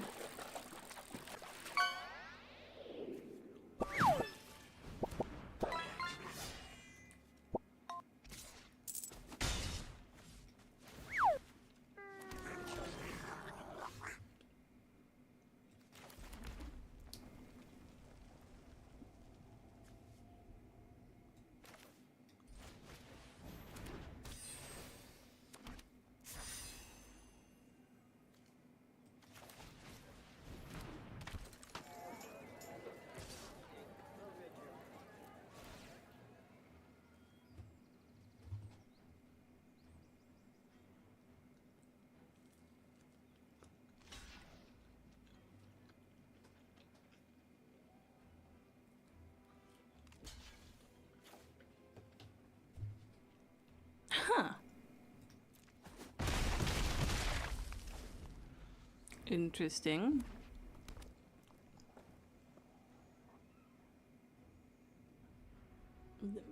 I'm a little confused about that, but maybe there's something I don't know.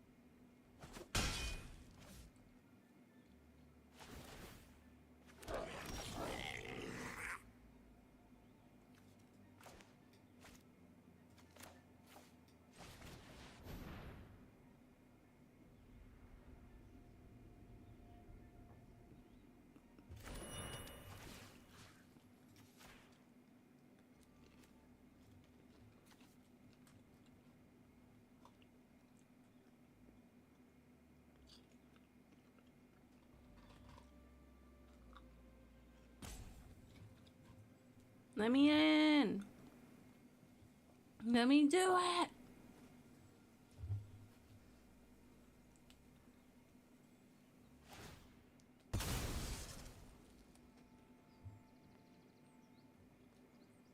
Bruh.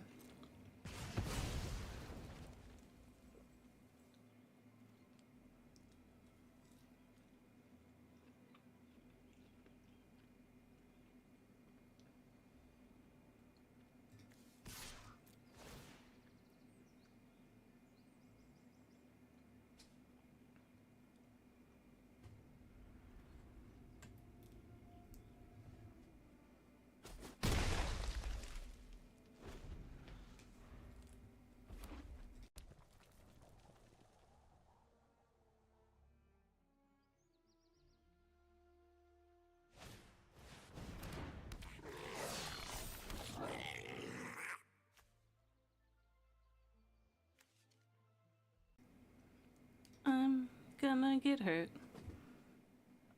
Owie, ow, ow, ow. Ow, ow, ow, ow, ow.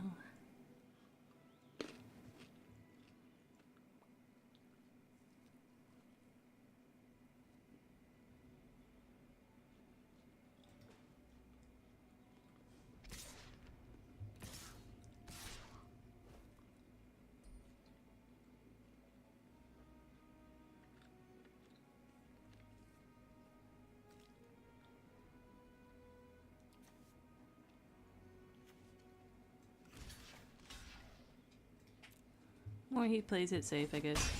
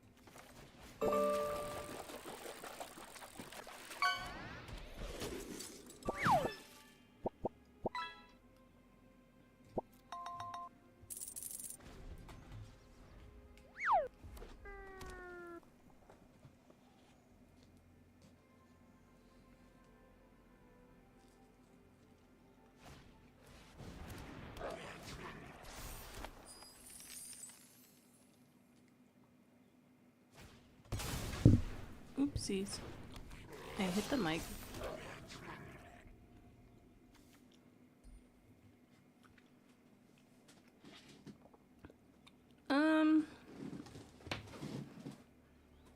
So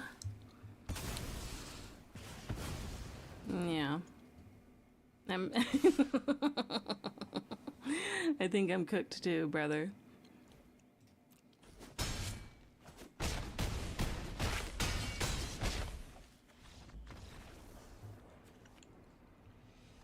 I got gobbied. They gobbied me up.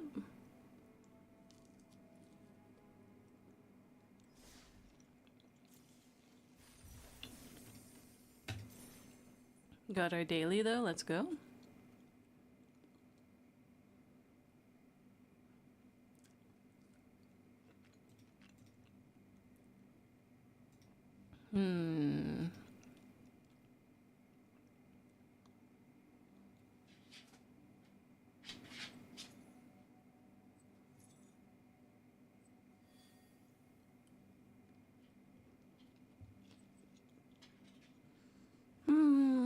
I guess we should go back to studying, huh?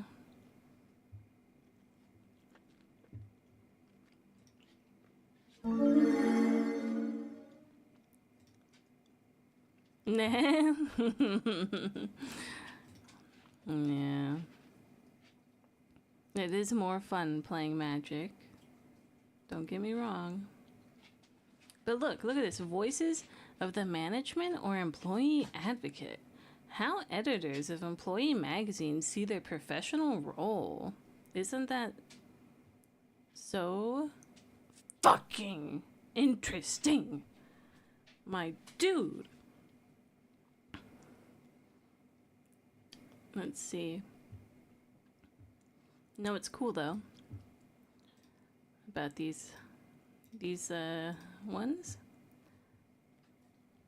Findings.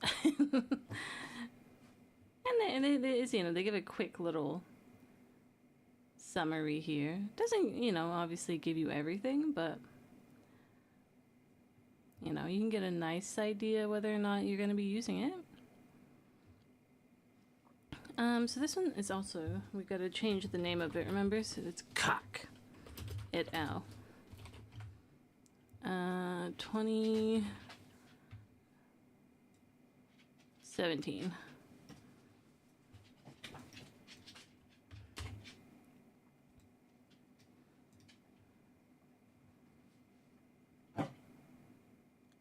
But I gotta be right back again. Bella's being upset, so I must tend to my child. BRB.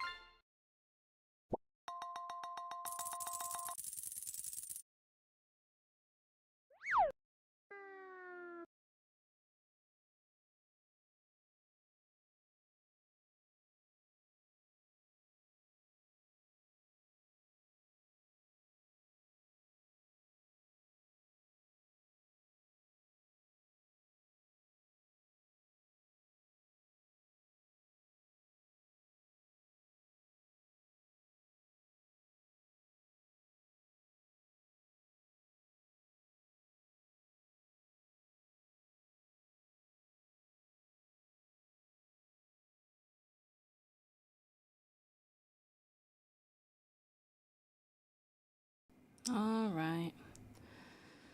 Let's read. Also, this is a bit too small for me. I want to zoom. So I've got to fix this screen.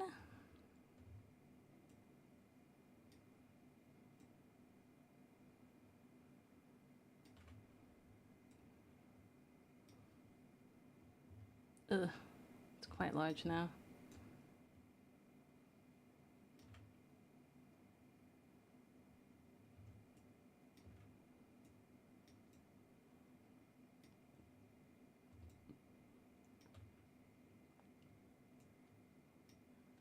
All right. Purpose. Editors of employee magazines work in a gray area between public relations and journalism. On one hand, they need to accommodate the management's interests. On the other, they must meet the employees' need for objective and independent information. Although magazines reach millions of recipients every day, its editors have rarely been the focus of academic work. The purpose of this paper is to change this and scrutinize the way the editors view their professional role and the role conflicts to which they're subjugated. Okay. This is relevant for my exam for sure. So we'll be reading this one. They did some interviews.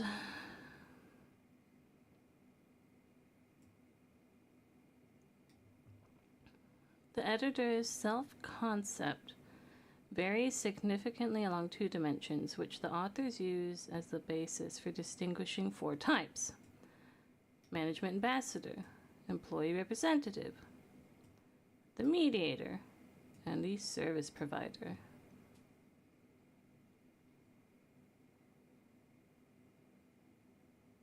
Okay.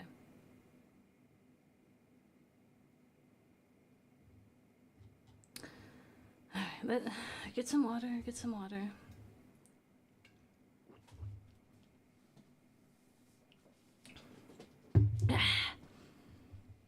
All right. Do a fish.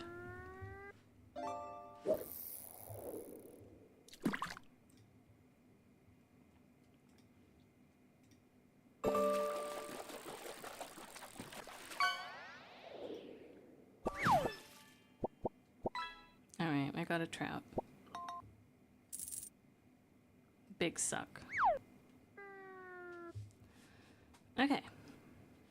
Particularly in times of continuous processes of change, companies need to inform, involve, and motivate their employees to guarantee the organization's success. Although it's not independent, well, the management. I'm kind of like skimming, so this is what was said in the abstract.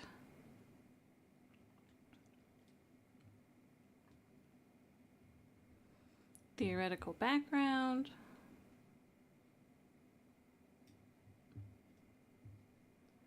Within every organization, a variety of different communication processes occur among various stakeholders, ranging from managed communication by the senior management to office gossip and informal water cooler chit-chat.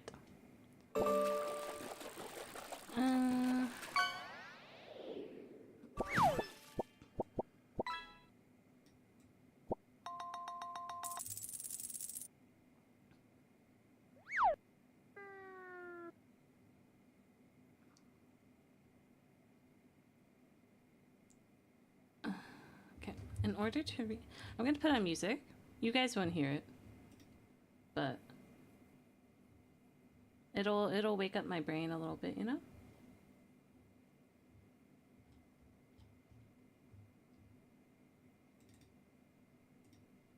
Okay. But so also if I start like singing, like that's why. I'm super shy, super shy. Okay. To cover organizational related news to its internal stakeholders.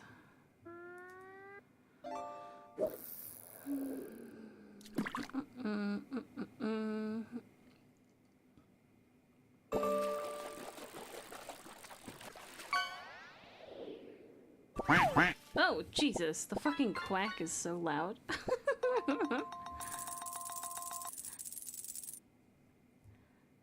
It's like quack, quack. And I'm like, my ears. Okay. Up until now, research in this field has focused predominantly on the content. Sorry, on the content and communication strategies. There are various fields to look at the preferences.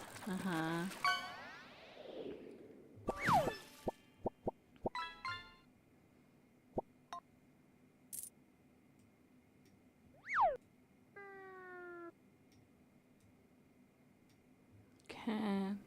Man, fuck fishing. Back to the crane. Yeah, we already know that. We saw that in another study.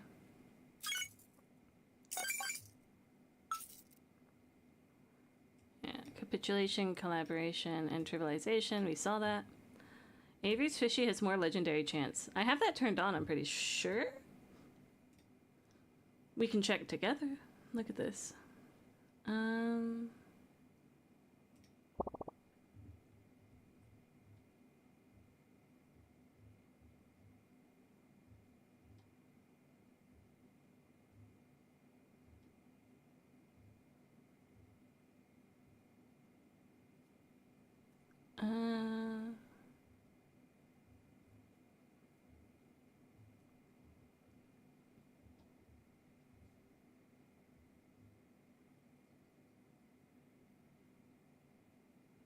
Never mind. It wasn't on. No, I might have done it when I was doing the demo, and then I forgot to do it on this one.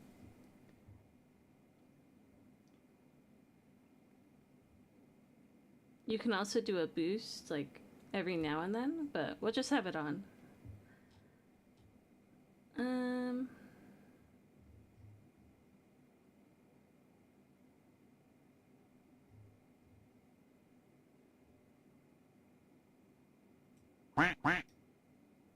Why does it quack? Wait, we get pools for bits? Yeah.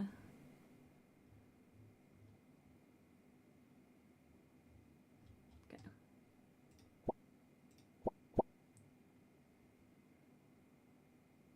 Super user only makes it sound like Mods Plus. Oh. Where at? I think if you just give bits, it just like gives you a fish, I think. Let me see. Let's look again. Minimum bits is 50. Oh, okay, but it'll do bigger amounts. And you'll get multiple casts. Yeah.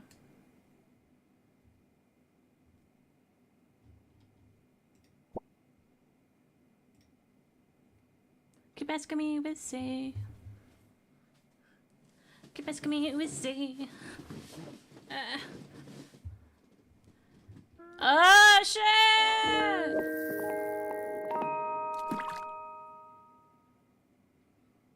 You're such a pay-to-winner! And you got a double exclamation mark. Sheesh!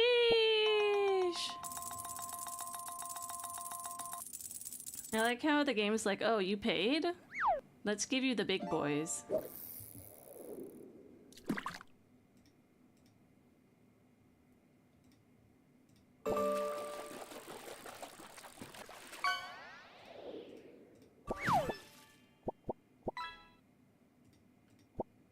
Rabbit fish.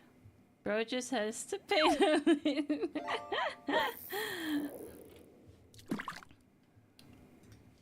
the leaderboard. You do in my blue? What? It's in my blood. How is it in your blood? Look. Damn. No, I can never let him go. He's right there for me, 24. You still got the best catch. Gamba? Oh. That's not good.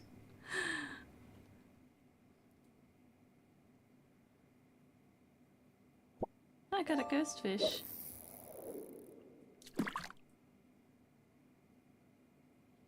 He's at the bottom of the list, but I had it.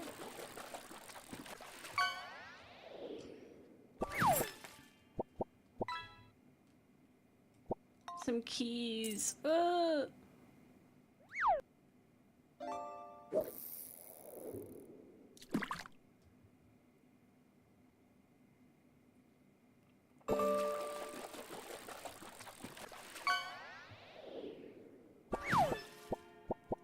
Gummy sharks.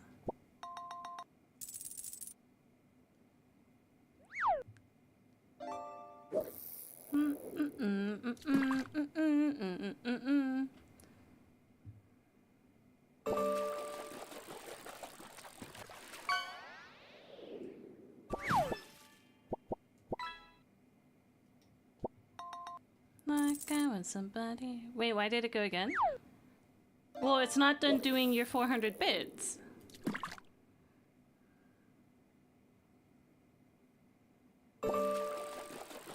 Yeah, I mean, that's 8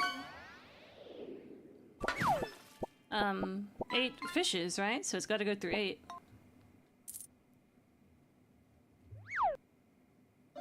Yeah, exactly.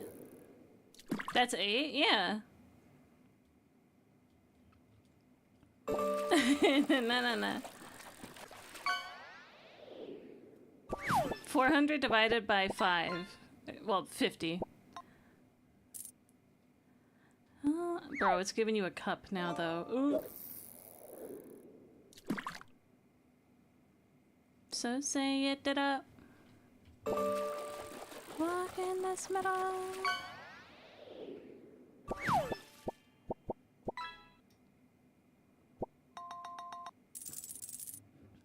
Golden red-eye red.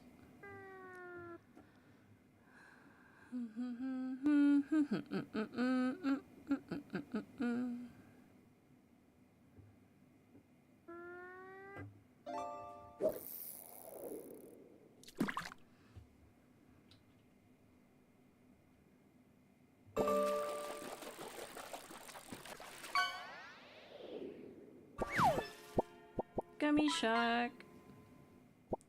Again.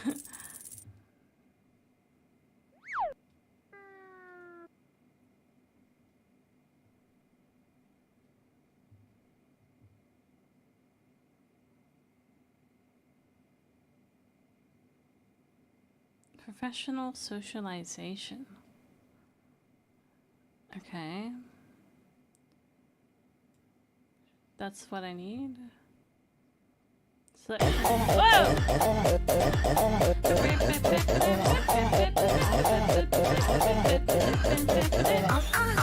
Let's go!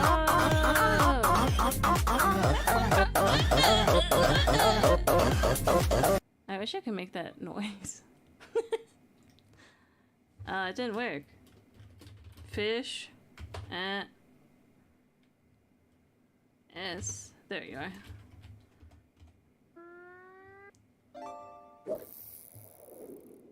I'm assuming it was only 50. I guess I don't actually know. Well, I would have to check anyhow. Ooh. is 50. Yeah, yeah, yeah.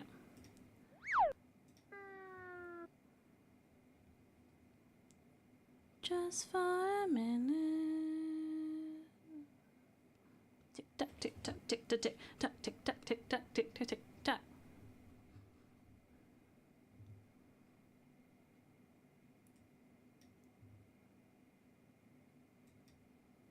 I can spend bits on Tangia and make you manly fish for me. Say it ain't so.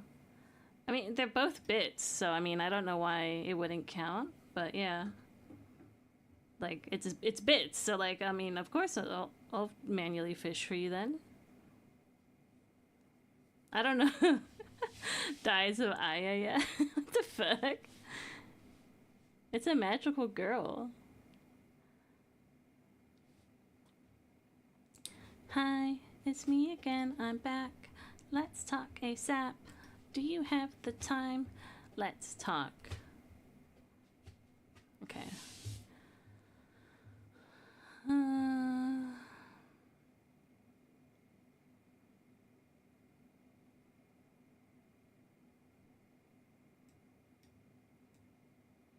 We should probably look at the theory here. Burb? Alright. Hehehehe. Tick tock, tick tock, tick tock, tick tock, tick tock, tick tock, tick tock, tick tock.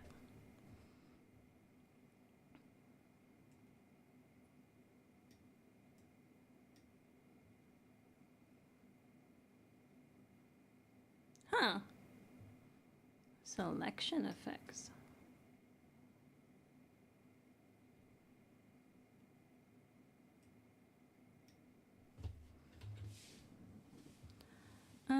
Let's write some of this in our thing. There's a fucking, like, moth thing just, like, ramming itself into my screen right now. Like, chill, bro. Maybe you could be the one. Do you guys buy milk? I buy soy milk. I'm a soy girl. I got that lactose intoler.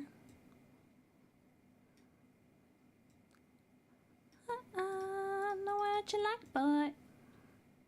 Okay, I don't think that'll count then. Okay. I buy more than 1 gallon of milk per week. Damn, you'd be milking. Okay. Socialization effect. Selection effect.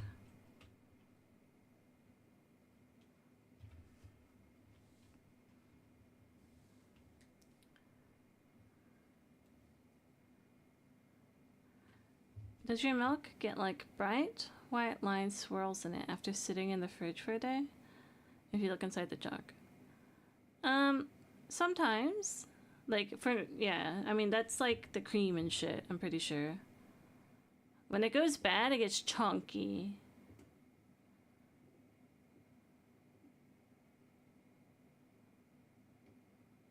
Well, I don't think the drinking part was necessarily super important, Crisp, but I'm not sure. I just want you on my phone right now. I just want to hear your mind. 'Cause no, you don't get it. I don't remember ever getting it in America, but over here it happens, yeah.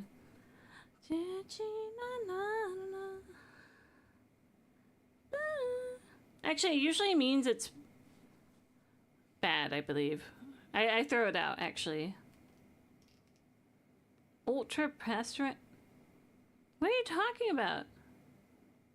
Chill.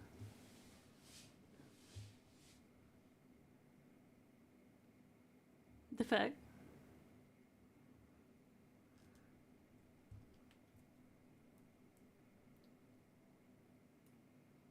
Because it's tripping me out. I opened a jug less than a day ago. I went to eat cereal. I looked and it had those white lines and I was concerned it was spoiling already, but I don't usually buy milk. It depends on what kind of milk you buy. Probably. I would say first.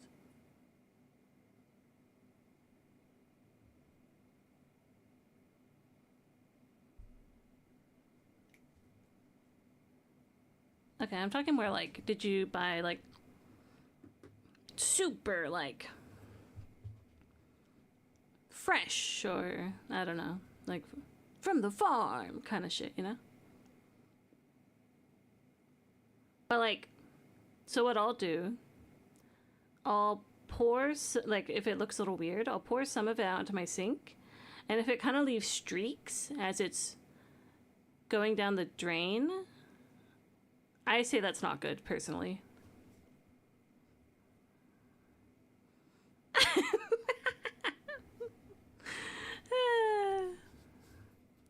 Try my trick.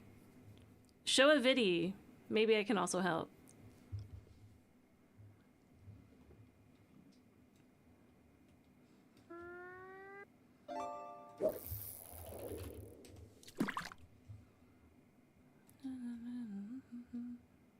Okay, hang on. Okay.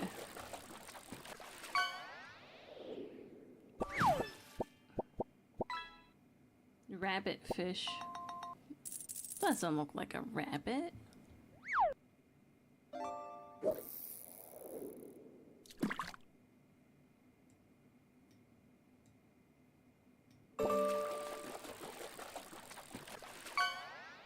And have them be my milkman. Yeah. You do drink a lot, so I think it's fair.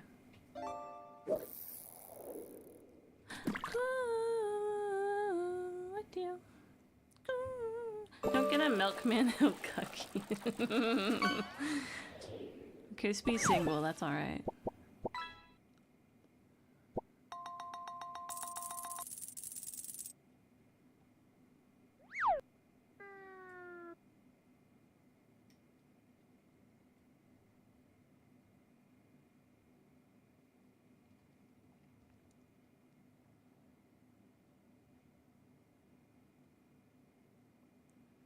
Getting video of my milk. Good, good, good. We need to see this milk. Show me your milk. Where expectations are consistent, conflicts can arise. Or inconsistent, my bad. Inter-role conflicts occur when different external expectations are placed on two or more roles held by the same person. When different external expectations are placed on two or more roles held by the same... Yeah, okay, tell me. Professional and family. Both family and professional contexts might expect a person to be available in the late afternoon. At the point where PR and journalism intersect, they investigate inter-role conflicts of freelance journalists with secondary employment in PR.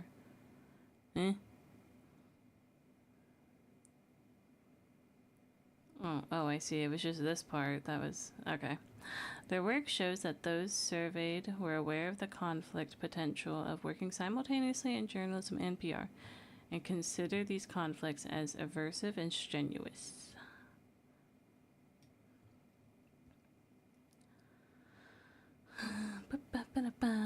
It's fine. I'm gonna get to know ya.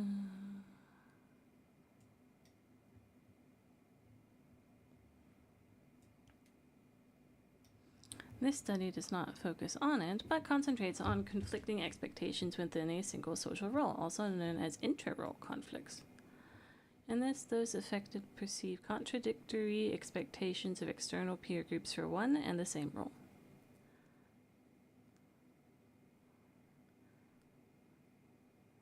I think they mean from external peer groups, but maybe not.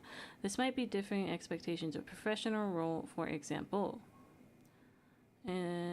Let's see, they anticipate potential inter-role conflicts among PR staff. PR practitioners are subjected to the expectations of their own company that they communicate problem topics in a restrained way, for example, while journalists expect comprehensive and transparent representation. Right. Yes, which is what this is about. Role conflicts can put a strain on the persons affected, leading to stress and reduced job satisfaction. Those affected therefore use various strategies to reduce or eliminate strain caused by role conflicts. On the one hand, they might use prevention strategies to avoid conflict in advance. Yeah. Where do they see conflicts and which strategies do they employ to resolve them? Cool. What objectives do they pursue? So where do editors see conflicts? Which strategies do they employ? I think this is like what I'm interested in right now. How do editors of employee magazines view their professional role? I don't really care about that, actually. Method, not super necessary for what I'm reading this for. Those surveyed named two groups of people: management and company employees, which is what we expected. Both groups have both implicit and explicit expectations. Both groups agree that the employee magazine should provide information on current issues, follow decisions, and change processes, and communicate a corporate identity and culture. Sorry.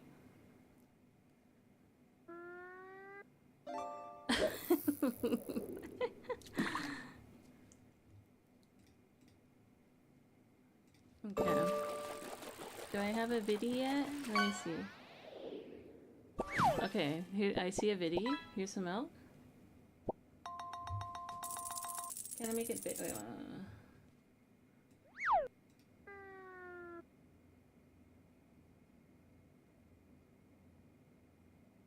No. You were supposed to do the trick I told you. I can't really see what's going on in there.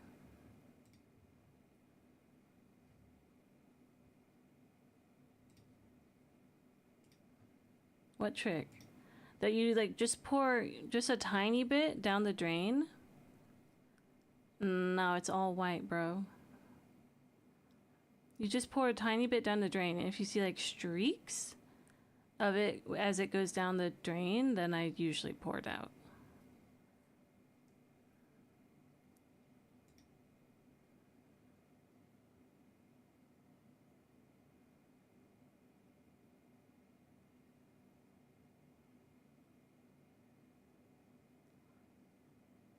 But like, take a video of that too, and then I can help you out, you know? There are also consider structure. Certain topics be regularly. How are some of them also conducted before? Okay. Where they contradict.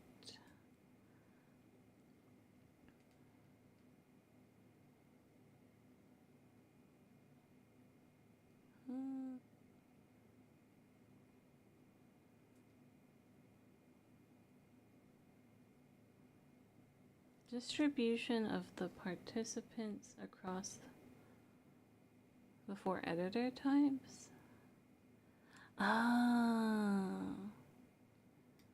Okay, the concept of milk going bad is foreign to me because I always get milk that is like 2 weeks away expiry and drink it in like 5 days. Yeah, but sometimes, you know, like for example, if you like leave it out too long and shit, you know, I don't know. Sometimes it's just a little fucked up. I don't know. Or like if in your fridge, if like the shelf you put it on is like, for example, you're not supposed to put milk on like the door shelf. You know what I'm saying? Like the shelves on the door, because it's warmer there. Or I wouldn't even think about it going bad after less than a day, but I happened to look inside and notice this shit, and it's got me bugging. No. I don't know what you're talking about, Chris, because milk here lasts like a week. Like, not even. It lasts a few days after opening. So I don't know why you're going on about that. And also, you always say Europe, as if that's like all of Europe. This is just not how it is, bro. Europe's huge. Bro, Bro, your picture does not help. Your picture does not help, bro. Send a video of my trick. Bruh. How do you not see that? It's like the worst quality.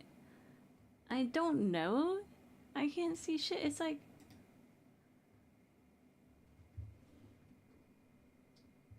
I see like barely something maybe, but like I can't see what it is. You can't. Fucking bot got you.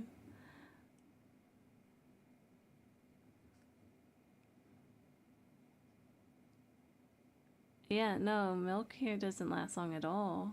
My experience has been the opposite. That American milk lasts super fucking long. Like, sometimes the milk over here kind of pisses me off, to BH. Because I'll buy it and it's just like, oh, I'm bad now. And I'm like, fuck! Fuck! What is a Danish grocery store? What do you mean, what's a Danish grocery store?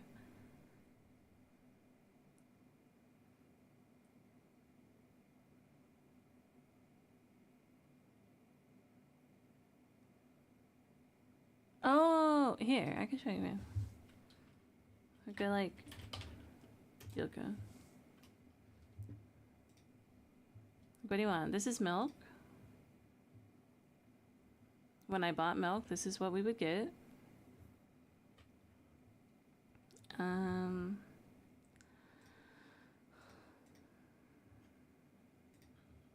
It's homogenized. I don't...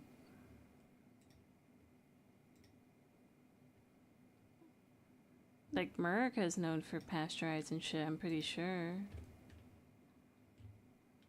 Oh! Reset. That didn't help. I can't zoom. Doesn't say here.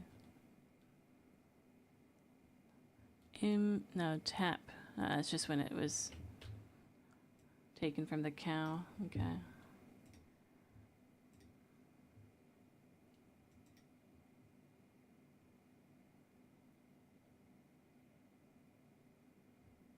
I mean, I think whatever you're hearing is... I don't know, bro. It's a little sus. At least for Denmark. And I can only speak for Denmark. Yo, lactose-free milk. Let's go. My mind. It's not hearing?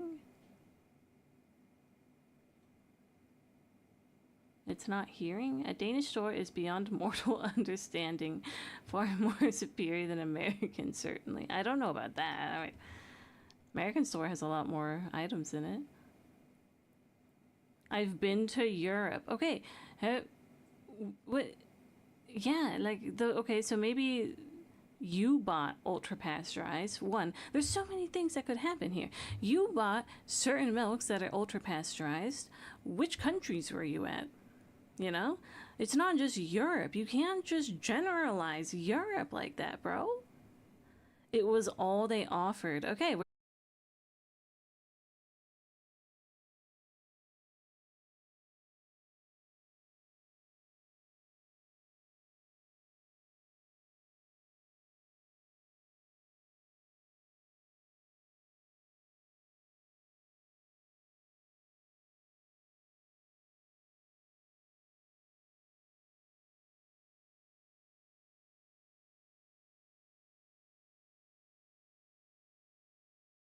how sweet it tastes.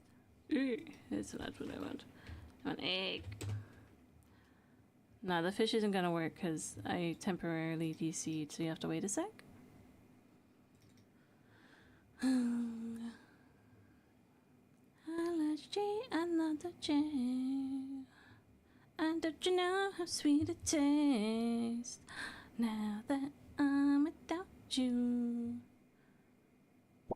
What are you talking about? You search Buka, you get not grocery. This is literally like Walmart. Not really, but Like, this is my grocery store.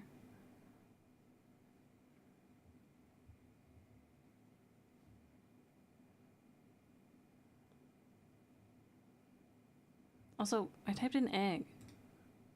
There we go.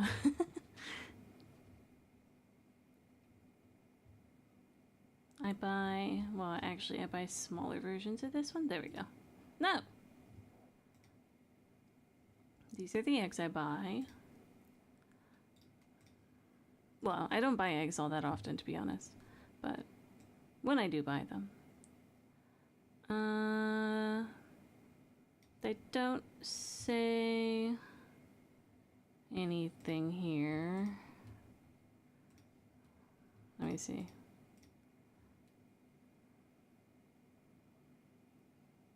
Tori, you buy your milk online? That's strange indeed. Yeah, I get my groceries delivered. So, yeah.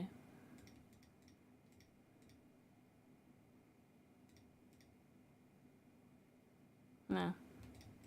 Does not say. It does not say this one. Maybe we look on the side here. On the back.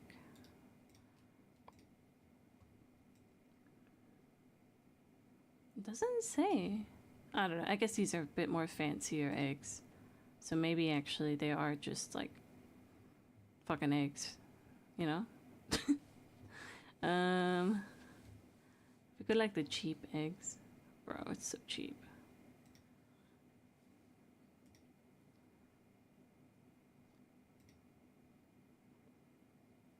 If you buy milk for delivery, they probably prio ones that are close to expiring, not gonna lie, like straight up.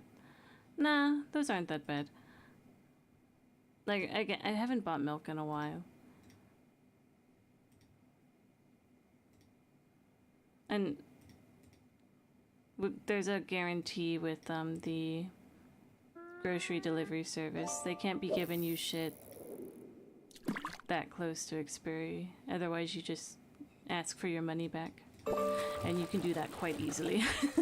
Oftentimes it gets like automatically approved. Nice thing with Danish egg is they're way more cheap than America. Well, now they are, yeah. They used to be more expensive.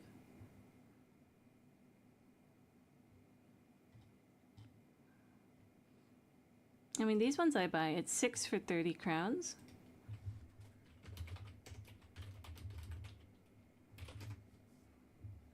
Yeah, okay, that's pretty cheap for America now, yeah. So 6 eggs for $5? But I buy the expensive eggs because I don't like the idea that, you know, that they're treated poorly. Doesn't have to be super close, but if it's like, they have ones that are 3 weeks from no, I've never seen milk in Denmark with more than like 2 weeks, maybe. Maybe 2 weeks. Like, everything expires, like, just fast.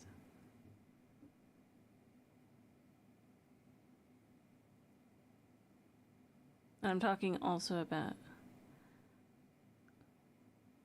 I mean... Yeah. Like, no, I'm literally... Okay, no. Okay, let's... no, oh, no. Not eggs!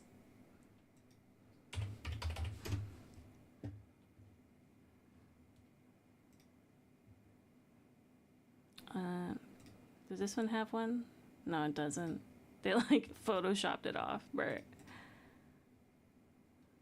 Like, okay, here, I'll go get one of the... Actually, we have an old milk thing in there right now. We should throw it out, but let me check it.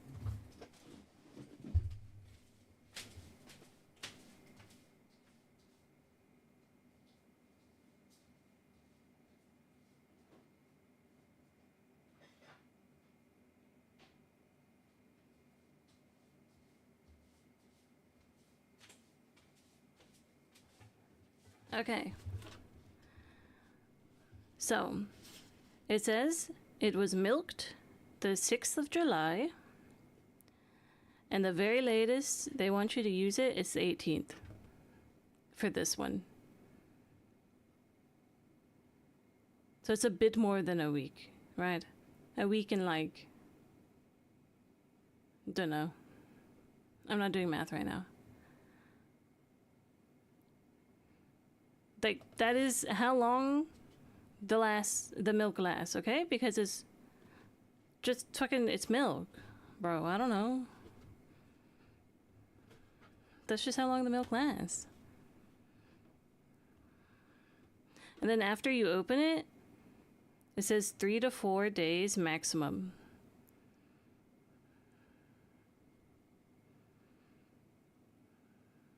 Okay, well, here's the thing. I'm pretty sure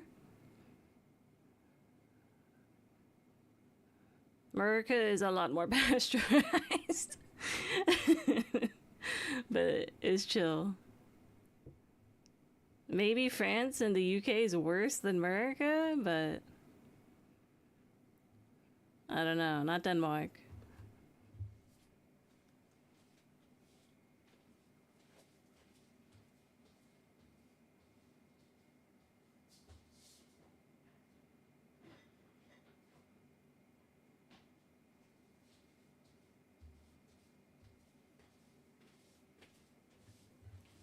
Okay.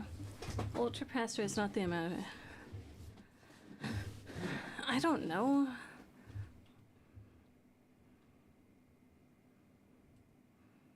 At any rate, Denmark doesn't do it.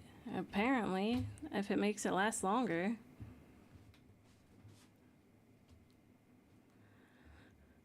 What am I reading again? Oh, fuck. Not that one. This one?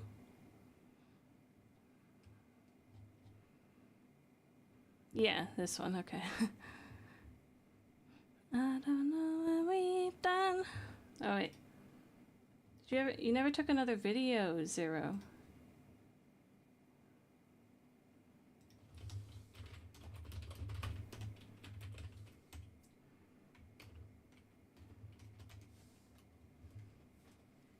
Diamond stars. I didn't dump it. You don't have to dump it. Just a tiny, like, little beep. You were doing that fascinating and thought-provoking data table. It's really not that interesting. Just basic stats. And I'm kind of like... I might not even need the rest of this, but we'll look at it. Pasteurized is kind of heat for a relatively long time. Ultra is like super duper hot, but only for a short time. Weird.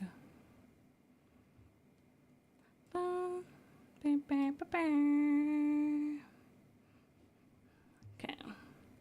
So I gotta pay attention, guys. Guys. Okay.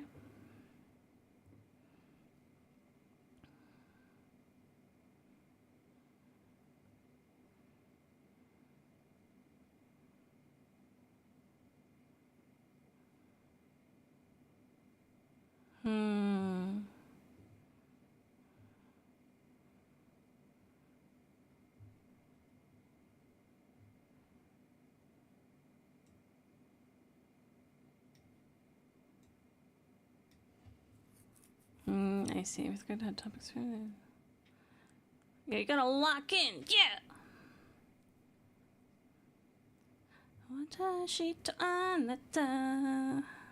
Look at this.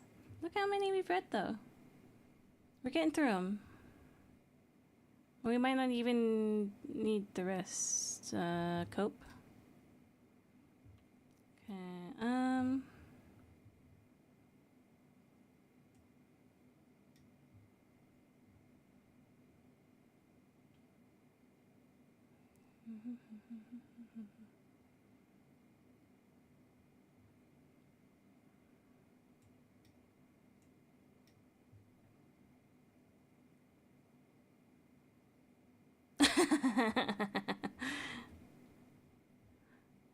Well, what are you trying to do in there?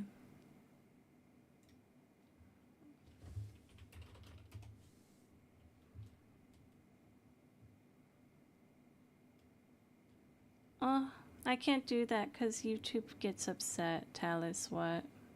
I'm sorry. But that is a personal favorite of mine. Beautiful. It doesn't matter, I can't check it. What are you checking for? All the information is here, bro. All it says is it's fucking homogenized. I do want to try Kakia, though.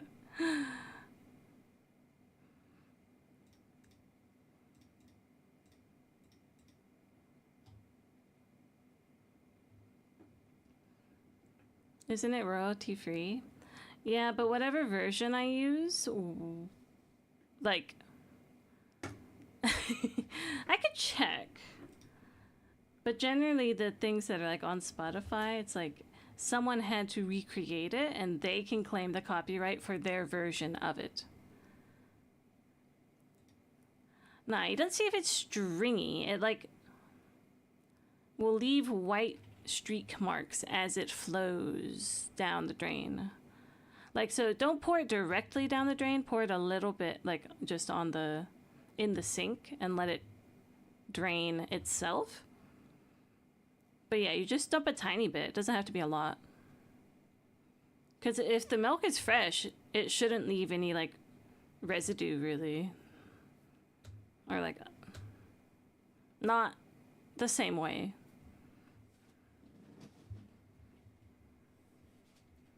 What's it?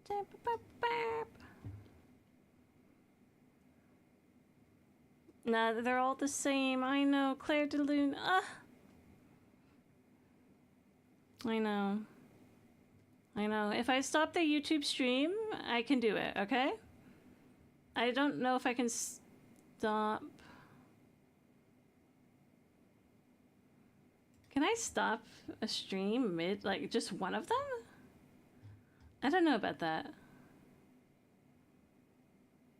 I don't think I can. I think I have to, like, just end, sadly. So...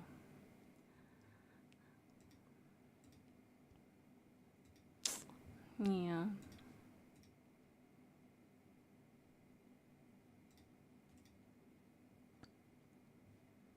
But I also like them. Some good classical. And they're so soothing to the soul, you know? It's cool. Denmark is based like the US and typically does not ultra. All right. I mean, you can look up specifically the brand that does it. It's Arla. So Arla, Denmark. I can look up. I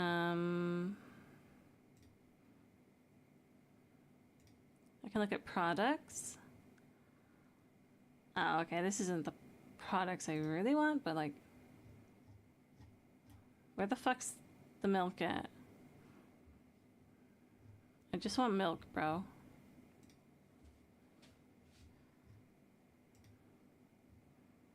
Good enough.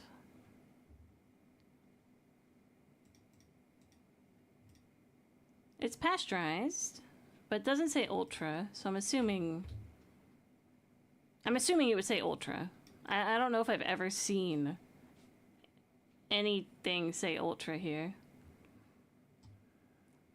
But this is the main dairy company in Denmark. It's quite large, actually. It's international.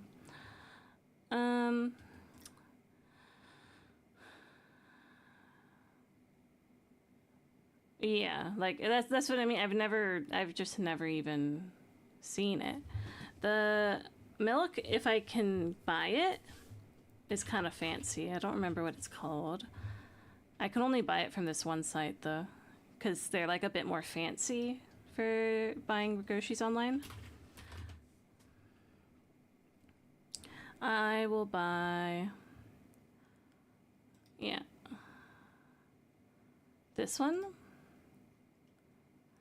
The percentages are different in Denmark. So, like, this is not 25%. So this is the one I get if I'm fancy. Or, I mean, I don't get milk anymore, but sent you my milk! Okay, let me see.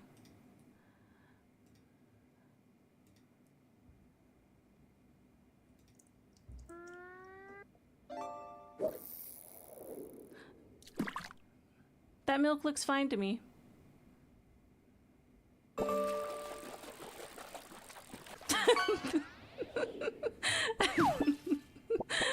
is the video so long? I just have this video of milk going down a drain.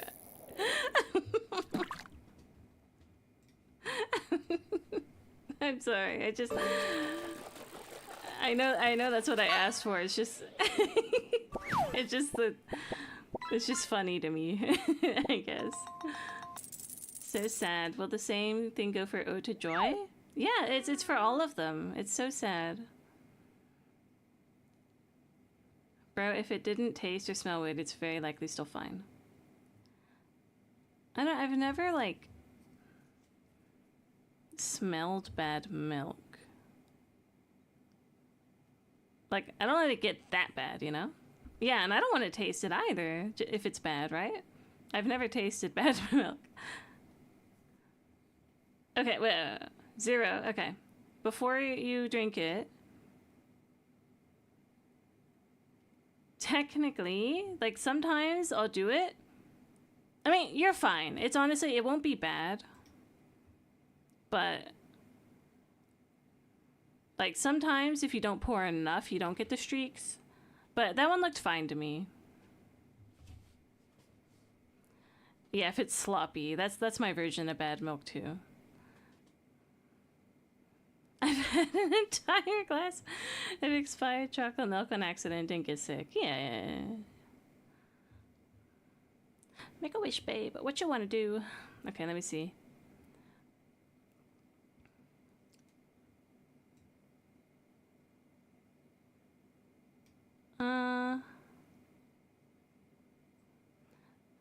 So, okay, this milk is also pasteurized, but not homogenized. Oh, yeah. This one can have, kind of a layer on it. Because it's not homogenized. Maybe your milk's not homogenized, 0. Yeah, it might not be homogenized. Because this is the one that I was talking about that gets the lines in it. Bruh. Okay, shake it. Look. Right here. It says shake it. Shake it up. And it'll be fine. You just have to homogenize it, kind of, again. I mean, like, semi-homogenize, you know?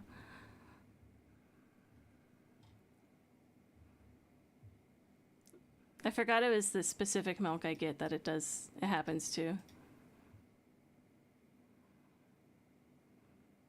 Well, this is the expensive milk I get. Granted, it's not that expensive anymore. Normal milk prices went up, but this one didn't. Based. But before it was like, again, I called it the fancy milk. When I buy from that website, I buy myself the fancy milk, okay?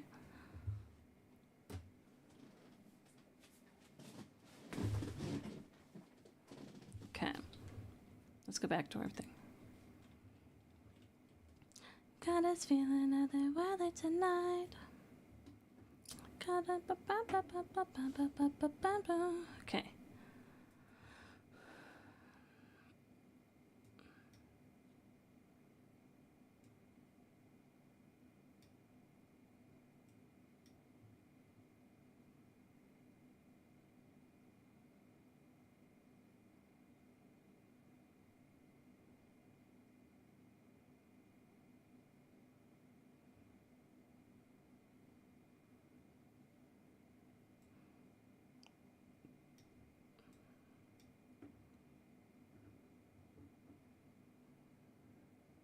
Bruh.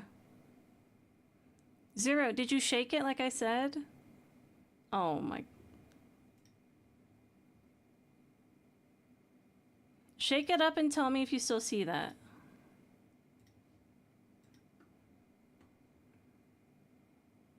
Shake it up, bro. Check if it says homogenized or not. If it says homogenized, it is a little sussy.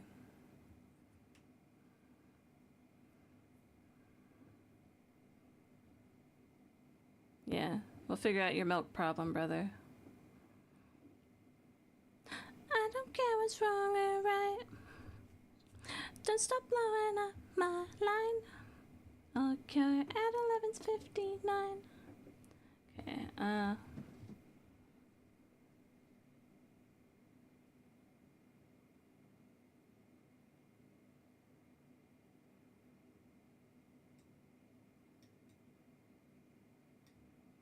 if bro still lived near me, I'd just drive an hour or whatever and check it. You would drive an hour for him? That's some bro shit right there.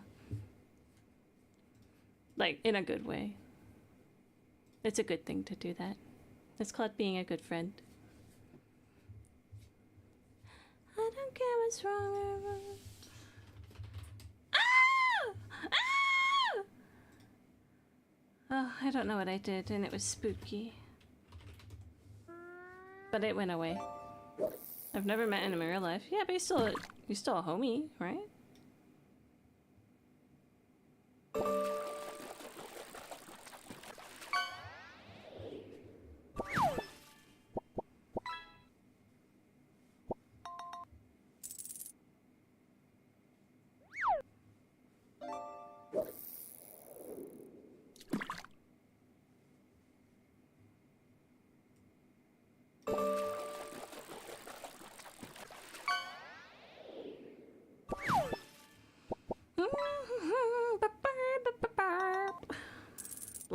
Black spotted grunt. Okay. Yeah. It does say make moves.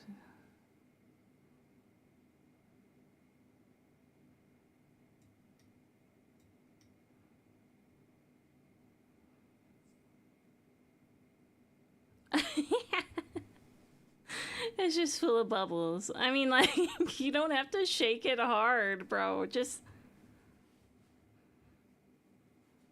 That's not good.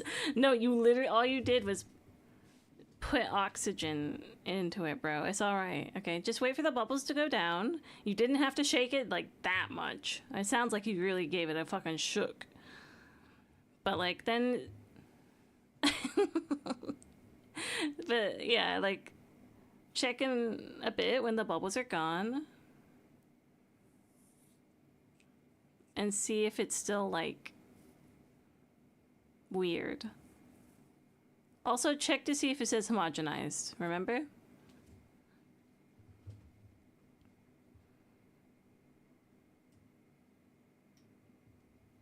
The worst I've gotten from normal whole milk is, like, if the fridge is too cold, there would be ice crystals. Yeah, it is homogenized.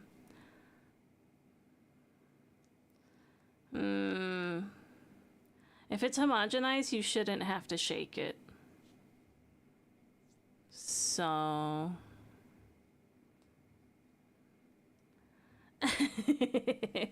Tell us what on that conspiracy. It's turning into soda.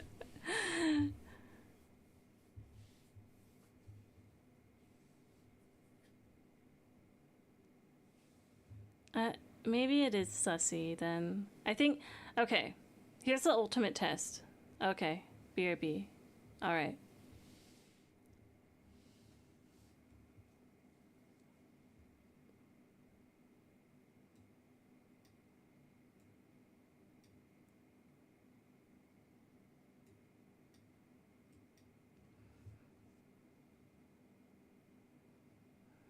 I mean, yeah, I mean, you're not, like, completely, like, crazy conspiracy, but it's a little conspiracy. I have a thing for making lattes. Yes, queen.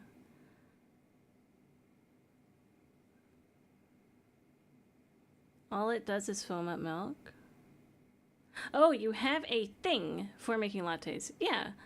I have a milk foamer, bro. That's what that's called.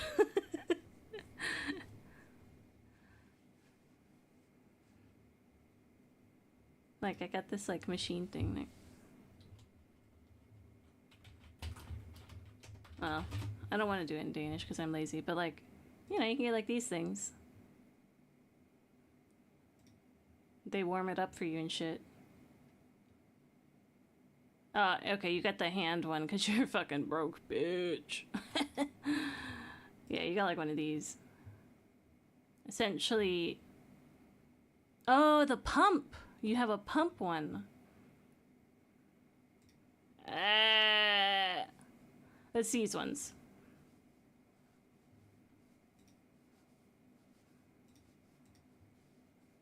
I'm on Temu apparently, but yeah, you got one of these. I just pour the powder and pour in boiling water. I mean, do you mean like the coffee or what? I make iced coffees, which is just the powder with water, and then I just put milk, yeah.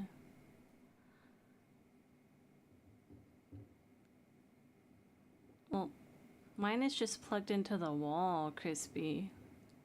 The coffee powder, yeah. No chunks or anything, or no swirls? Okay. Well, then I would give it a taste. It's time to taste. Just a tiny sip, because it sounds like it's good. For some reason. I don't know.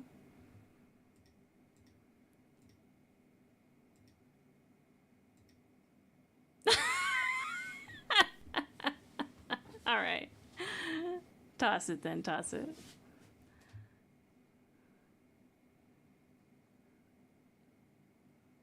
Yeah, milk's not too expensive. I mean, it's pretty cheap on the list of like grocery things.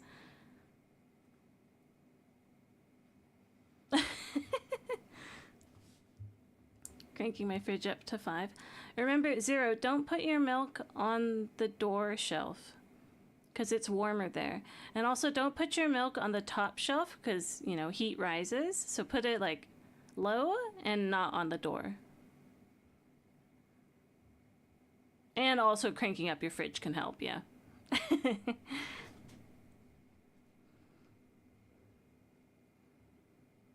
mean, you can put it on the top shelf. It's just like, you know.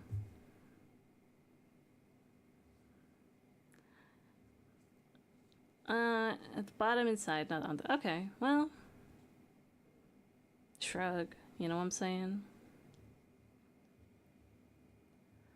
The employees might have left it out of the fridge too long? Question mark? I don't know, you know?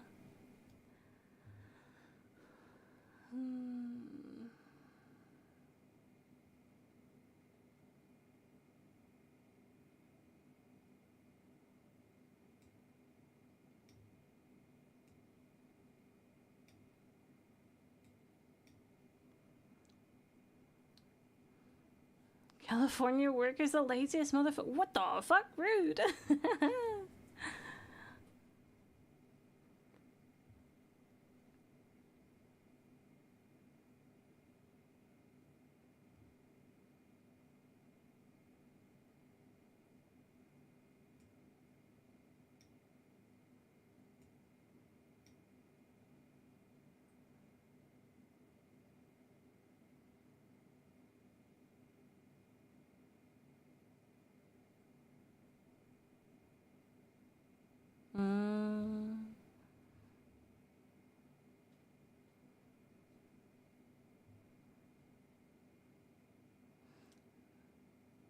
Okay. But just put it in the freezer, man. Better safe than sorry. Someone said to put some in a glass and microwave it, and if it thickens up, it's spoiled.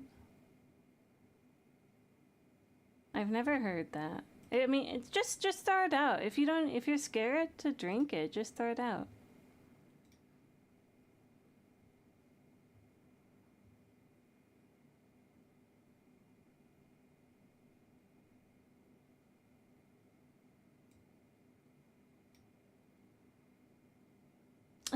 Yeah, right. I agree with Tal as what. Posted a pic of my W milk. Damn.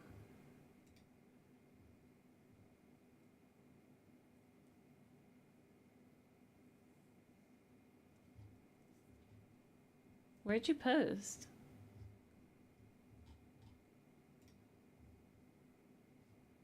I don't see the pic. Biggest flex ever.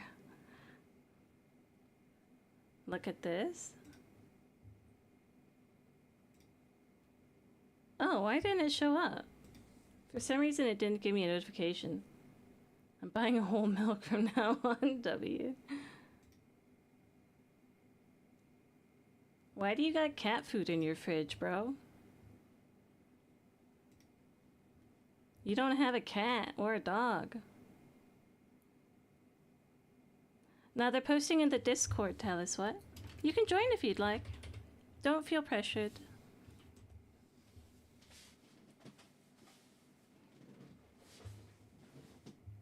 We're still a relatively small community, but we do be talking in there. Like, people be posting and stuff. That's your matcha container. Ah.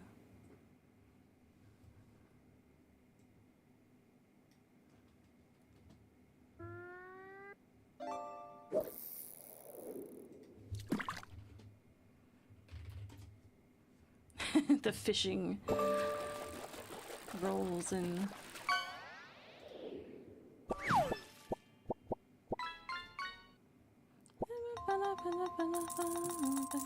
Yeah, I'm gonna really make it look easy. Okay. Critical res... Okay.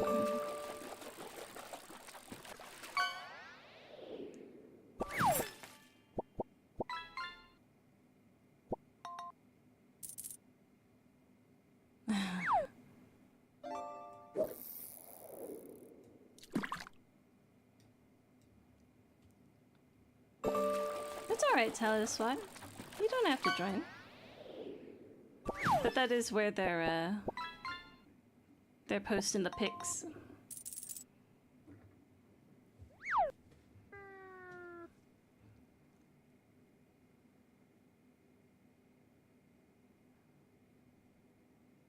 I'm a liar. That's my J1.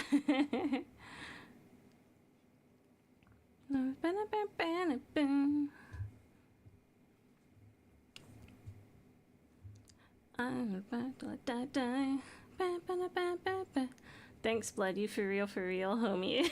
Whatever. Anti-fragile.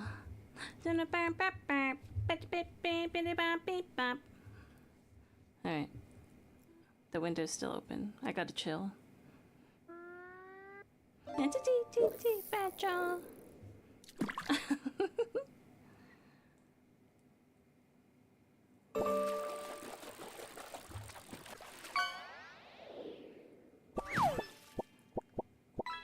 That's the first time we've caught funny metal tubes, because I just got an achievement for catching all the junk.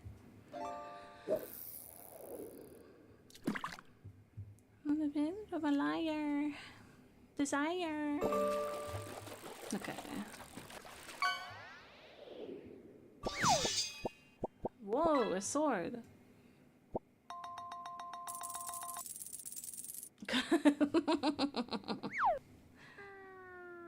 A sword's not bad, but it wasn't a legendary, nah.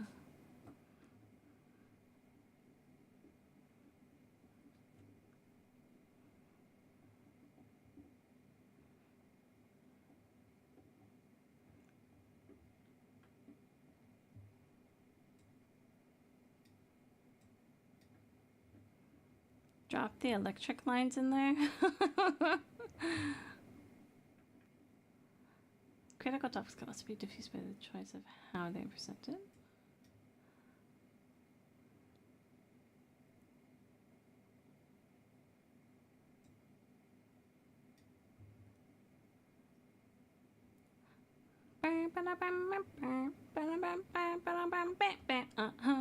Okay. Have you seen the vids where they do that with rivers overrun by Asian carp? No, I haven't. I don't know if I want to. That's just mass murder.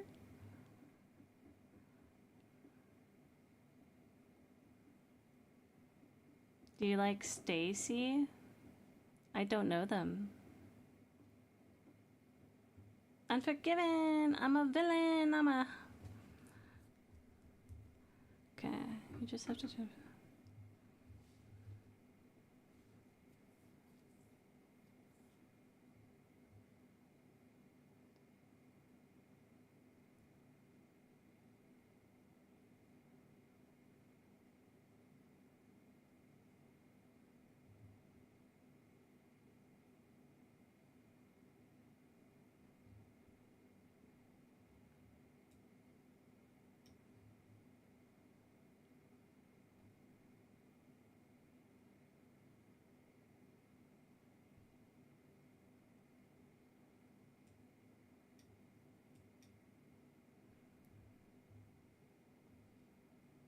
Drop some genuinely enriched uranium in the pool?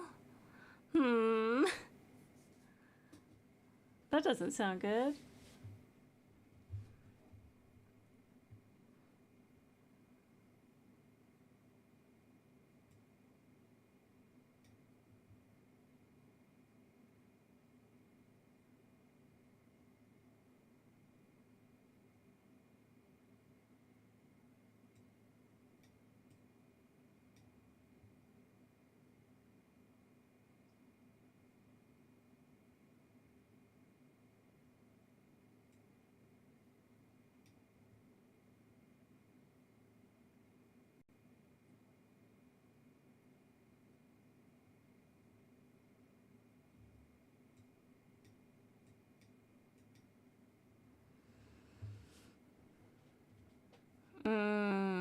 Yeah. True, true, true.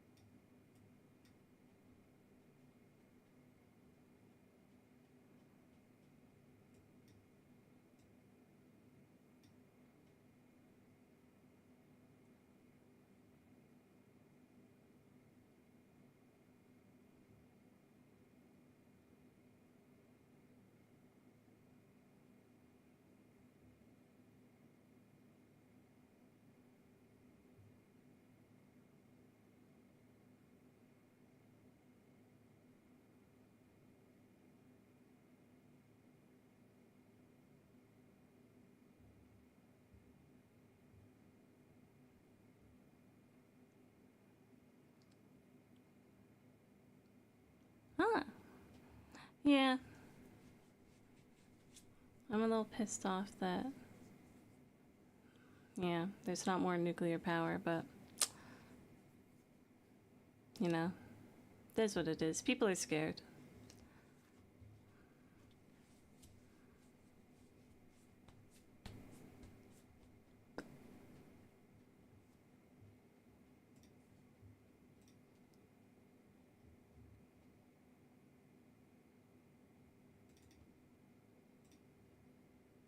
I sent you a song from Stacy. Okay, let me see. Bit bit.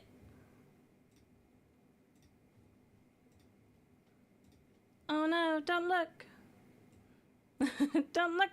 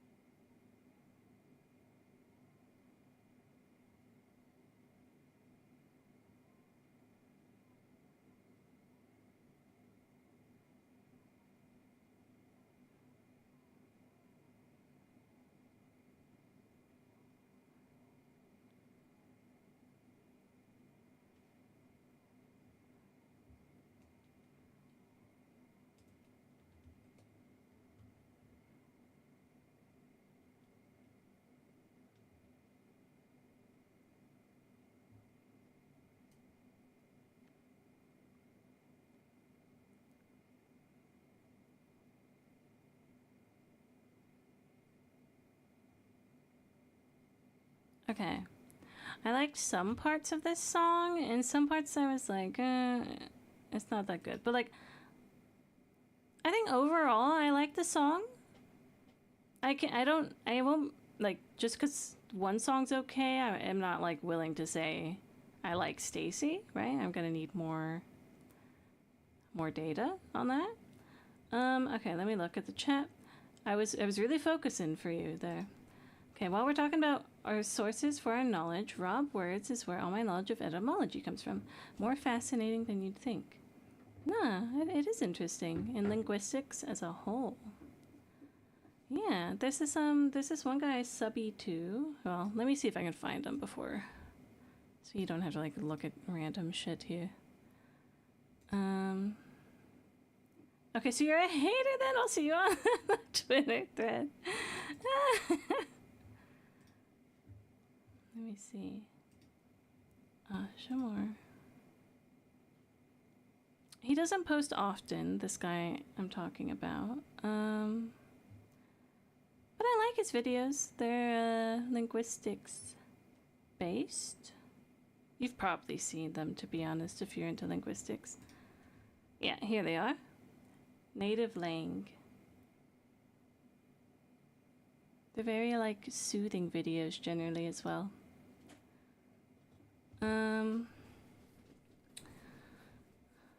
It's actual milk, unlike Yoo-hoo. Yeah, it's milk, sugar, and chocolate. That's it. That's like their motto or some shit. Not their motto. I think their motto is something else, but it's like one of their. Yeah, it's a simple recipe of milk, cocoa, and sugar. Yep, that's it. That is all that is. And you'd be like, how is it that good then? But I don't know. Honestly, like, it's got a nice consistency, not too thin, but not like thick. You know, it's solid, to be honest. Like, it's good. I get it every once in a while. Well, they keep the recipe tight-lipped, like what to do exactly to get it how they have it. So, like, I think it's like, yeah, I don't know. I think they heat it up certain ways or something, or they do something to it. Never heard of Native Lang. We'll be watching. It sounds interesting. Yeah. They have so many videos. Every time one comes out, I'll watch it. But he doesn't come out with videos often, because, I mean, they probably take a lot of time, right, to research. But, yeah. Yeah, tell me which one you watch and, like, what it was about. Or, I mean, I'll look it up, but, yeah, tell me if you like it. Okay, guys, we really gotta finish this, this study. It was not long. All right.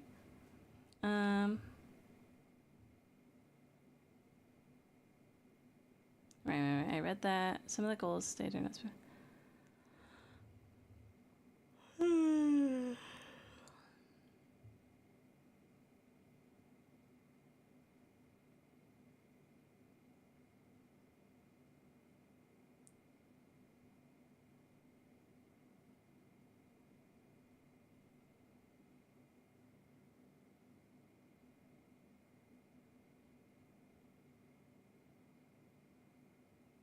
Lock in!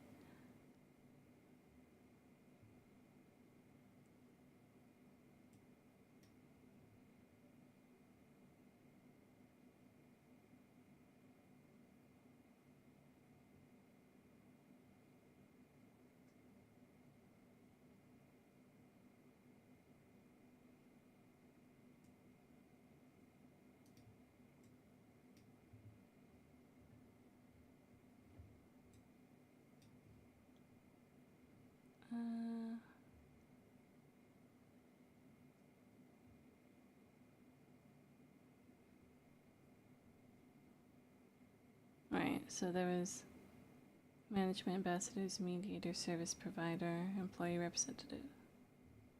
Okay.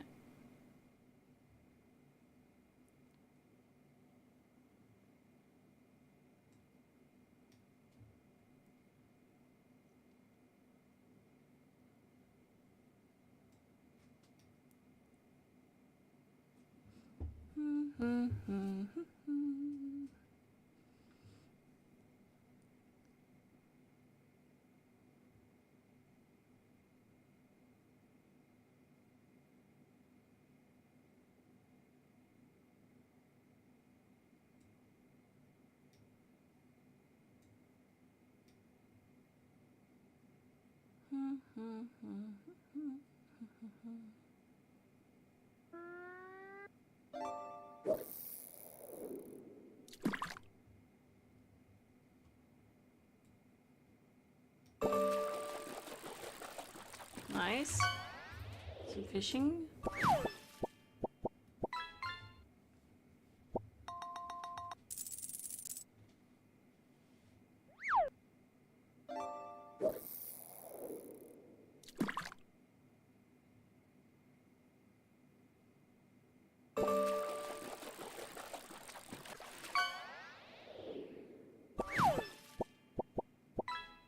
Ooh.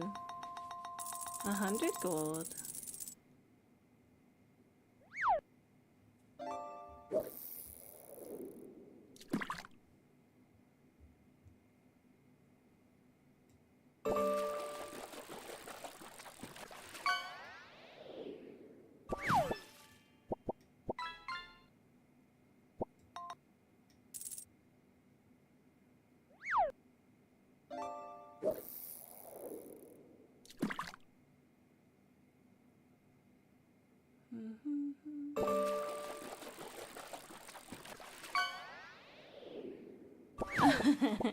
Right.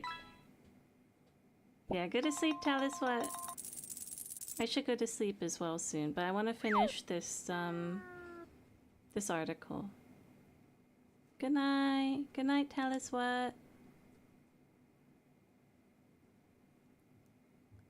I hope you have good sleep. Tschüss, tschüss.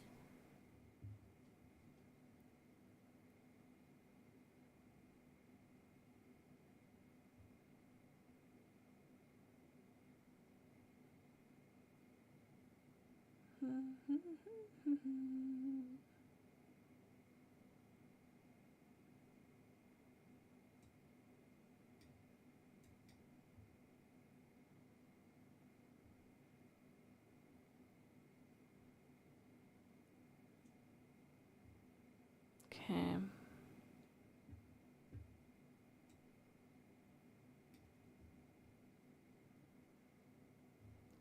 We're essentially done.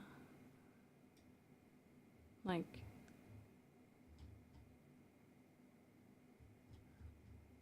I believe. I mean, we can always come back, but I think we're essentially done. So we go over to our little list here. Yay! And put a little check mark. I want to line it up. There we go.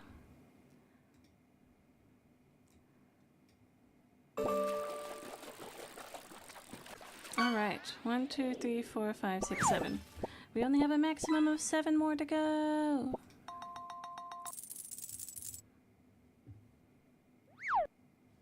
Let's fucking go. I'm so tired. I'm trying to get hyped, but I'm just tired.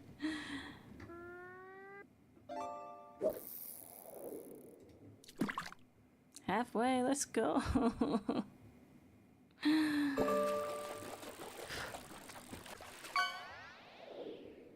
That means we did 1/3.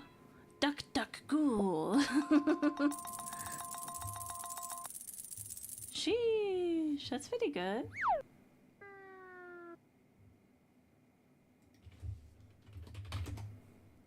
Oh, I have to wait. Okay, what should we put in Cocket Owl here? I'm gonna write in here. I'm gonna put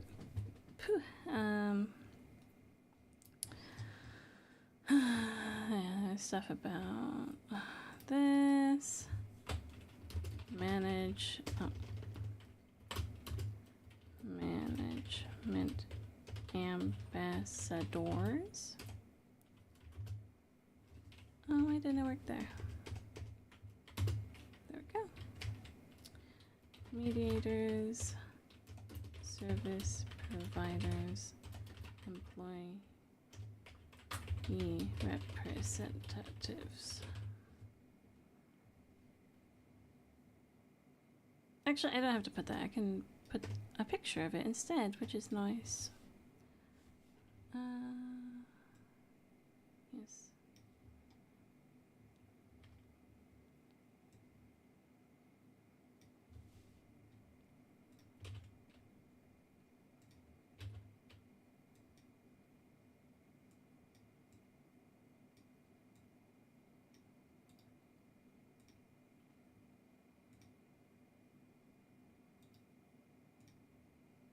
Bring forward. Okay. What else do we want? How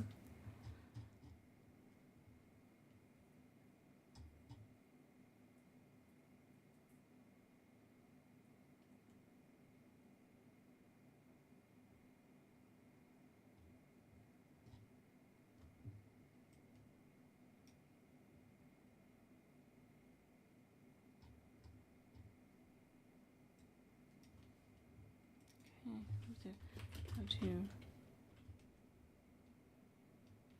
not how to write. It's like from editor's POV for employee magazine.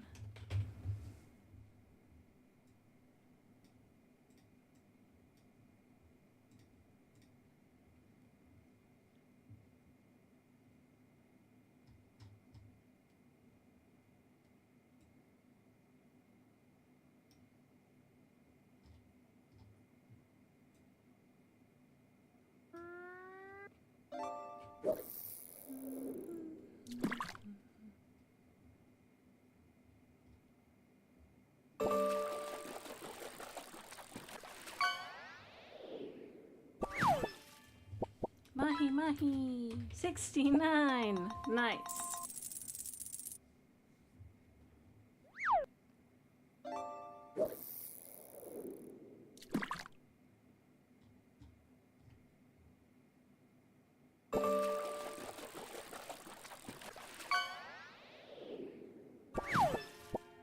Finish fish.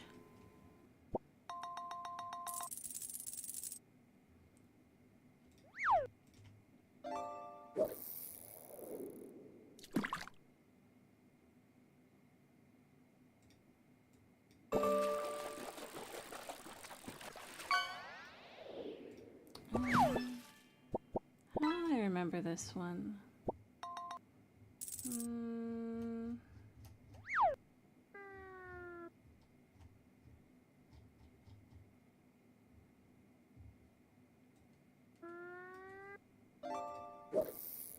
Yeah, I'll let you see it.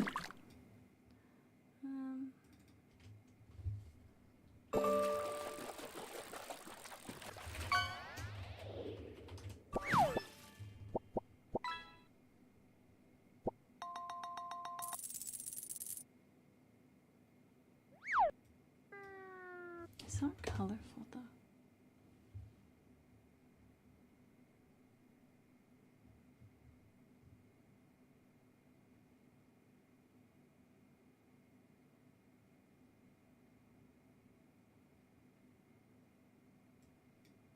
The book? No, it looks lame. What about... Okay, magazine.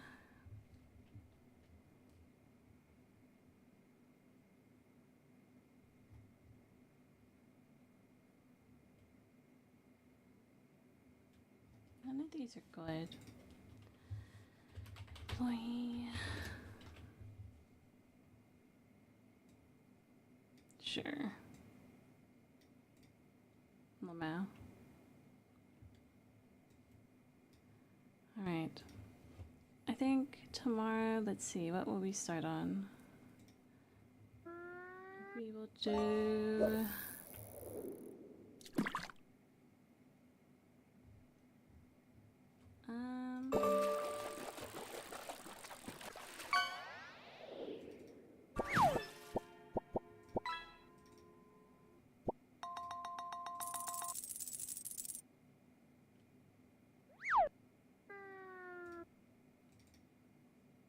Okay, looks like we'll start on the next week tomorrow. Okay, that's fair.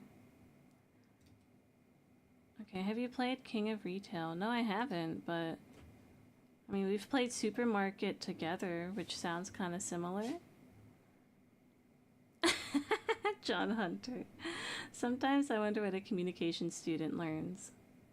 We're about to be done, John, so it's too bad. You'll have to tune in tomorrow. I mean, I still have more to study, so I am not free yet.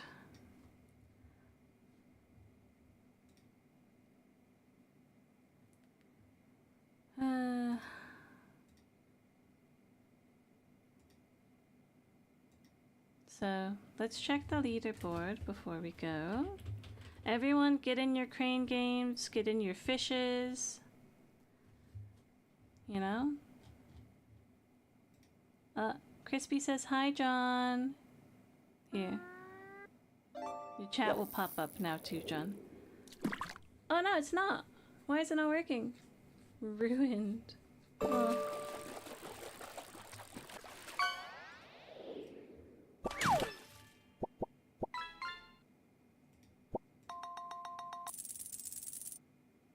Yeah, well. Oh, that one popped up.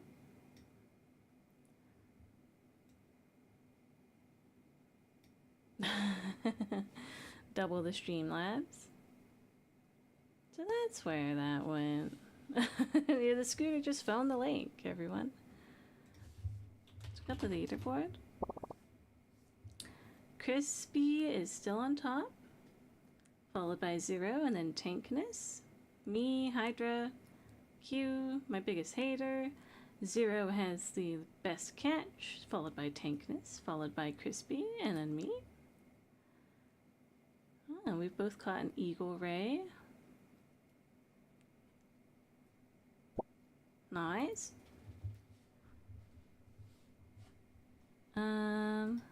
Is there a way to like raffle off a crane game? Crispy's just a better fisher. You gotta bring more Jello next time. Jello it up.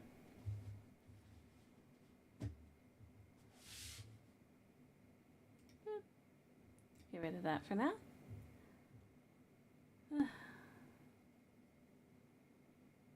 Guess we'll fix our thing for when we start tomorrow in the morning.